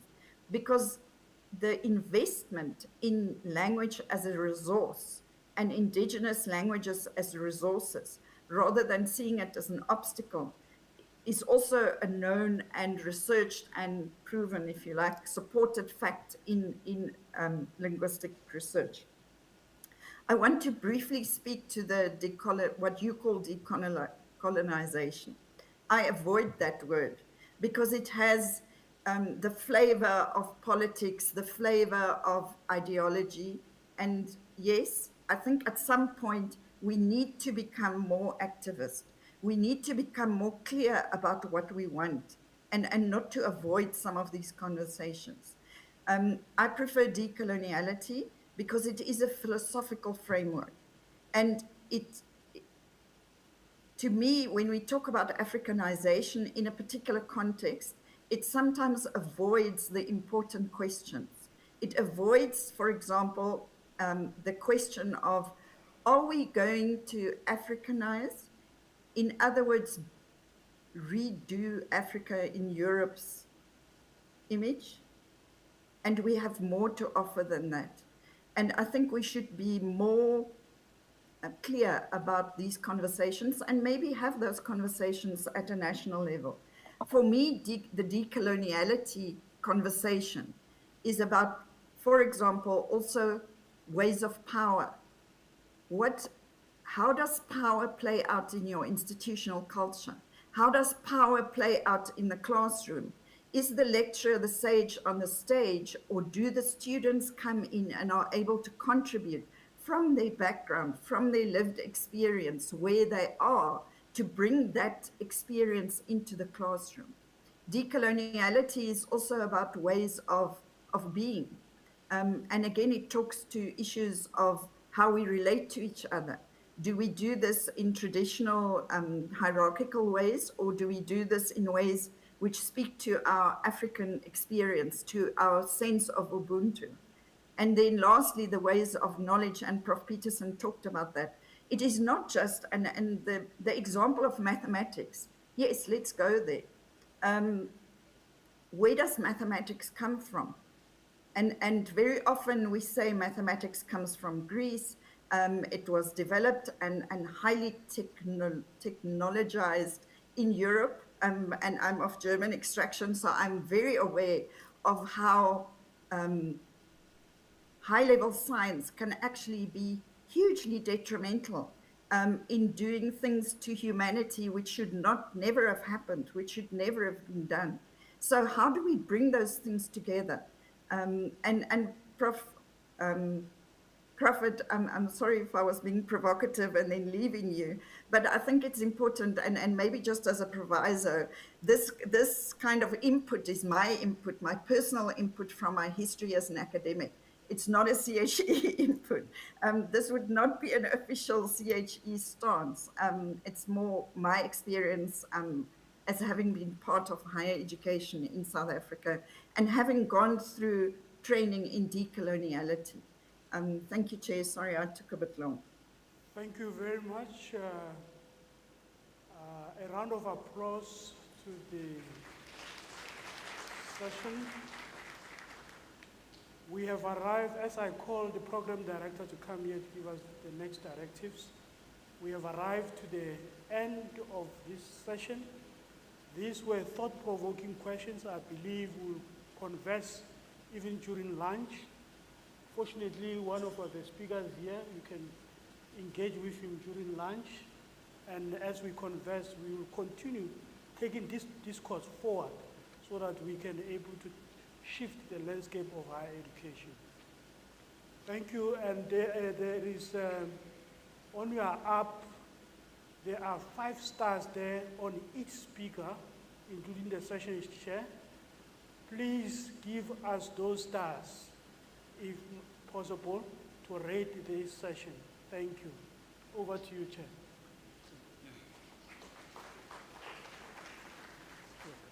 Thank you so much, Professor Kanyana and the entire team. Let's give them another round of applause.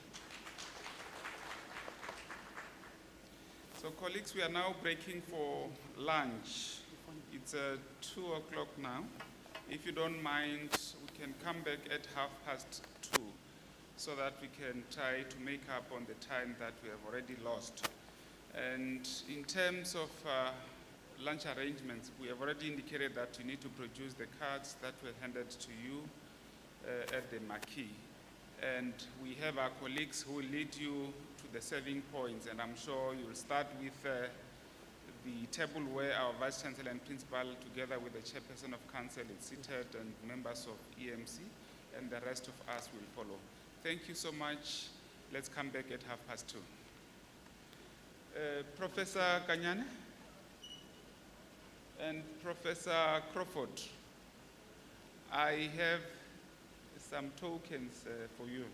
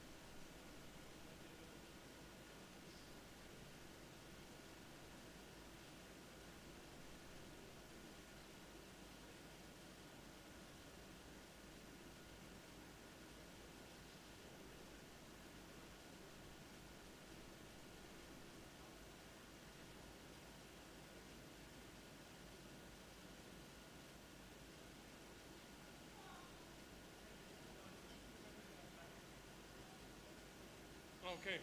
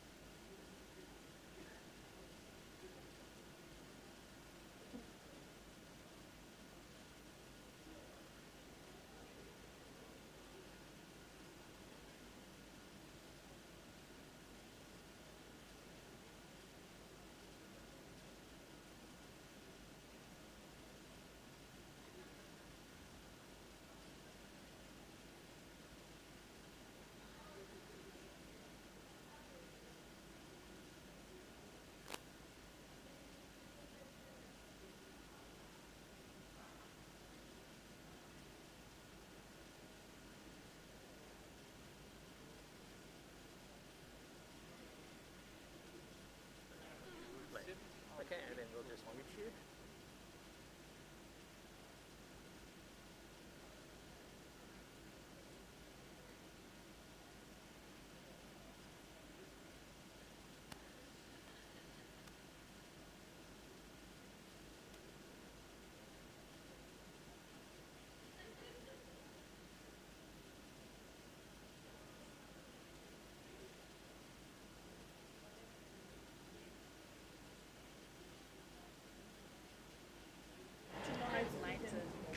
Now, do I have to switch this on myself No, at some let me point? just explain, yeah. So when it's blue, it's live.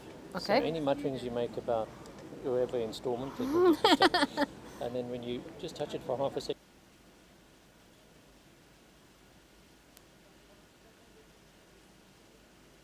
Okay, so I should keep it on.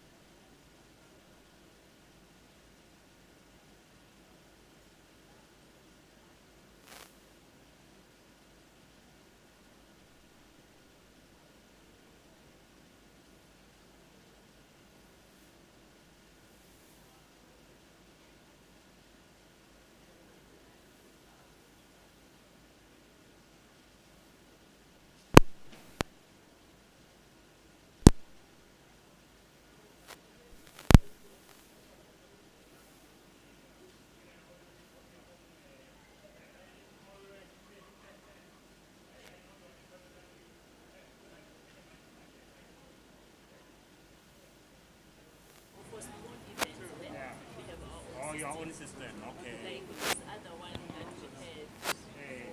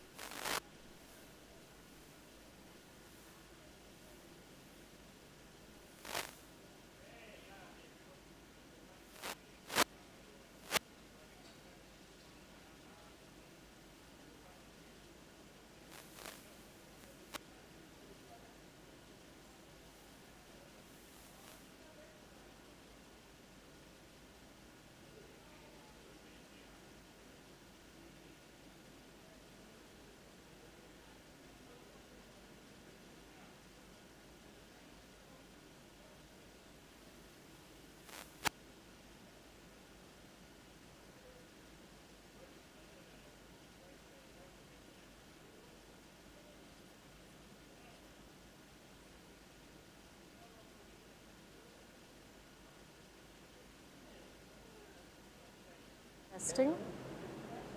I don't think they have it live. Oh, they haven't got it live yet.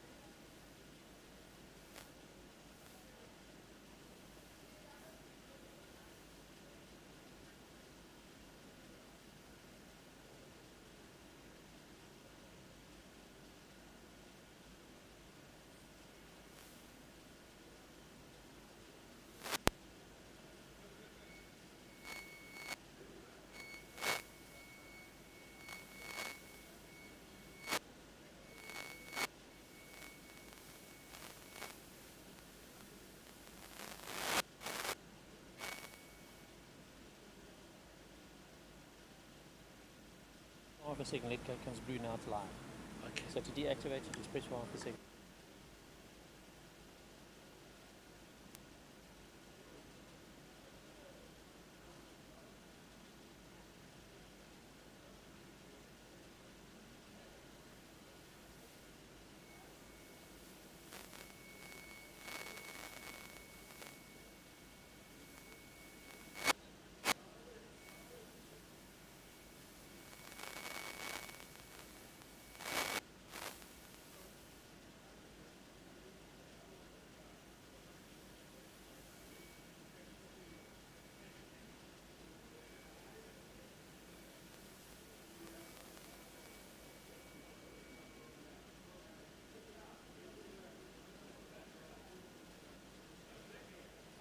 Yeah, press it for half a second. Like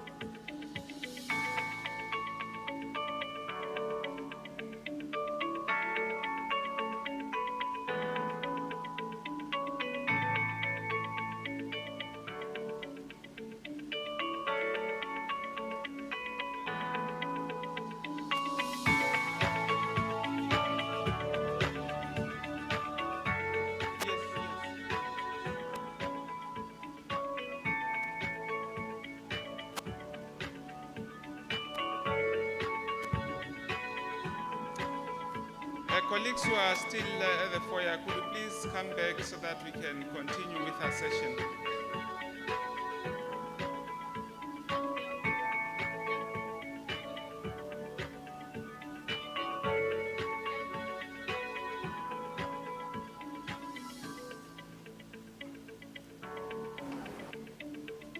Speaking or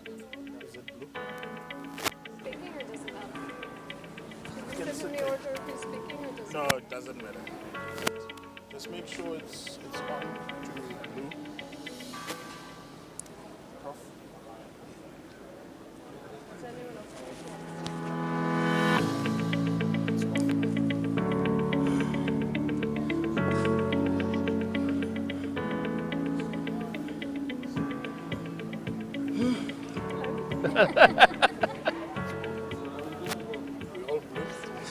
Do we put on our mics now or do we wait till each one of us speaks?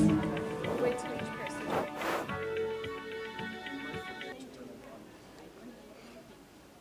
I think I need to turn.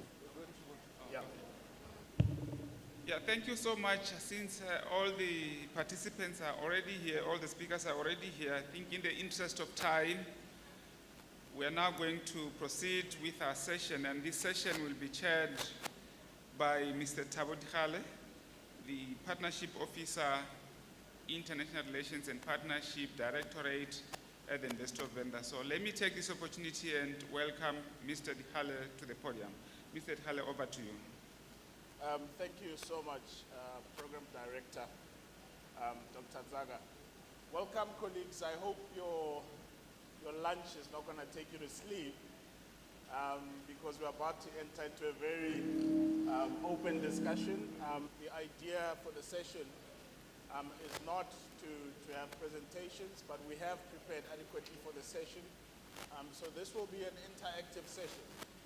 There will be a small spot sort of dedicated to question and answers, but the idea is to really engage with the audience throughout the program.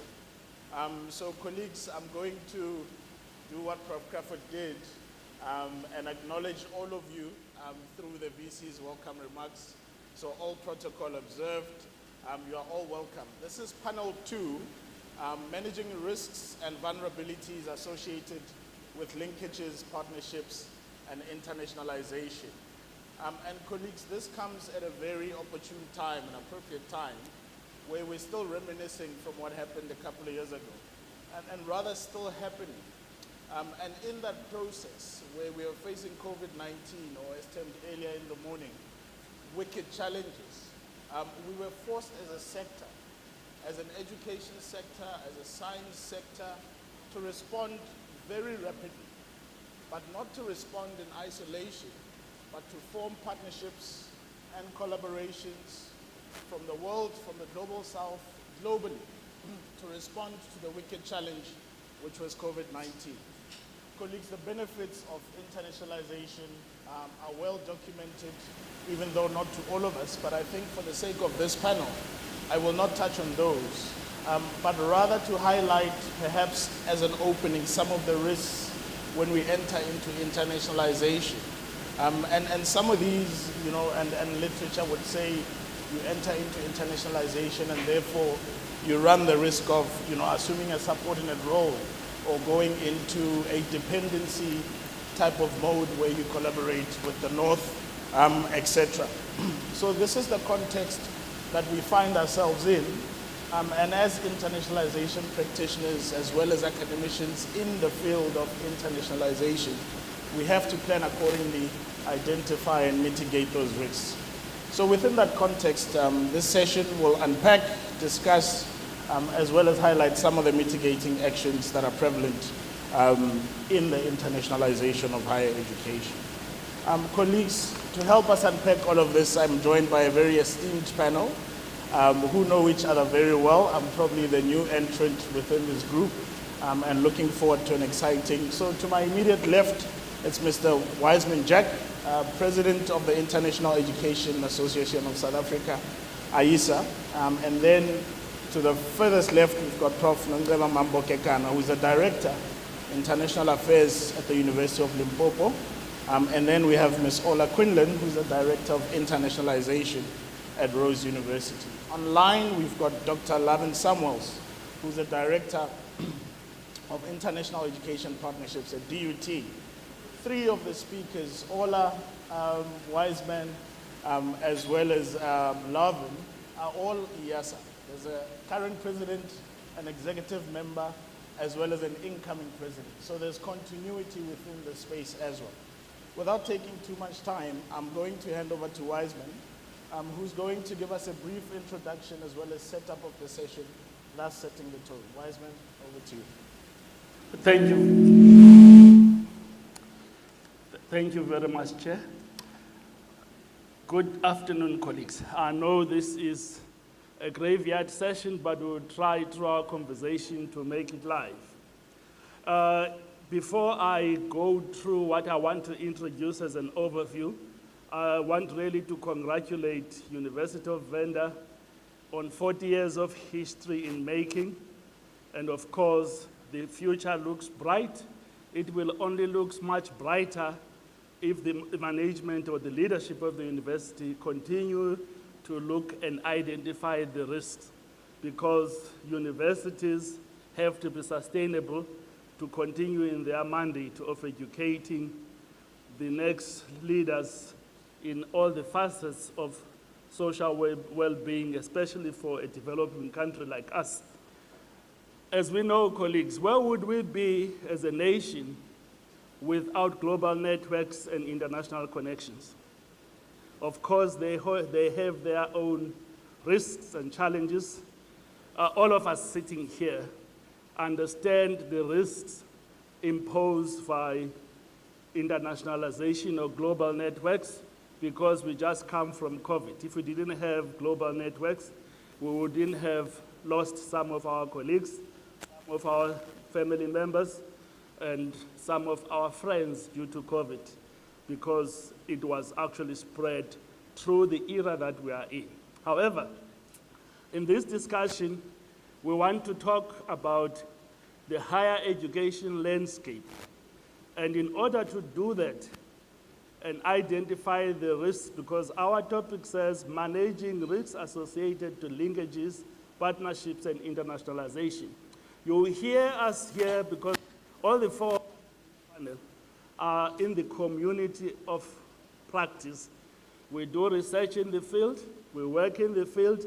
We won't talk much about linkages and partnerships because we're looking at comprehensive internationalization, of which linkages and partnerships are elements of it. So if we don't hear us talking much more about that, but we'll unpack that as we go along. But what we want to say is that if we're talking about comprehensive internationalization, we're focusing on the higher education ecosystem, irrespective of the country, irrespective of the area in the global world, because these risks exist and they only differ in scale and scope, institution per institution, country per country. So to help us do that, we will highlight 7 risk areas, considering the nature of risk, and we are affected, all of us in this room are affected. We have financial risks if we don't take care of internationalization, because for university to proceed and progress, it needs fees from students. And the more students you get, the more income you get. Of course, there are costs involved in it. So financial risk must always be washed out. We also look at the operational risk. If we don't integrate what we do to manage internationalization, we're imposing risks. We'll talk more about how those risks occurs, because colleagues here will talk about the sources of those risks. We're also going to look at the compliance risk. I'm sure we heard Mr. Mabizela talking about the framework on internationalization of higher education in South Africa. Is due to be reported on in next year or the year after. So that compliance and many other things that we need to comply, we'll unpack that as we go along. Ethical risk, colleagues, in South Africa has become a major thing. We are always told that the high number of faked documents in South Africa is accumulating and increasing as you can't believe. And some of the sources are within our institutions and are within our government departments. We'll also look at academic risks, as well as some of the enrollment supply risks that we will also talk about. And reputational risk is one of the biggest risks. Your university is not known. When you want partnership around the world, people said, who are you? So to help us, go through that process and navigate through it, we have separated our topics and our areas of focus into 4 levels. We'll look at the university, we'll look at country level, at national level, we'll also look at the continental level, and we'll look at global level. But colleagues here are well informed about what they have to say. All what we need is for you to listen and give us time. Thank you. Thank you very much. Thank you very much, Wiseman. Prof. Nthambeleni, I know the sort of idea is to speak to sort of university or institutional risk, but considering also that, all of these universities in the South African higher education sector are all very different. So in your intervention, as we talk to institutional risk, if we could apply some examples to different contexts, so that those that don't feature particularly in your intervention can see themselves in terms of the risks that they may be facing. Over to you, Prof. Thank you very much. Good afternoon, ladies and gentlemen. And I stand in the protocol that is already established by Mr. Jack. As internationalization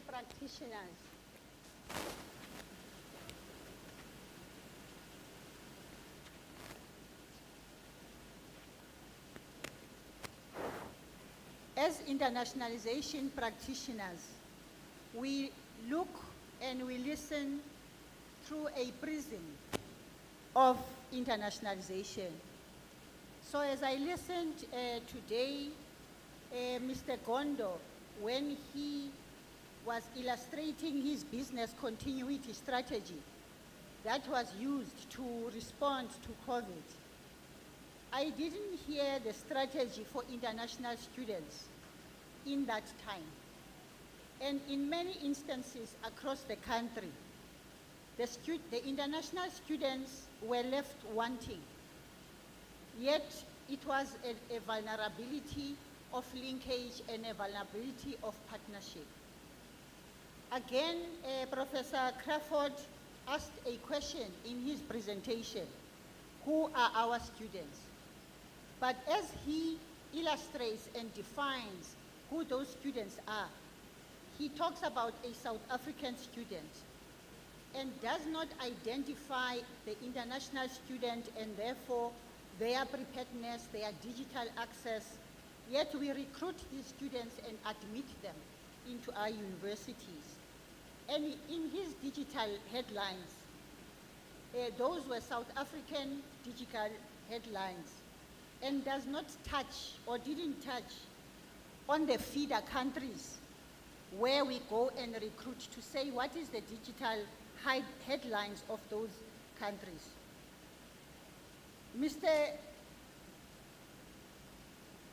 Dr. Zawada talked about including South African context so that our students' graduateness is relevant. Yet we're talking about Africanization and that our students or our graduates must be global citizens. So if we don't include those content, how are we going to have those global citizens? Mr. Nyanginsimbi says that we must turn the structure of the organization upside down. But we want to argue that the executive of the institution is the one that must provide or lead in providing the risk-based transformation strategies for excellence, which we argue that it should include internationalization and I dare say Africanization. So when we're looking at institutional level, we are saying that at executive level, that is where the strategy of the university and the policies need to talk to internationalization. Secondly, that I think somebody mentioned that some of the aspects need to be discussed, for instance, at USAF by all the vice-chancellors as they sit in that forum. And also internationalization, we think, needs to be put at that stage. But the challenge that many a university sits with is that internationalization is not part of the global university strategy. And also that there is poor resourcing. We know that there is a dwindling funding for higher education, but if we are intentional about internationalization at institutional level, the funding should be there. But when you don't have a strategy, you cannot fund anything that is not within the strategy. And the risk that we see there is that internationalization will lack recognition and will lack support as an integral part of higher education in our universities. And this lack of support we see both at executive level and also at faculty level, because some of the activities that are supposed to be done for internationalization, we find that sometimes there is a low intake by the faculties on these activities. And that is because if there is no global, the internationalization is not within the global strategy of the university. Therefore, the faculties will not have strategic goals for their faculties to engage in internationalization. And this, therefore, poses a reputational risk, and also it is a strategic risk. Now, the international offices have to operate within this picture that I have painted, that within that lack of support, lack of recognition, sometimes lack of understanding of internationalization, which is an everyday battle for the international offices, they still need to recruit, they still need to support the students and establish these linkages for the faculties, and also do the immigration matters and deal with the international education. Now, the risk that they face, the offices, is ineffectiveness of the internationalization offices to support the university to internationalize its activities. The other one that we saw is that over time, we see a decline in the number of international students. It was more pronounced after COVID because of that business continuity strategy of many universities that didn't take into account that we have international students. And therefore, when we're talking about giving students data, a student who is sitting in Nigeria, can that student get data as well? The issues of connectivity.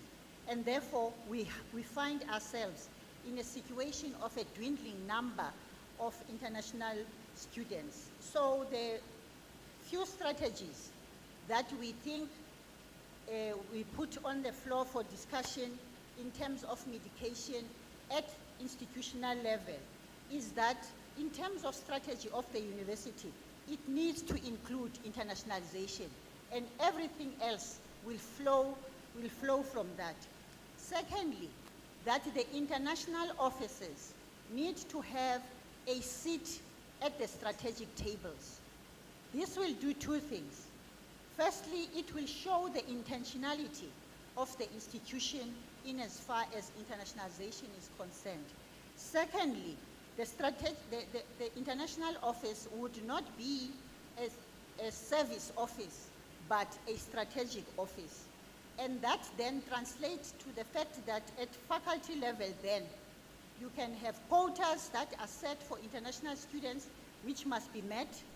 You can have faculty strategic goals to engage in international activities. And the internationalization office, therefore, once that strategy is there and they have that seat at a strategic table, their policies and strategies will give direction to the institution, and they will have some form of influence within the university because they will have a position of influence. Of course, all of these things that we are talking about, we are aware that they have external influences. For instance, if you're looking at the criteria that we use for selection of students, yes, the university or the institution can decide to change, but there are other external forces or other external influences that deal with that. And my colleague, Ms. Quinlan, is going to deal with some of those external influences that that cause the risks that we have outlined very briefly. Thank you very much. Thank you very much, Prof. Thank you very much, Prof. I think you raise a lot of critical points. And one of the things that I can take out already from your intervention is how we take internationalization as an afterthought. Right? So we are not deliberate in terms of the activities that surround internationalization. And what you picked out in summary in terms of most of the interventions this morning is that it wasn't even mentioned at all, never mind the afterthought of how we then react in situations of crisis when we are in an international environment. Quinn, as we go into the national context, and as we move from this silo mentality around mobility, internationalization at home, et cetera, and as we move to comprehensive internationalization, you know, what are also some of the challenges that institutions are facing towards comprehensive internationalization? Some would even argue that we haven't even started the project, but the sector's talking comprehensive. Over to you, Quinn. Okay, thank you. Can everybody hear me? It's okay. Okay, thank you, colleagues. And I stand within the protocol that has been already issued at the beginning of the panel discussion, and my birthday wishes to the University of Venda as well. So building on what my colleague has just been referring to, I'd like you to think of this section of the talk as almost zooming out from your institutional perspective to looking at South Africa's 26 higher education institutions that are public universities, and thinking about the perspective of how do we look as a higher education system to people who are interested in engaging with South Africa. So we can be very embroiled in our own institutional perspective, and that is wide and varied across the 26 institutions. There are some universities have invested in internationalization. There are certain universities have up to 50 people working in international offices. But at the other end of the scale, we have offices where there are 1 or 2 people trying to do the same level and diversity of activities as those very well-resourced offices. So when we go into a platform where we're representing South Africa, and as the International Education Association of South Africa, that is very often the platforms we engage with.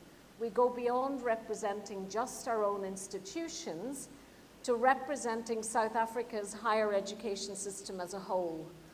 And we believe when we are on these global platforms that the South African higher education system is almost as good as its weakest link. And that is why we feel it is very important for the system to always allow space to work together and collaborate to represent the South African higher education system together and not get too embroiled in sometimes our own competitiveness with each other as institutions. So in my part of this talk today, I'm going to just touch on 5 points, which are very much from that perspective. And I'm going to start with the changes in the reputation of South Africa's higher education system. So around 2016, 2017, Brand South Africa actually did a survey on the continent to find out what other Africans really think about South Africa.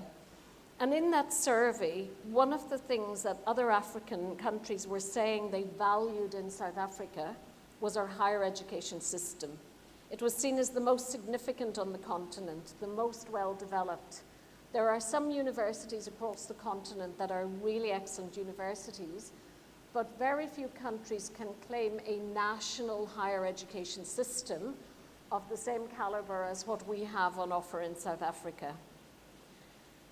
Open Doors, which is a group that analysed study abroad destinations. For many years, South Africa was in the top 10 of most attractive study abroad destinations for students interested in doing a semester abroad. So we're coming from a place of where we had a very good reputation. We were seen as very attractive, but we have seen the decline in international student numbers, as my colleague referred to earlier. Some of that happened at following Fees Must Fall. If you can imagine, for parents funding an undergraduate student to come to a South African university, suddenly the system didn't seem as reliable and didn't seem as much of a sure thing for undergraduates. For postgraduates, we still had some attractiveness because you weren't in a position that classes were disrupted and so on. But the first drop we saw in international students came following that situation. The next kind of point of pain in the international students and South Africa was how we responded to COVID.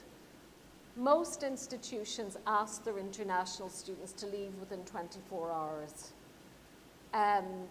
If you can imagine yourself being told now, the afternoon today, can you please be gone by tomorrow afternoon? How many of us, first of all, have the ready resources to get tickets, or have the capacity to wrap up where we're staying and make an arrangement that we're no longer staying there, make arrangement with landlords?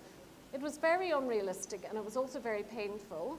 Happily, for the people who couldn't leave, there were many accommodations made in the universities for the people that couldn't follow through on that. But it did leave a sense of not caring about that particular population. So the second point I just wanted to touch on is the lack of coherency in government department approaches and policies around the whole issue of the internationalization and international population, and then how that is almost mirrored inside universities. So we have the policy framework for internationalization of South Africa.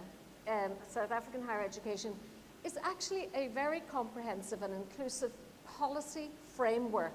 And I emphasize it's a framework. It's not a specific policy, because it implicitly recognizes the diversity of all the higher education institutions in South Africa, and is saying that you need to make up your own mind about your own institutional policy of internationalization. So the UCTs of the world, with a very large, well-resourced office, will not have the same internationalization policy as, for example, Limpopo or Rhodes University or Venda. So the policy framework is giving you a broad guidance to say, you need to develop your own policy, you need to develop your own plan, and then once you decide your own plan and your own goals, we expect you to then report against those goals over time. Now, the implementation of this is coming.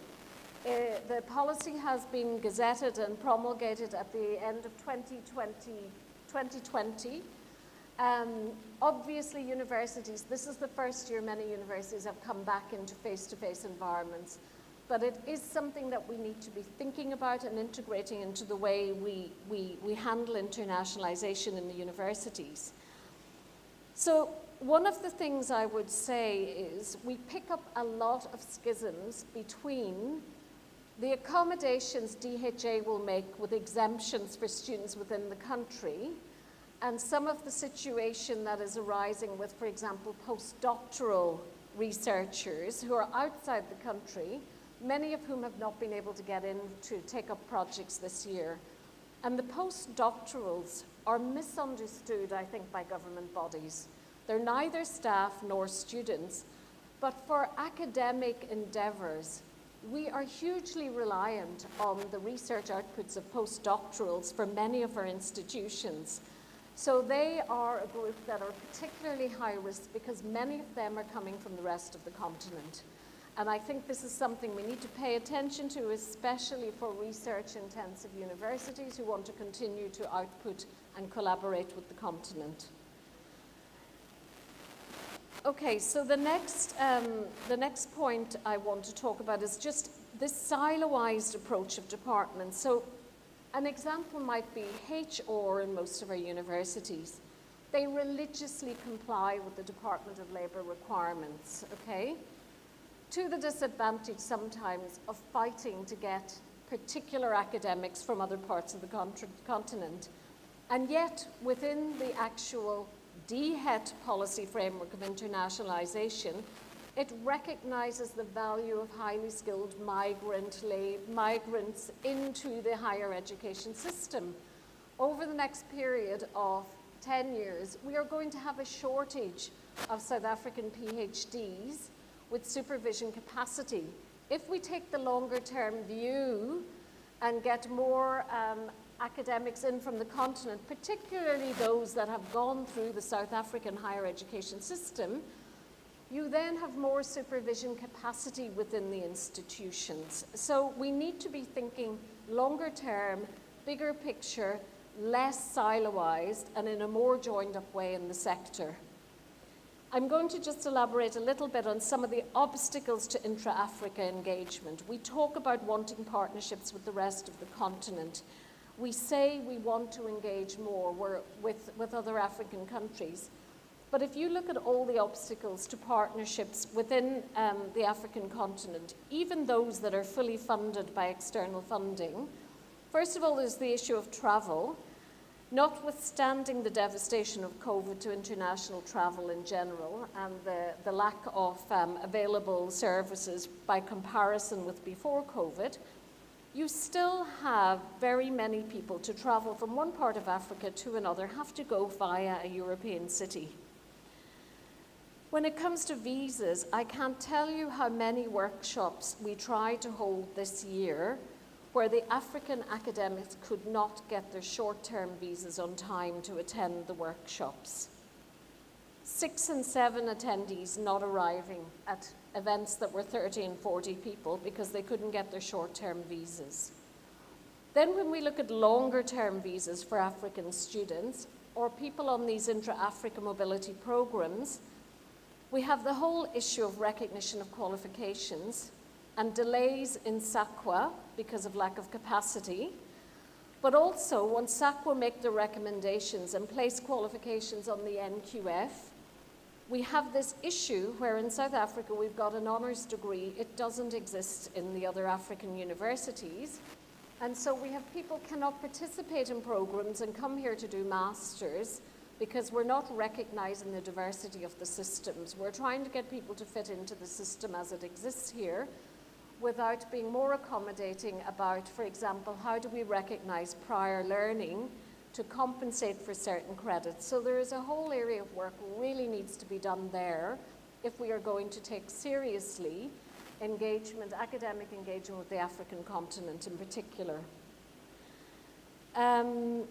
Now, I just want to quickly mention about AISA and USIF. We've already referred to both organizations. So when AISA was developed, it was actually DVCs and registrars in South African public higher education institutions got together and said, we have a new phenomena where there are students and academics interested in coming and engaging in our system and in our institutions, but we do not have systems and we do not have the accommodations in place to cater for this.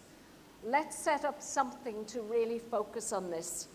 And that was the genesis of AISA, and AISA is still going strong and will celebrate its 25th anniversary next year and has played a very strong role in advocating for issues around immigration and issues around internationalization of higher education. And USIF recognizes and is a formal partner of AISA. But I think the time has come where we need to actually start working closer together on matters of internationalization. It's no longer enough to take the siloized approach and say, well, AISA will deal with these matters, they're to do with internationalization, while USIF deals with the mainstream business of South African universities. If we want to implement this policy framework, and if we want to look at sustainability of universities, and if we want to make sure our academics and our students can compare and compete with graduates anywhere else in the world, we need to incorporate internationalization into the core thinking about the purpose of the university and how it approaches things. Internationalization can enhance your research. There are more citations if you are in an international collaboration than if you operate at national level anywhere in the world. That's not just South Africa. If you want to have a diverse system that is recognized as being a system of global standards, you need to have an international contingency in your student body. You need to be engaging in international partnerships. When we look at community engagement is something we have a strength in South Africa. We have something to teach universities in other parts of the world. But equally, we cannot limit ourselves to seeing our community as just the local community. We are part of a global community, and we have things to say to that global community about how things can be done and how we can collaborate together to solve global problems. The COVID vaccines did not happen because one nationality or one institution in one country worked on the vaccination. It was a master project of international collaboration and the dropping of many protocols and obstacles that would have prevented such a fast development of a vaccine. Not to deny there were problems with distribution and, you know, there was inequity, I'm saying that, but at the academic level, the sharing of the knowledge to develop things, this was something that we could be doing more of about more global issues and global problems.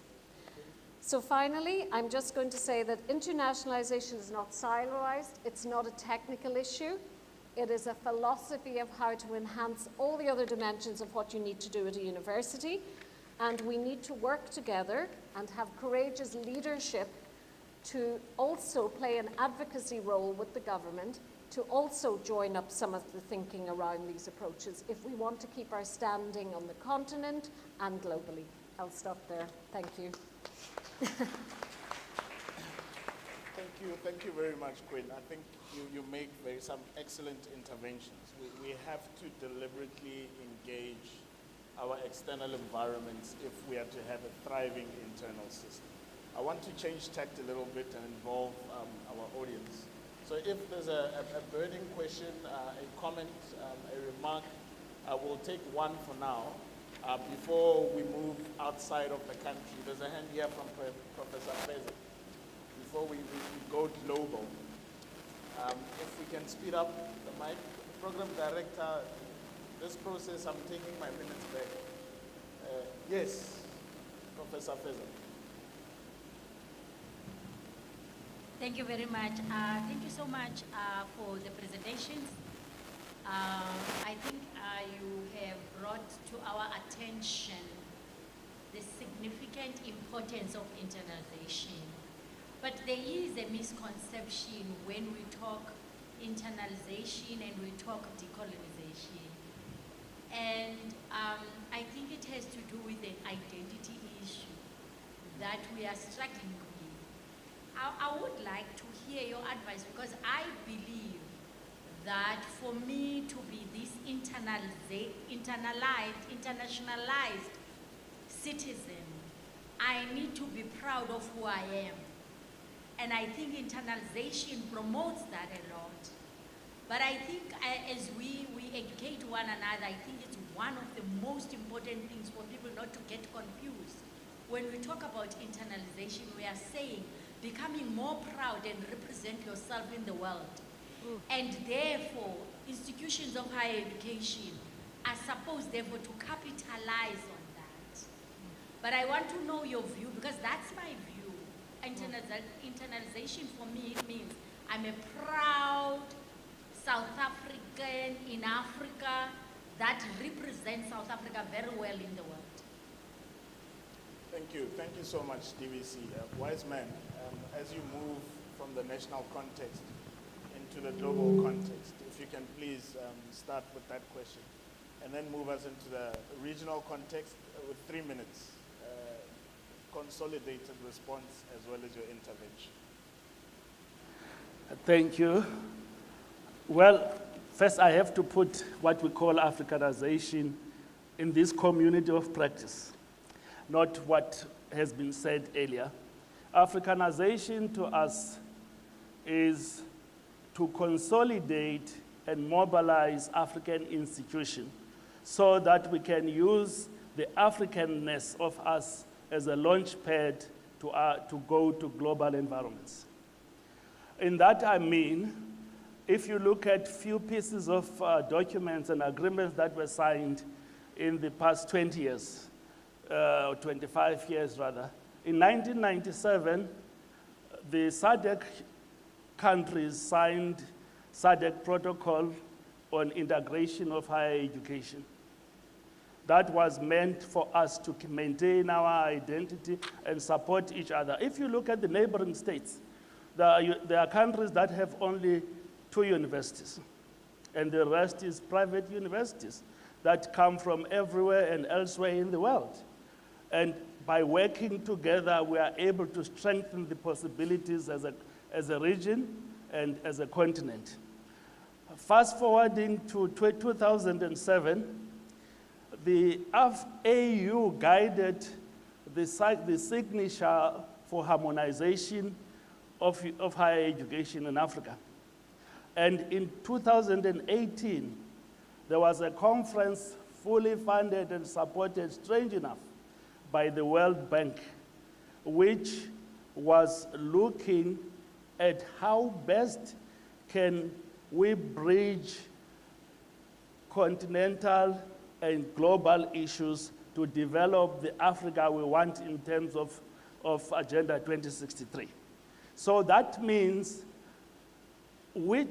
should we understand who we are, we will be able to consolidate and mobilize the continent and move forward. There are a number of pieces of legislation and documents that were produced by AU that we need to implement, especially from the Southern African side, because we are left out by the northern countries within the continent.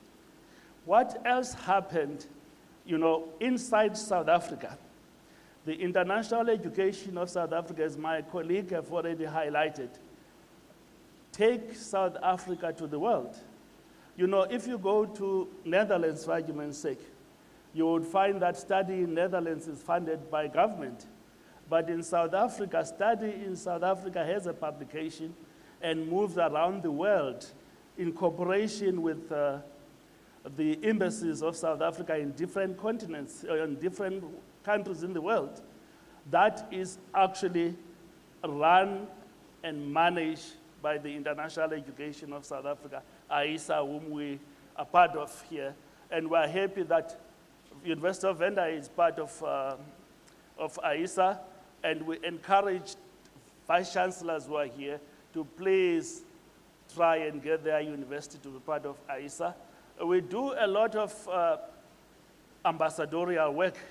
In the last week, I had to phone one of the universities in another province to say, I happen to be speaking to one of the ambassadors and they want to talk to you. Unfortunately, that university is not active in AISA, it's not part of AISA. So we need to start mobilizing internally and move together. There's no time to compete amongst ourselves in South Africa and even in SADC region and even in the African continent. Because of time, I can't elaborate more, but watch this space. We're going to publish what we are talking about here. Can you give him a round of applause, please? Thank you very much, Wiseman. Lavin, we haven't forgotten about you. Can we just see if you're alive? Are you there? Very much so. We kept you last so that next time you make the trip to Venda. So you have 5 minutes to give us the global perspective. And in that intervention, I would also appreciate if you could then touch on or extend on what Whiteman was referring to in terms of how we engage on the continent. Over to you, Dr. Samuels. Thank you very much, Chair. Chair, I want to start with the notion that we always speak about, and that is the global village. What I would like to assert is that this may be a global village, but a gated village. We have a number of barriers that prevent free engagement in the world. And I think there is a huge challenge for us to take up in engaging with the rest of the world to have a free village that we can all engage in. We often speak of inclusive, comprehensive internationalization, and we think of it as at an individual level or at an institutional level where we need to get more involved. But this equally needs to be at a global level, where we need this sort of inclusivity, diversity, and plurality. We need to bring more voices to the table. Many voices have been silent. Many voices have been simply unable to make themselves heard. And I'd like to make it clear that opening the door does not mean that you allow someone at the table. We have got to play a greater role in shaping the global agenda, and that includes research as well as other global engagements. We need to play a greater role in how we address the global challenges like the SDGs and not wait to be led. We have a number of important organizations that we need to be more involved in, such as UNESCO. There was a UNESCO conference this year. It was a conference that is held fairly infrequently, but the African participation at the UNESCO conference was the lowest of all continents. I'd like to, at this point, look at the comment that was made around decolonization of the curriculum and Africanization and internationalization. For me, internationalization is vitally important if we are to address decolonization, because decolonization calls for deeper and broader internationalization rather than looking inwardly. It is not a narrow national project that we can do. If we decolonize the curriculum, we would have achieved nothing if we haven't influenced the rest of the world. And that is equally about changing the hearts and minds in former colonial powers. Decolonization of the curriculum is a global movement, and we have got to be part of that global movement with greater involvement through internationalization. I want to come back to an occasion where we hosted the first global dialogue in internationalization as IESA, the International Education Association of South Africa. We brought together organizations from around the world to change the narrative on internationalization and to change the Western notions of internationalization so that we play a more effective role in internationalization. Part of decolonization of the curriculum is also using those opportunities to drive issues like indigenous knowledge, define what it means to be a global or a local citizen, and to make intercultural competence a vital part of our graduate attributes. It is very important for us to move from the periphery to the center and to take our rightful place in the world. We've got to address issues such as the digital divide. We've got to address issues such as the deepening fissures of inequality in higher education, but also in internationalization. It is vitally important for us to take our place in the world, because internationalization is not just about bringing a global dimension to the country or to your university. It is equally a two-way bridge to provide a global platform for local knowledge. And failure to invest in internationalization is failure to allow our local knowledge, our local expertise, and our local achievements to be profiled internationally.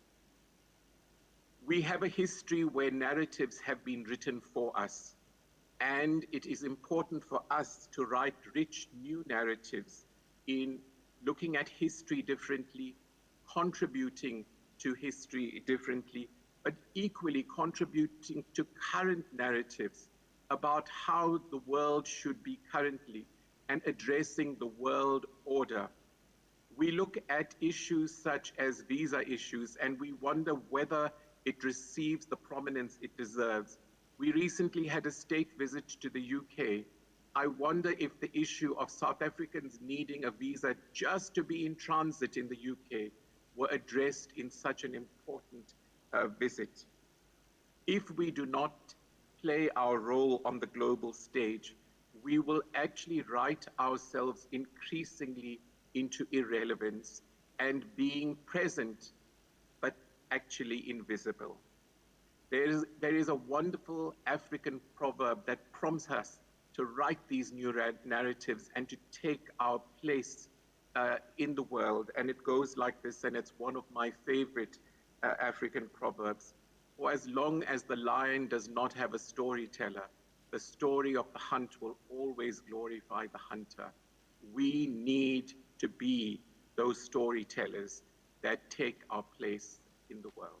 Thank you very much. Thank you very much, Dr. Samuels. I think you've partly resolved some of the issues that were being punted in the morning. And what I'm getting is that the idea is not to isolate ourselves, but to deeply and more entrench ourselves more in internationalization globally. Colleagues, I'm going to now, there's a question online from Dr. Makia. I'm going to read it out last, but it's also another opportunity now to engage with the panel. You've now heard from an institutional level up to the national level, regional level, and then lastly at a global level. So if you could share some of your reflections, questions, or comments with us. I think we can take two, and the panel will respond with their closing remarks as well. So the floor is open. There's a roving mic. Are there any hands?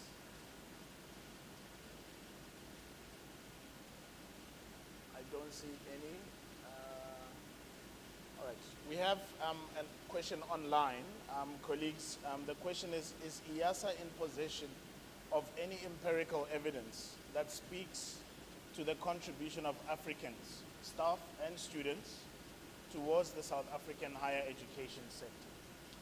So in your summation remarks, if you could also address that. And then lastly, from my side, I think we've highlighted a lot of challenges.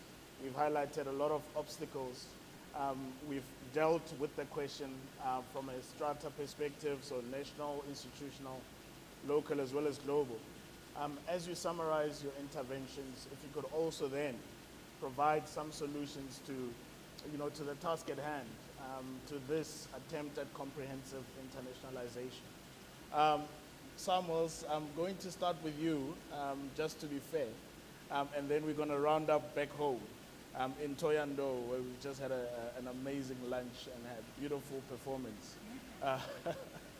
So over to you, Dr. Samuels. Just in summary, IASA's contribution to the South African higher education sector, as well as your thoughts on how we can resolve some of these pressing issues around internationalization. Okay, so I think the role of IASA is a very clear one. It has carved a place for itself in its activities over the last 25 years as the foremost body promoting international education at a national level. It is also cited in the national policy framework on internationalization. So it has a role that is recognized legislatively. But I think even more than that, it is a community of practice that comes together to share exemplars, to share ideas, to engage, to build capacity, and to together represent South Africa at the international level. IASA is a member of the NIEA, which is the network of international education associations, and it is really active at that level in engaging with global debates around international education.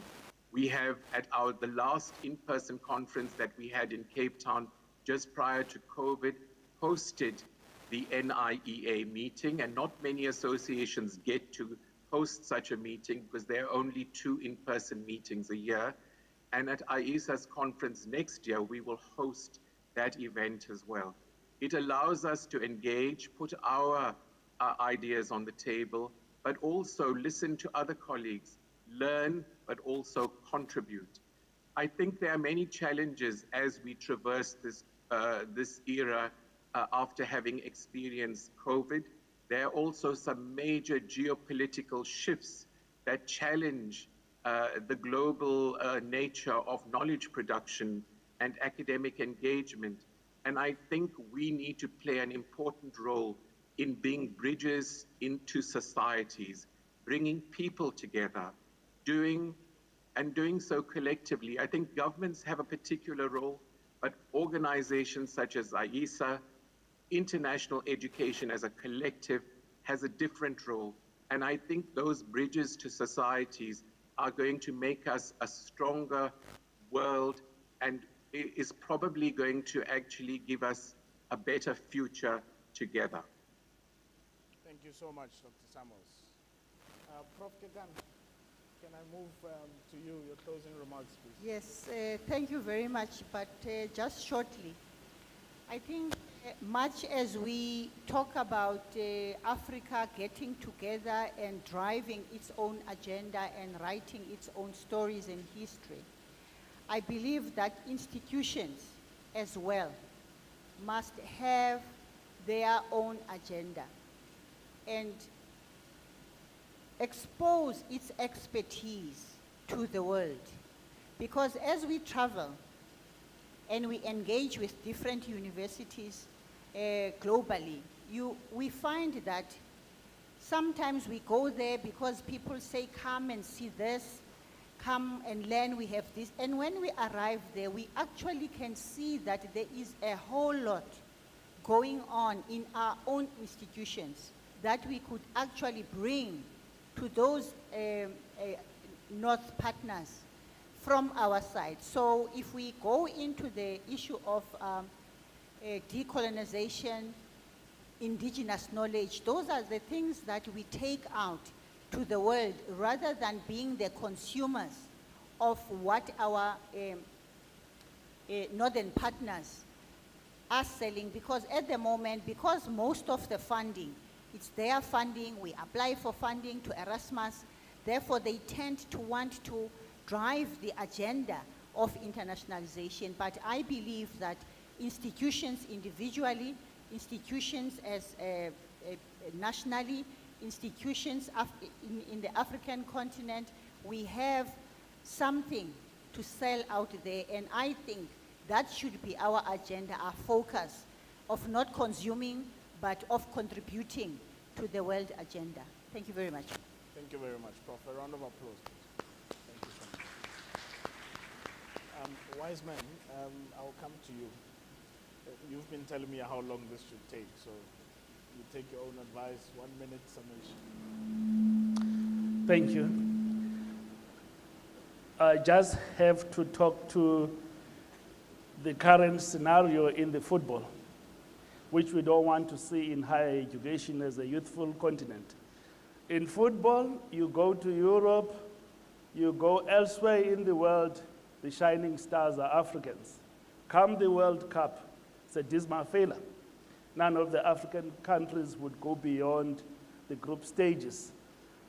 Taking this to education, colleagues, let's take advantage of the youthfulness of the continent, try and work together and bring as much as possible a lot of intellectual collectiveness that we have in the continent so that we can do research, do innovative ways to commercialize our research and take that to the world. We don't want Oxford boasting themselves at the expense of the continent. And that only lies within the universities, and it's driven by internationalization, looking back and moving forward to the future of Africa.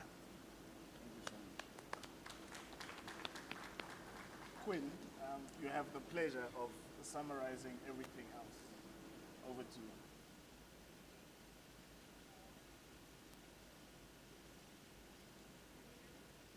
Is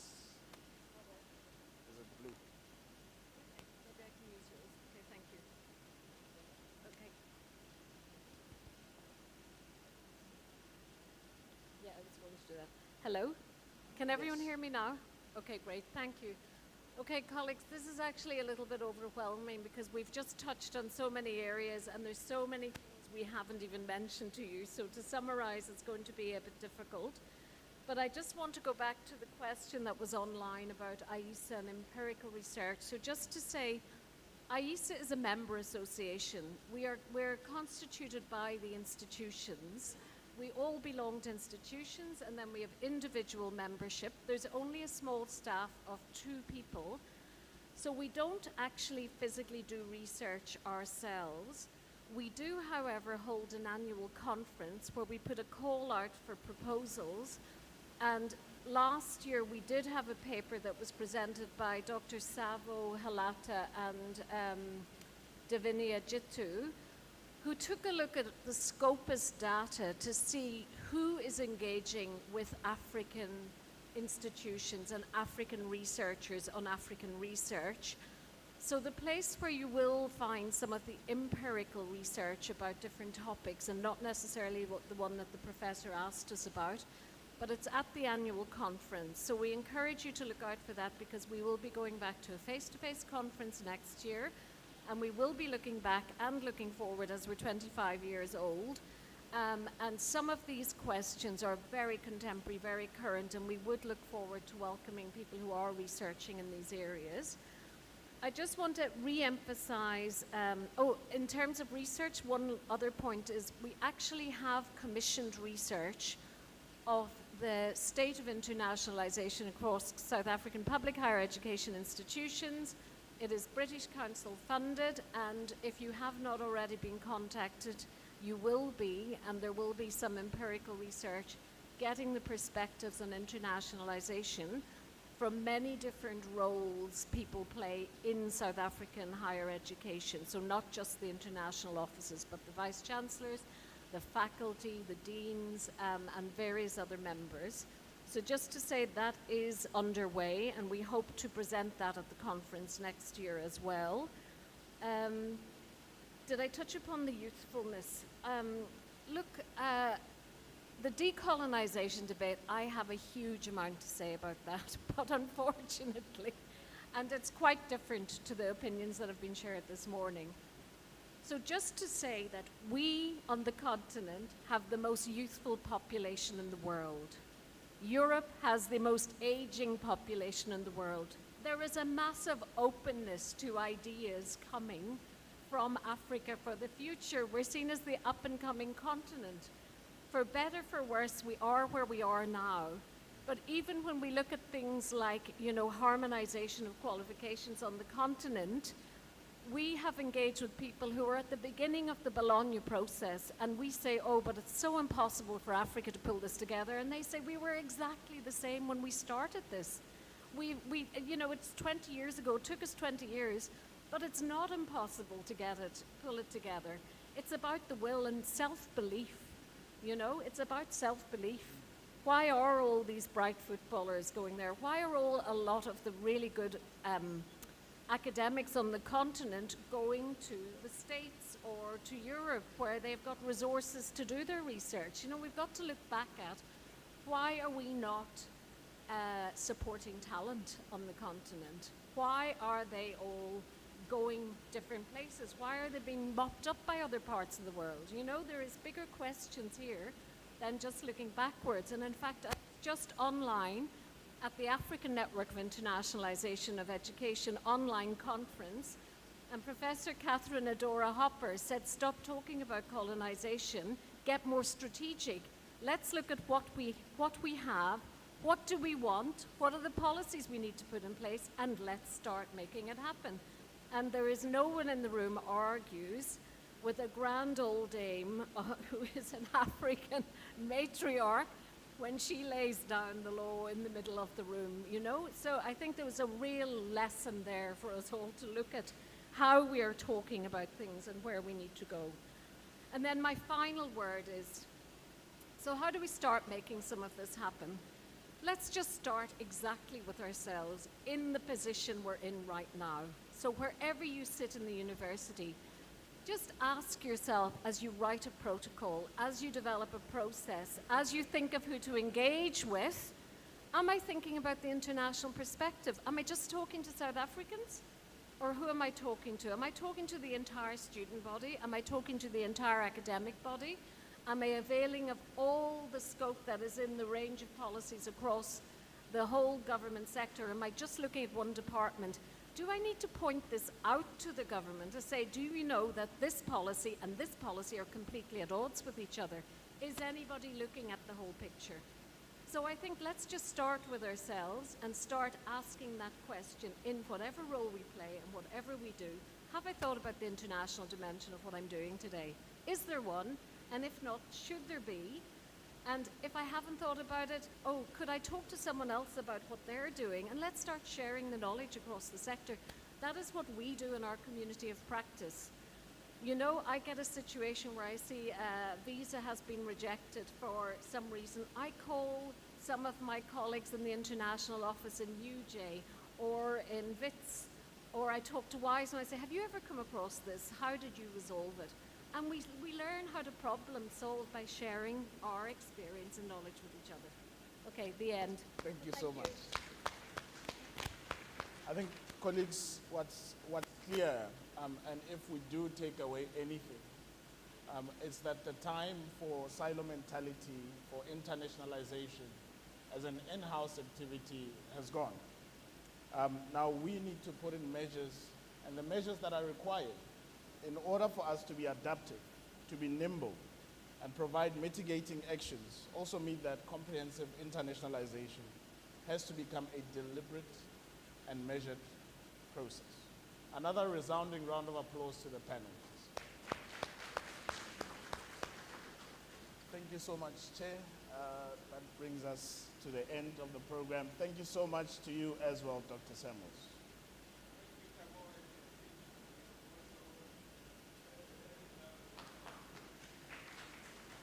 Thank you so much, colleagues.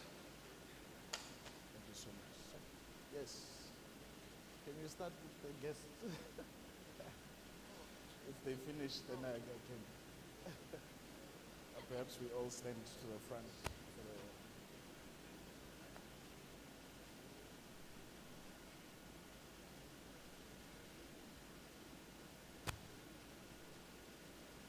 You can go.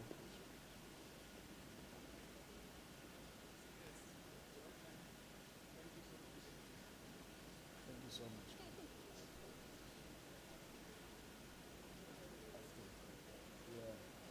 After you.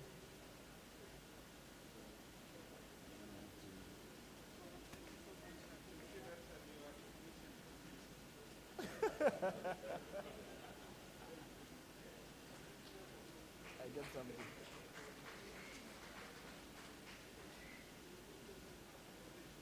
I won't leave it. No. Thank you so much. Thank you.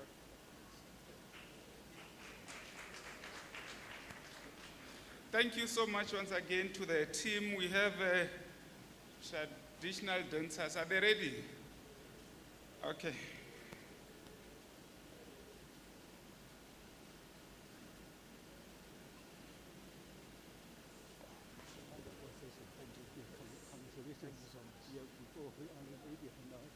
Oh, okay, we will call. Yes, I'm still around. Tomorrow I still here. Yes, we will call.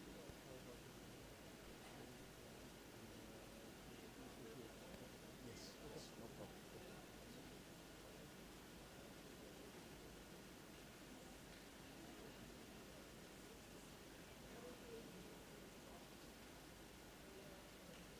You didn't fall asleep.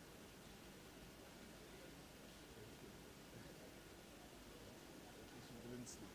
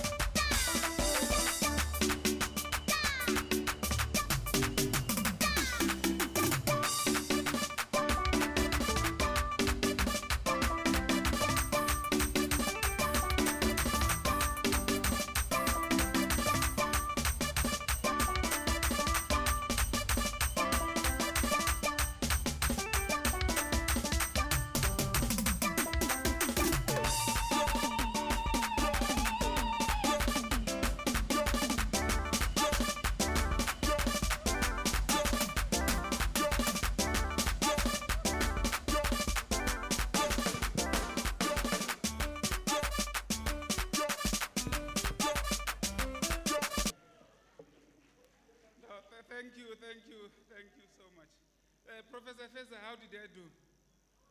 Professor Feza, how did I do?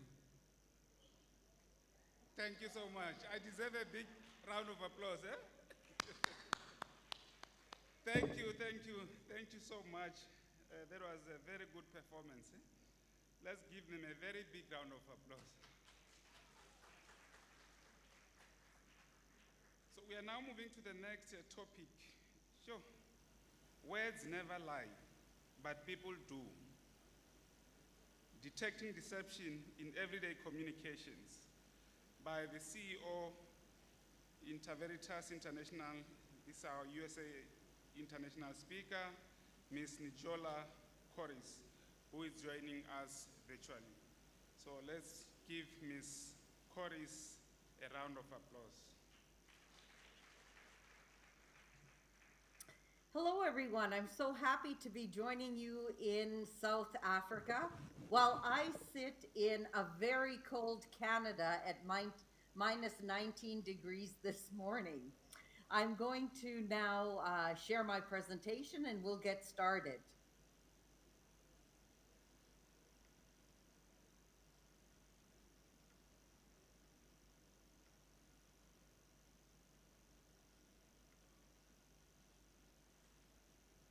Just one more click of a button and we should be good to go. So I'm going to talk to you about something called linguistic lie detection. And that is a technique that it really helps determine whether a person is lying or telling the truth.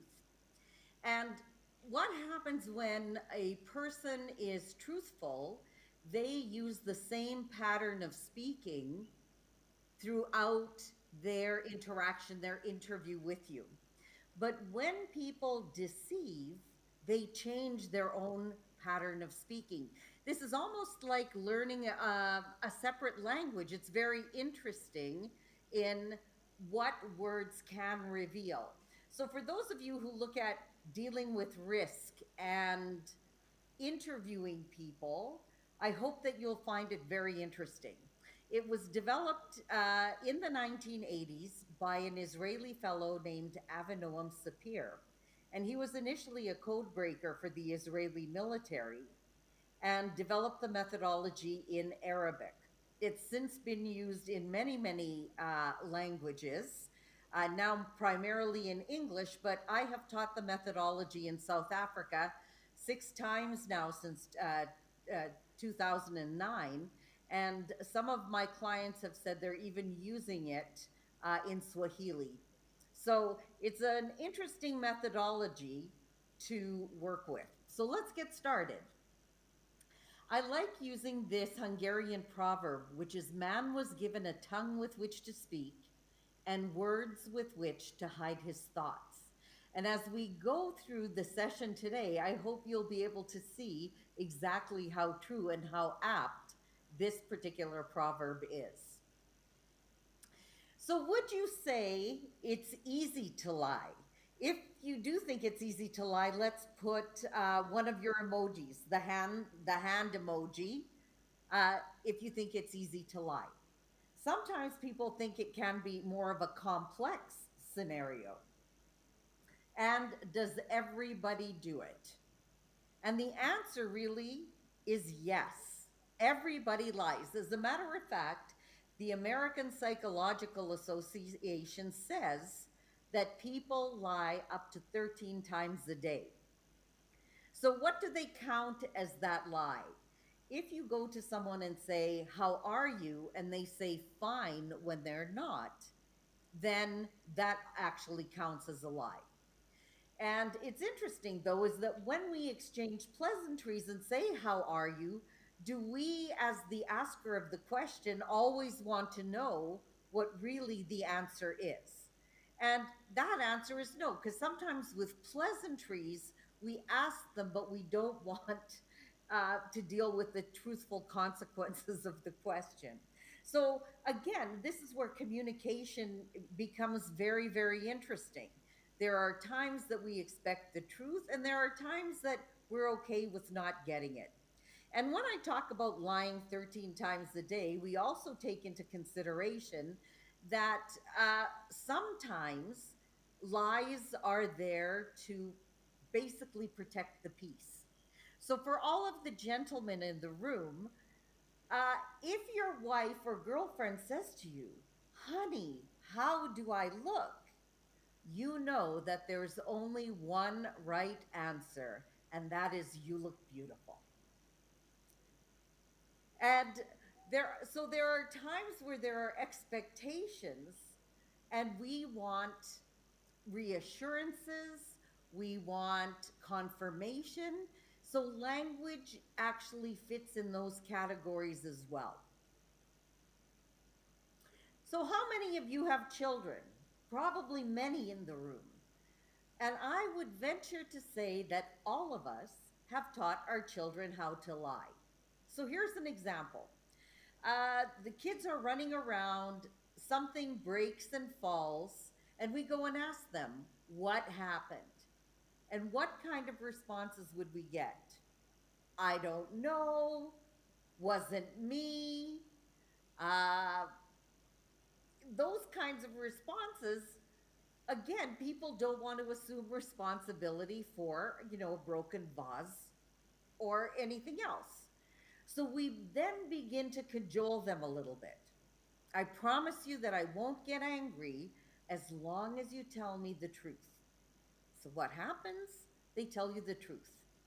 Or you go to your sister Sarah's house for Sunday dinner, and one of your little ones says, Aunt Sarah, why do you make chicken every single time we come? Mom says it's the worst dried chicken on the planet.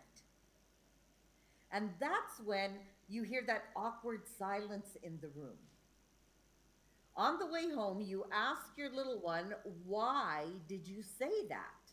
And they respond simply, well, Mom, you told me it's important to be honest. So at a very, very early age, children are conditioned to also know when should I tell the truth and when perhaps should I lie and not be completely truthful. So here are a couple of examples. My dad told me that if I swallowed chewing gum, my poops would bounce up and down in the toilet. I cried when I swallowed some gum. Another one, if the ice cream truck is playing music, it means they have run out of ice cream. And even sometimes we see corporations making commercials. Here's one by Volkswagen. It's in French, but there are English subtitles. Let's watch. Arrête. Arrête. Un seul coup de vent et tu restes bloqué comme ça toute ta vie. Le jeudi c'est ouvert, le vendredi c'est ouvert, le dimanche c'est ouvert, mais le samedi, parce que le dimanche je peux pas y aller, je suis chez mamie, mais le samedi, ils sont tous fermés, les magasins à jouer, c'est comme ça. Si, c'est des frites. Certes, mais c'est des frites, c'est vert, c'est des frites vertes. Parce que si tu travailles pas bien à l'école, et ben maman, elle va aller en prison. À la cantine, on vous sert pas des frites. Des pas de frites à la cantine. Ah ben voilà, elle est fatiguée, alors elle s'est endormie à la télé. Je t'aime. Ah. Je dis que t'aimes déjà. Ah oui, tu le sens? Ah oui, je le sens.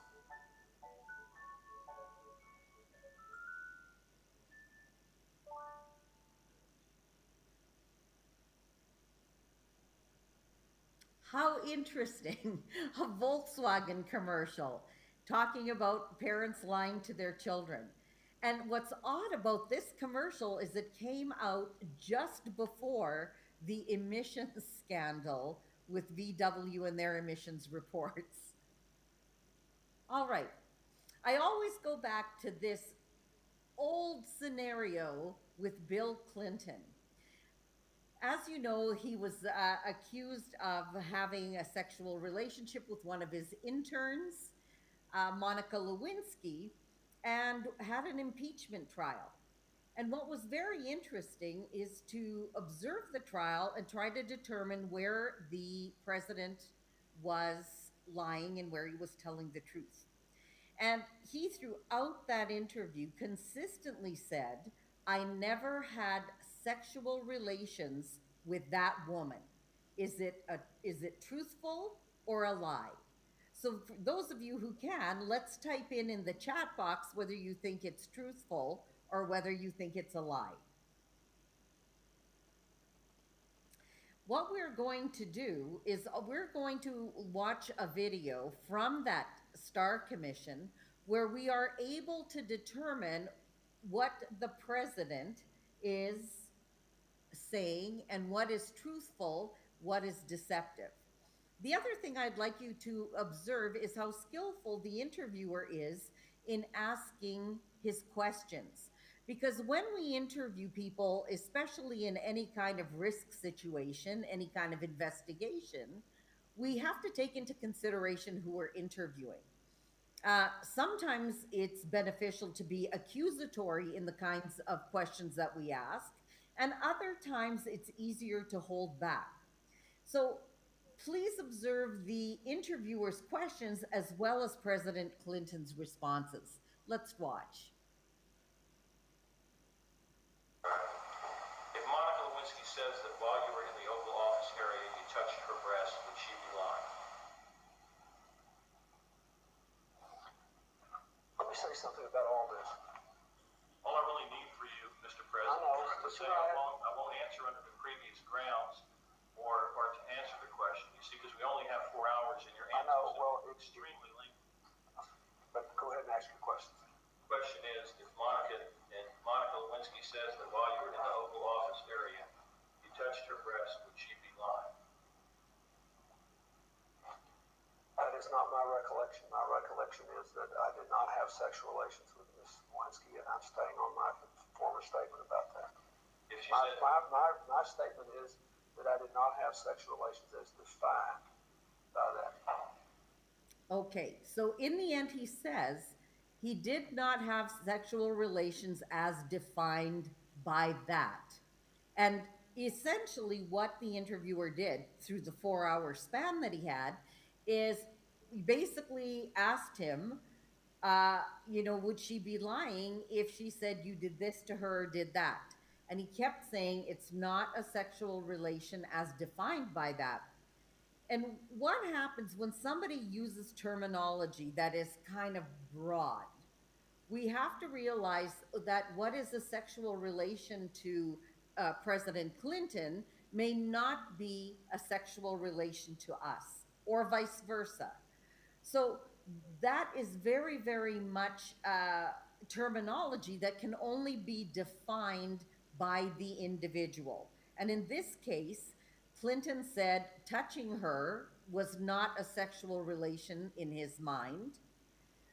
So what we have to do as interviewers is really find out what does the terminology sexual relation mean to Bill Clinton himself.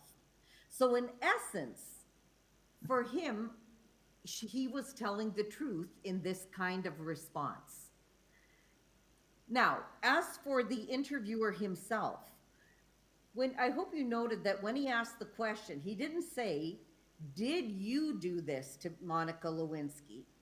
He allowed the president to have the dignity to actually put all responsibility onto Monica Lewinsky. When he said, would she be lying? Never asked Clinton, is he lying? So there are masterful ways to increase your interviewing skills as well in order to be able to elicit information from the subject before you. So what is linguistic lie detection?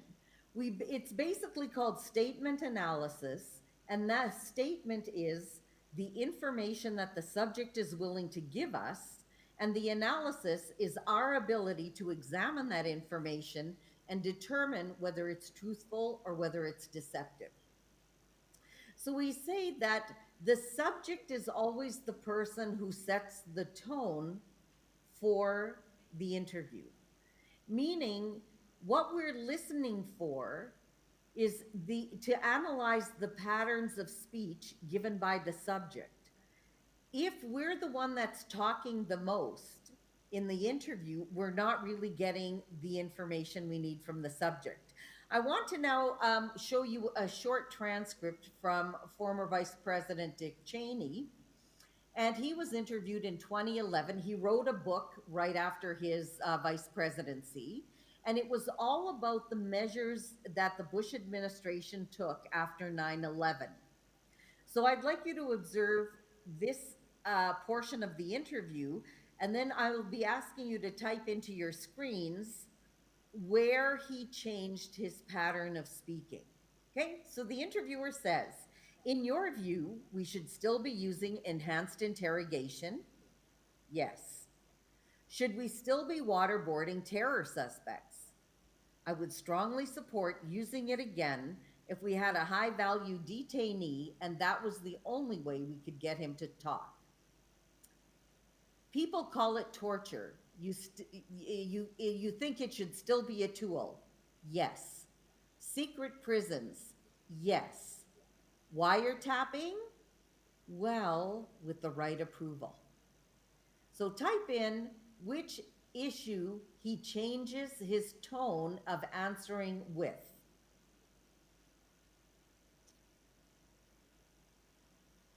So I'll wait for a couple of responses and then we'll start carrying on. Yes, some answers are coming in. Wiretapping. So most people, when we listen to an interview like this, we would be shocked at anything that alludes to, the physical harm of any other human being. And a lot of times that's what the interviewers would focus on. But here, Cheney changes his entire tone about wiretapping. So wiretapping is the issue that we as the interviewer need to focus on and ask him why, when waterboarding people and torturing in secret prisons was okay, why was wiretapping, which is the least harmful in terms of physical harm, why is that the sensitive issue? Well, all these years later, and after Edward Snowden's release of government information and the wiretapping that was conducted that was illegal, we can now know why wiretapping was a problem for them. They didn't have legislative approval for it, and they were doing it to innocent Americans, Canadians, probably some South Africans as well, and many Europeans. Anybody that they felt that they needed to gain information from. There was a scandal when it was found out that they had wiretapped some of Angela Merkel in Germany's staff phone lines as well. So this is one way where when we know how to listen and we hear what people are saying, that we can focus in and be very, very specific in the kinds of questions that we ask. Another Bill Clinton example. I love Bill Clinton and Hillary Clinton, simply not for their politics, but because they always feel that they're very masterful communicators. But rarely do they ever answer any questions specifically that they're asked. All right, so here's one. A reporter asked Clinton, have you ever used drugs? And his reply was, I never violated any law of my country.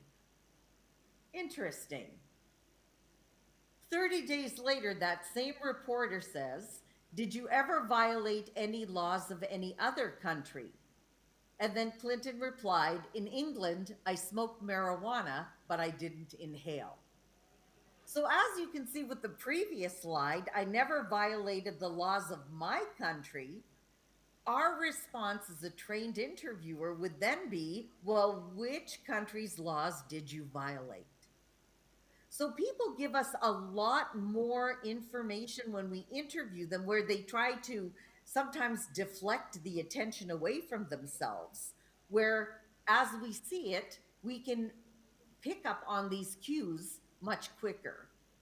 So when we want to interview a subject, especially in terms of any kind of investigation or inquiry, I always ask people to write down, if it's an incident about a particular day, to write down everything they did from the time they woke up to the time they went to sleep.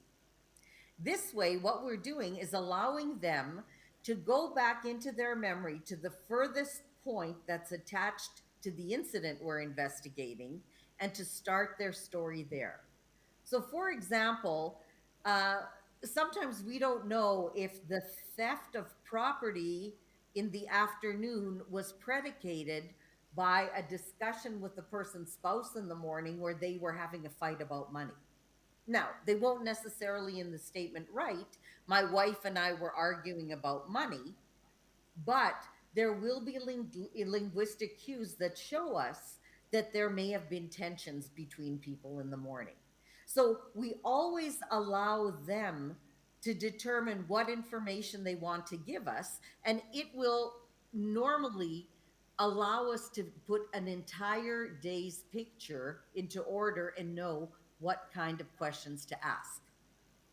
We also say that these statements will usually be in what we say is first person singular past tense, meaning the subject uses the pronoun I in relation to themselves, and that they use past tense as an indicator that what they're telling us comes from memory. Okay? Now, I always give this disclaimer. You'll have a few basic tips after this session to already start listening for some of these cues, but there are so many more additional triggers to this. So the first thing that we listen for and look for are pronouns. I, my, we, you, he, she, it, etc., etc. So pronouns can help us determine if the subject acted alone or with someone else. So for example, I got up, I took a shower and got dressed. I went to the kitchen and made breakfast. We ate breakfast. I left for work. So automatically we know by that change in pronoun that the person was with someone while they were eating breakfast. So one of the questions that we may want to ask in the interview is, who did you have breakfast with? Okay. Pronouns are also important because you will see a lot of incidents where there are disputes about possession. For example, it was my car, my money, the money, etc., etc. And we also mark missing pronouns because missing pronouns are an indicator of a lack of commitment to that particular statement. Let's look at an example. This is Congressman Gary Condit, and he was a congressman at exactly the same time Bill Clinton was president. And I use it because Condit was also having an affair with his White House intern, a girl by the name of Chandra Levy. And Chandra Levy went missing, and her body wasn't found for several years after. So here's an example of missing pronouns. He said, I told them everything they asked, answered every question, and I did nothing to slow down the investigation. Okay? So I would mark an asterisk before the word answered as an indicator of a lack of pronoun, which means he probably didn't answer every question that he was asked. Another example, I had 2 detectives in my house in Washington, D.C., so I answered every question, gave them every bit of the details in the interview. So the missing pronoun here would get marked before the word gave. So again, possibility that he is withholding some pertinent information in the interview. Now, one of the things that I should caution right away is that if there is just one linguistic trigger, like one missing pronoun here, it doesn't necessarily mean that he's just lying because of one trigger. We want the congressman in his statement to have several indicators that there is deception present. The other thing that we look at is something called a social introduction, and that is how people are introduced in the statement. The way the subject introduces them can determine their significance to the subject and to the events at hand. So for example, The proper way to introduce the person in a statement is the same way we would do it in person. So I would say, I would like to introduce you to my husband, John. Right away, you know the name and you know the status of the person to me. So, my husband. If a person says, I'd like to introduce you to Jane, we don't know who Jane is. Is Jane a stranger? Is Jane a colleague? Is Jane a sibling? So we have an expectation to have proper social introductions listed in statements as well. So let's take a look at this Gary Condit example. Connie Chung, the interviewer, says to him, did she, meaning Chandra Levy, want you to leave your wife? His response was, no, I mean, I've been married for 34 years and I intend to stay married to that woman as long as she'll have me. Wow. I want to let you know that this means close and that means distant. So what he's telling us is he is in the doghouse with his wife. And of course, if he was atoning, he'd say, I've been married to my wife for 34 years. But that woman means that they have a very rocky relationship at present. Okay, here's another good one from my favorite guy.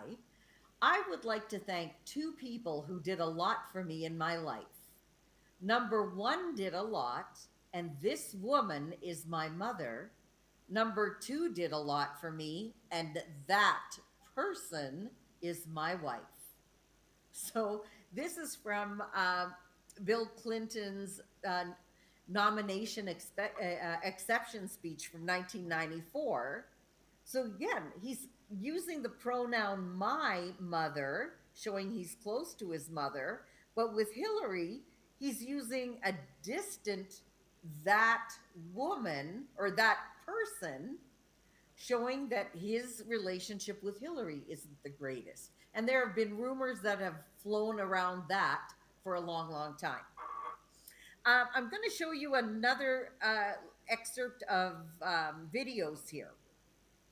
Interviews are uncomfortable not only for the person who is accused of something, but interviews are also uncomfortable for people that are testifying as witnesses. You know, nobody likes to be called up, and everybody, you know, wants to distance themselves from the scenario. So this is Naomi Campbell, South African case, when she was given blood diamonds from Charles Taylor from Liberia when she was at a fundraiser for the Nelson Mandela Foundation.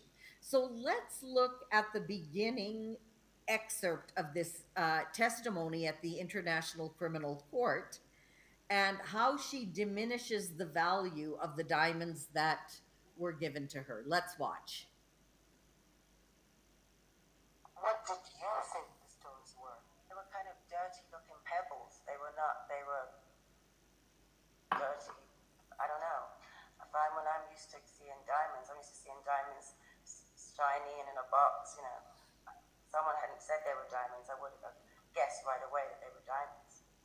Okay, so doing something that's not unusual, if you're handed something or given something, you want to diminish the value of it. And that happens naturally when you want to also diminish, you know, your unwilling role in this.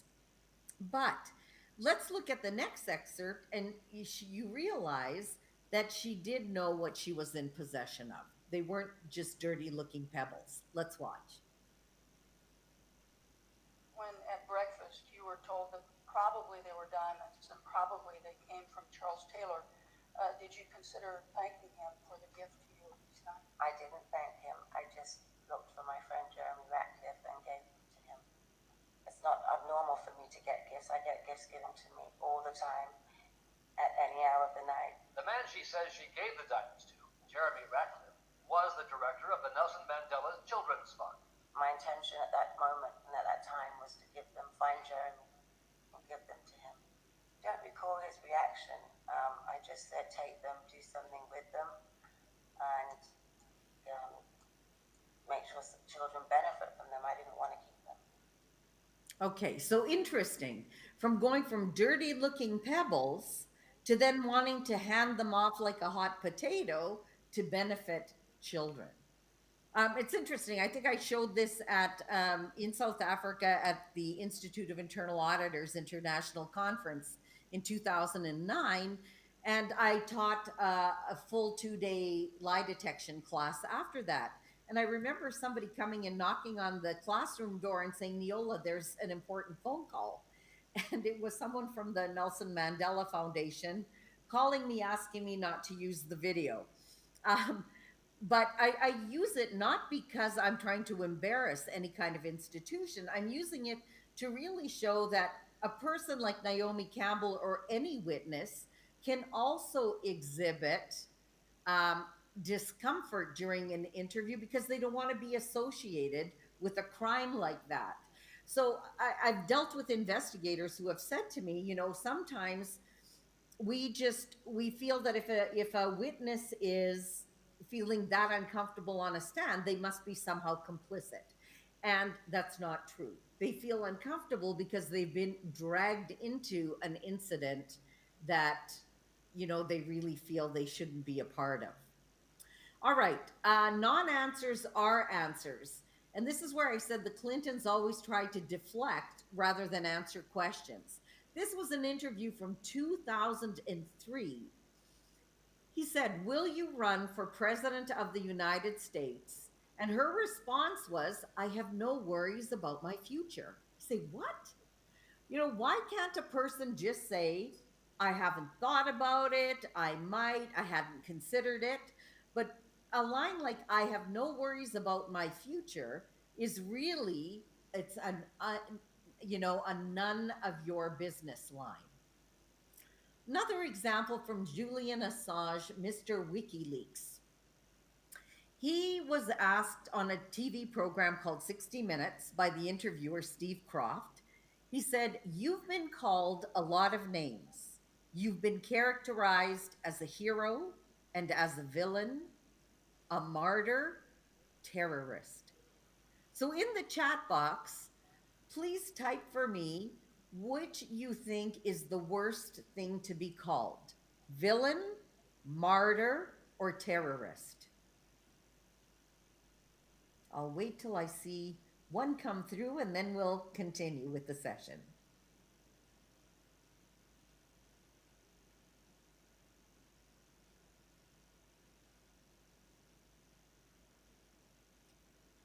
Okay, I saw one come in, terrorist. Others are coming in as well. Let's see how Julian Assange answered. He said, "I'm not yet a martyr." When I was listening to the interview, I thought, what? This is fascinating. So he's okay being a villain. He's okay being a terrorist, but he's saying, "I'm not yet a martyr." And by saying not yet, it means he's okay to be considered as a martyr in the future. So this is what I mean, that instead of us making an assumption saying that villain or terrorist is a horrible thing to be called, we need to wait and hear these responses from the subjects so that they really respond and we're not making assumptions about what it is they're feeling or thinking. In all, words mean different things to different people. And each of us has our own linguistic code influenced by our backgrounds, our educations, and our spouses and our family. And we can't ever judge another person's linguistic code based upon our logic. Eliot Spitzer is the former governor of New York, and he was considered the white knight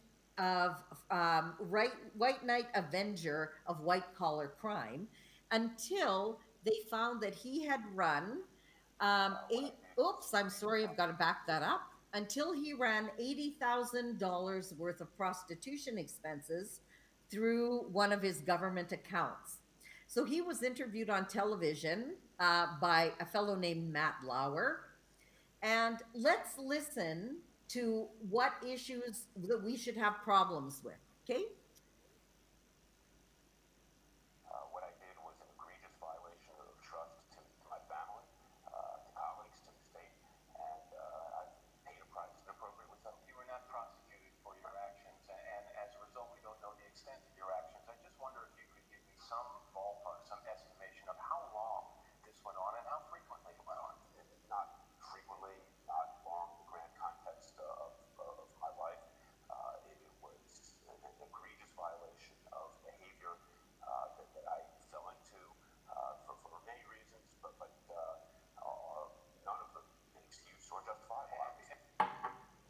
Okay, so what do I have issues with? 2 points.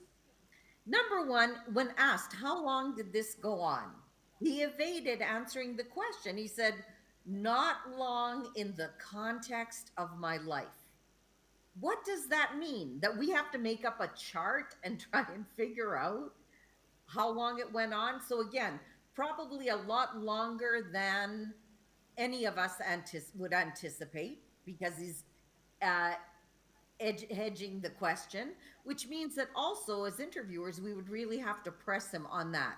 The second thing is he then refers to himself in the third person and says that it was just something he fell into. I'm like, are you kidding me? What is that? So you're walking along the street, there's this puddle of prostitution in front of you, you try to leap over it, but you fall in. And that's it, $80,000 worth of prostitution expenses there. So people really do reveal what they are trying to hide from us. And we are here to listen for that and to see it in statements, to really try and get the answers and not let someone get away with those kinds of evasive responses. If you're interviewing someone that is a suspect, you have to ask the question in the interview, did you do it at least once? And at the end of the interview, always these questions. Is there anything else you want to tell me? Or is there anything else that's important for me to know? Because oftentimes people will leave interviews wanting to tell the interviewer something, but if we don't make room for them to talk to us further, then they won't. So as we're tying up this session, I want to say that language in the 21st century sometimes is much ado about nothing. Language is constantly being reduced to what I call non-litigious banter.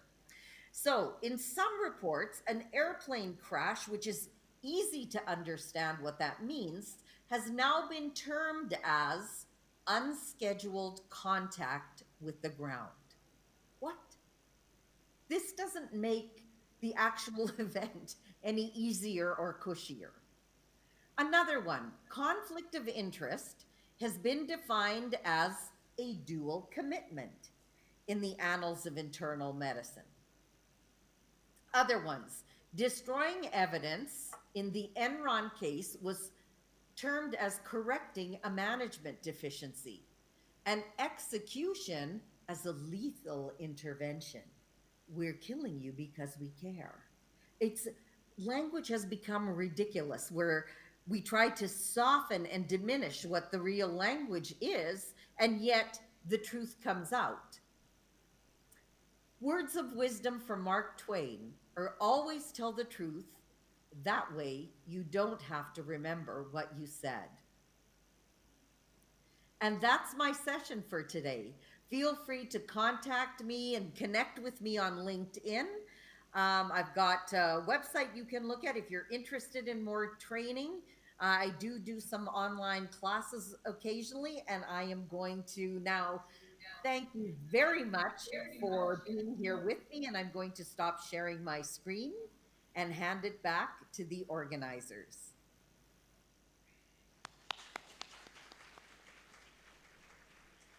Thank you so much, Ms. Corris. At least we now understand that it's acceptable not to always tell the truth, provided you are doing that to maintain peace. Thank you so much. We are now going to allow questions and comments from the floor, and of course, on the virtual platform.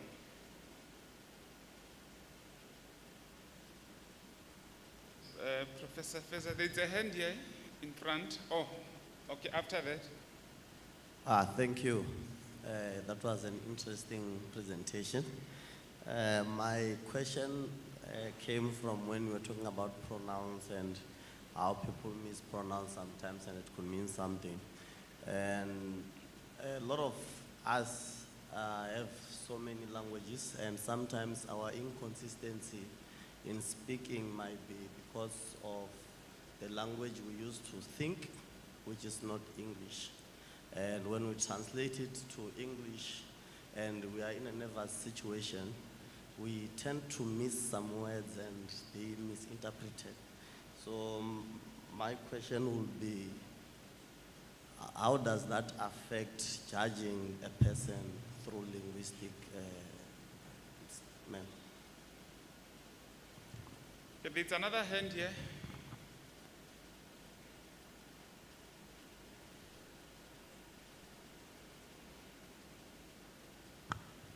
Thank you very much.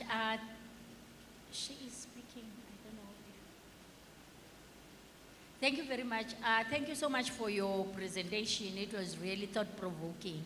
And one thing I've noticed as you were presenting these scenarios to us is that you do quite a lot of triangulation in your questions. You ask the first question and then you go and ask the same question in a different manner. And I know it's a process we also use in research to make sure that the responses, especially when you are working with only one subject. But what I want to know to you, is that a technique that one can use to get authentic information? Repetition of a question is very important. And this is why. There's a wonderful book called When I Say No, I Feel Guilty, and that's written by an American psychologist. And he says that if a person doesn't want to answer a question, they can deflect once.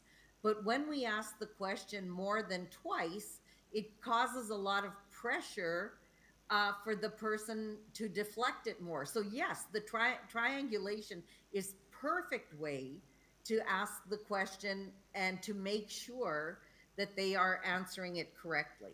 So excellent, yes. Okay, thank you. The first question, did you respond to the first question? The first question.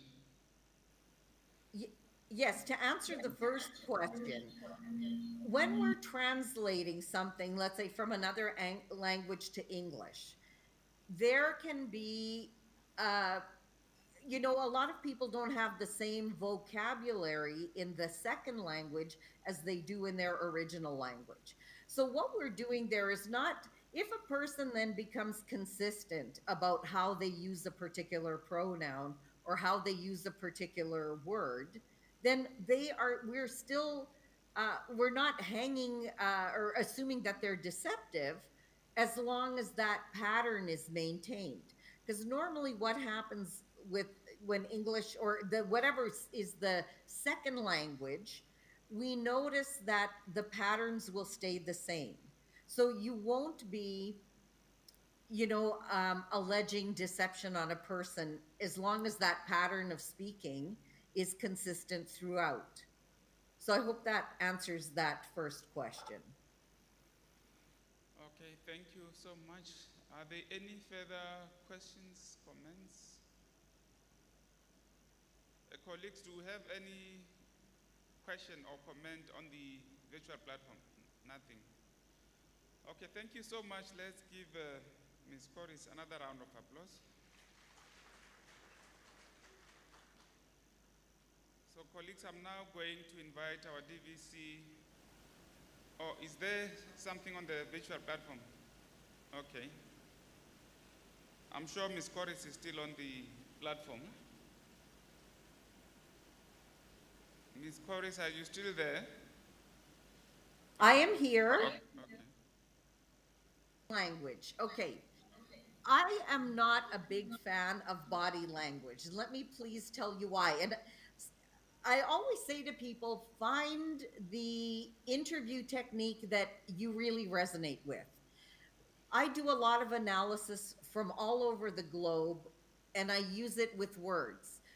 When we are trying to listen just for language, and how are we then able to split our brains and look at just body language as well? I also find, and you may not have this same kind of issue in South Africa that I do in North America, But in order to understand body language really well, we have to understand that culture as well. So, for example, in North American culture, there's an expectation that if a person is resonating with you, that they will look you back in the eye. There are cultures, for example, with our indigenous people here, where a sign of respect is not to look you in the eye, is to look down as a sign of respect. For them to look you straight in the eye is an act of defiance. So I'm not a big fan of body language that way. But also, this is where also my friends in Tanzania and Uganda have talked about using the methodology in Swahili, where they have really adapted parts of the language to really know where a person is hesitating or skipping over answers and trying to elude them. So, again, I'm not a fan of body language, but that's me.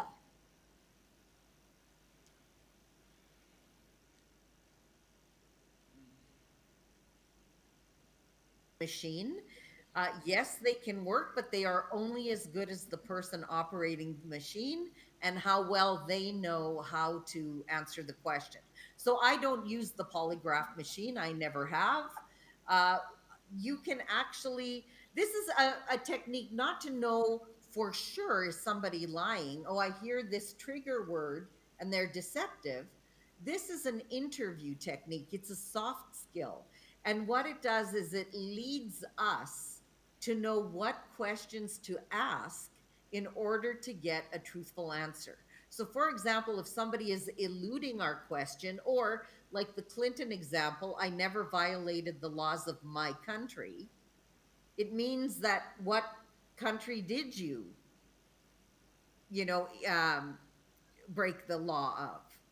Because if he said, did you ever break the law of any country? The easy answer is yes or no. But people who are lying use tactics with us.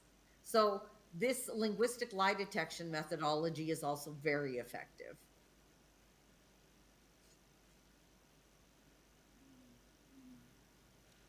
Okay, thank you so much, Ms. Norris. Let's give you a round of applause. Thank you. I see quite a number of delegates are already leaving, and maybe before we find ourselves remaining with only those who are waiting to close this venue, let me take this opportunity and invite our DVC for teaching for postgraduate studies and research and postgraduate studies, Professor Nosisi Feza. Let's welcome her to the podium.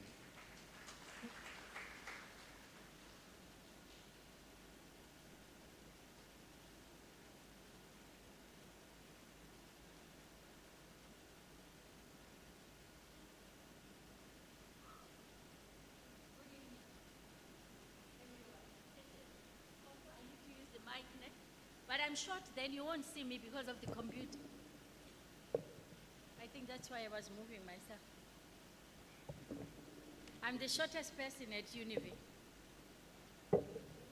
Thank you, that helps a lot. I'm not going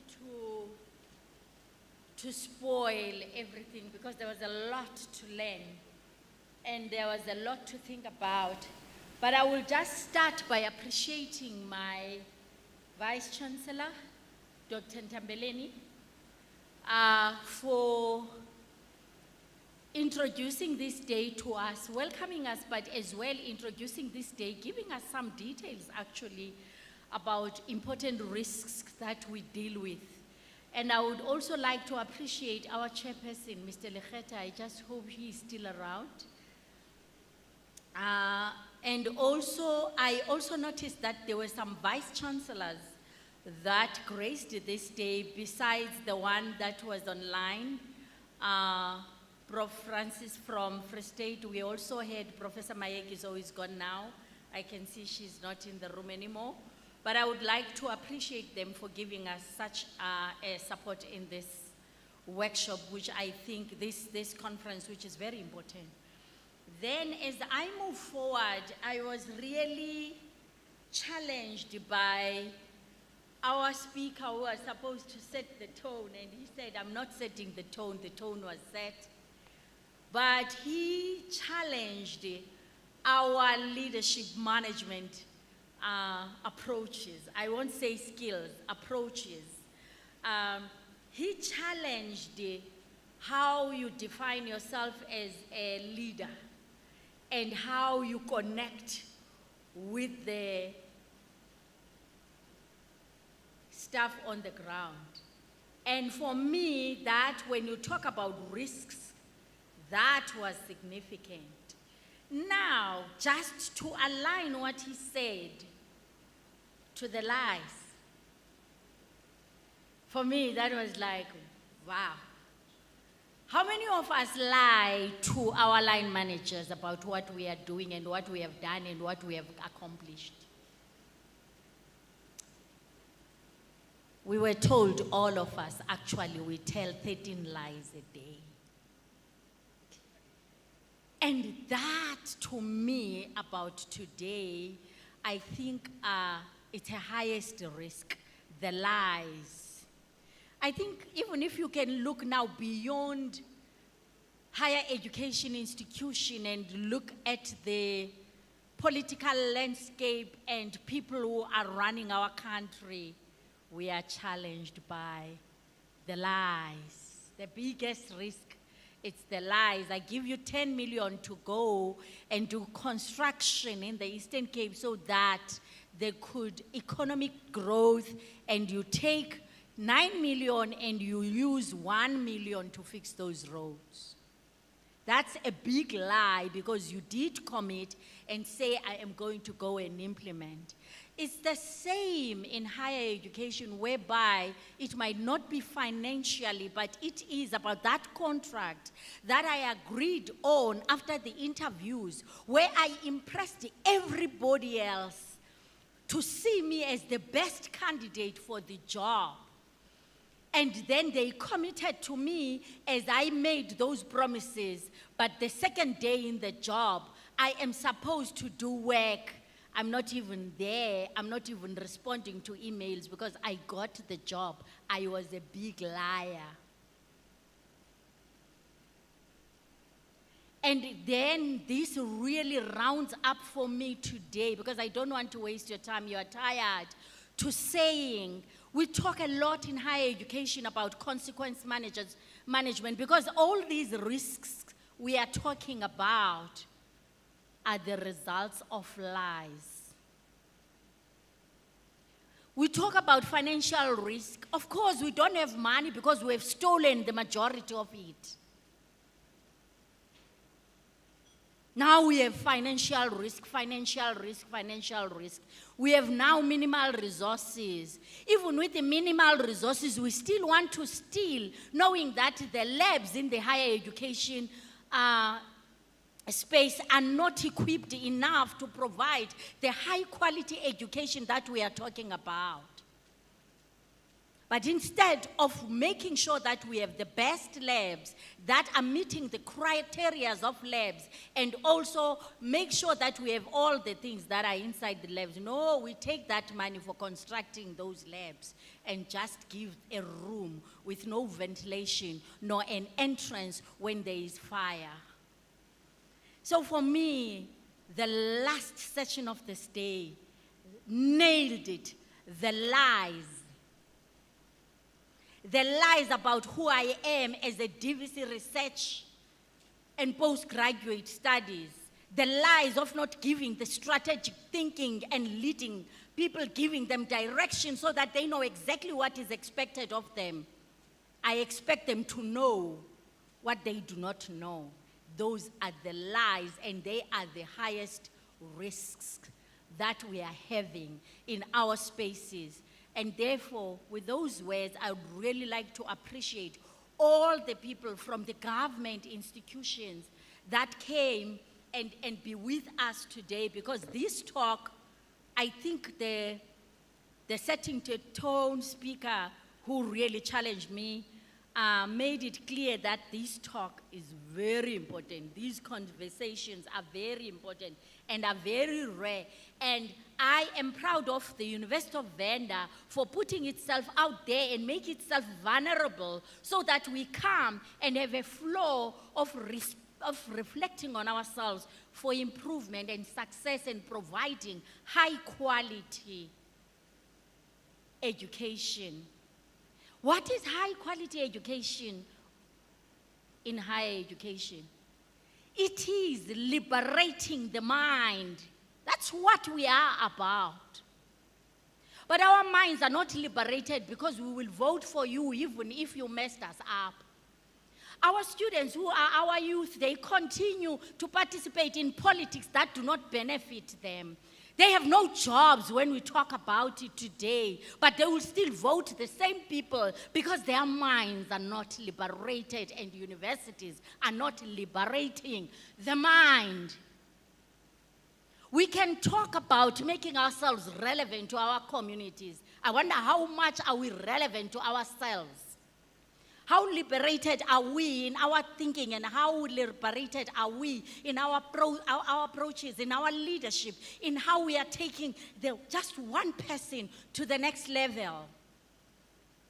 When you work with the people under you, do you want to see them in the next position, or do you want to keep them there because you are useless yourself as a leader? Then you lie and say, I know what I'm doing, but you don't know it. And you call yourself a leader.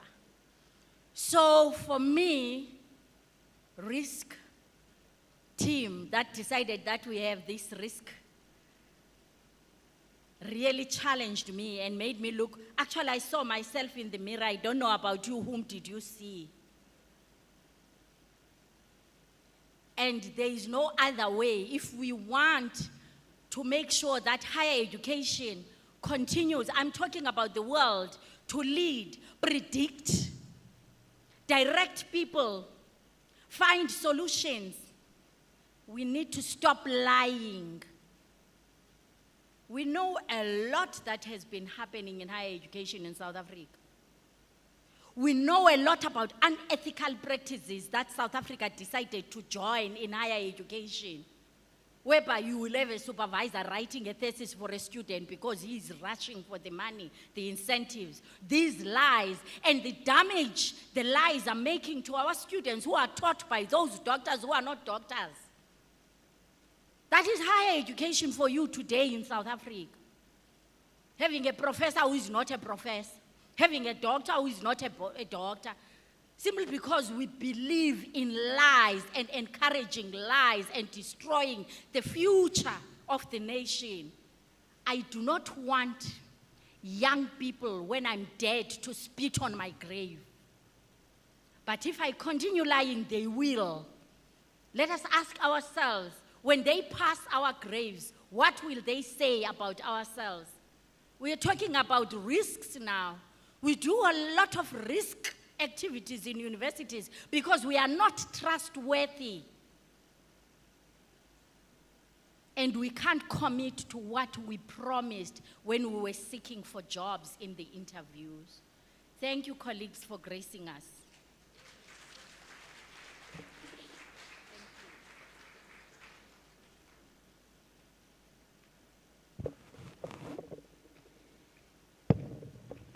Thank you, Professor Feza, the DVC for Research and Postgraduate Studies. Stop lying. She deserves a very big round of applause. Professor Feza, I thought today I'll have the opportunity to shake your hand, but as I was preparing to hand over the gift to you, I received a text message that Professor Feza is so tired in such a way that she can't carry that box to the office. So the box will be delivered to your office. Thank you so much once again, Prof. Colleagues, this brings us to today's session, and I hope you enjoyed your day, and I just want to remind you that we managed to handle all the items that are contained in the program.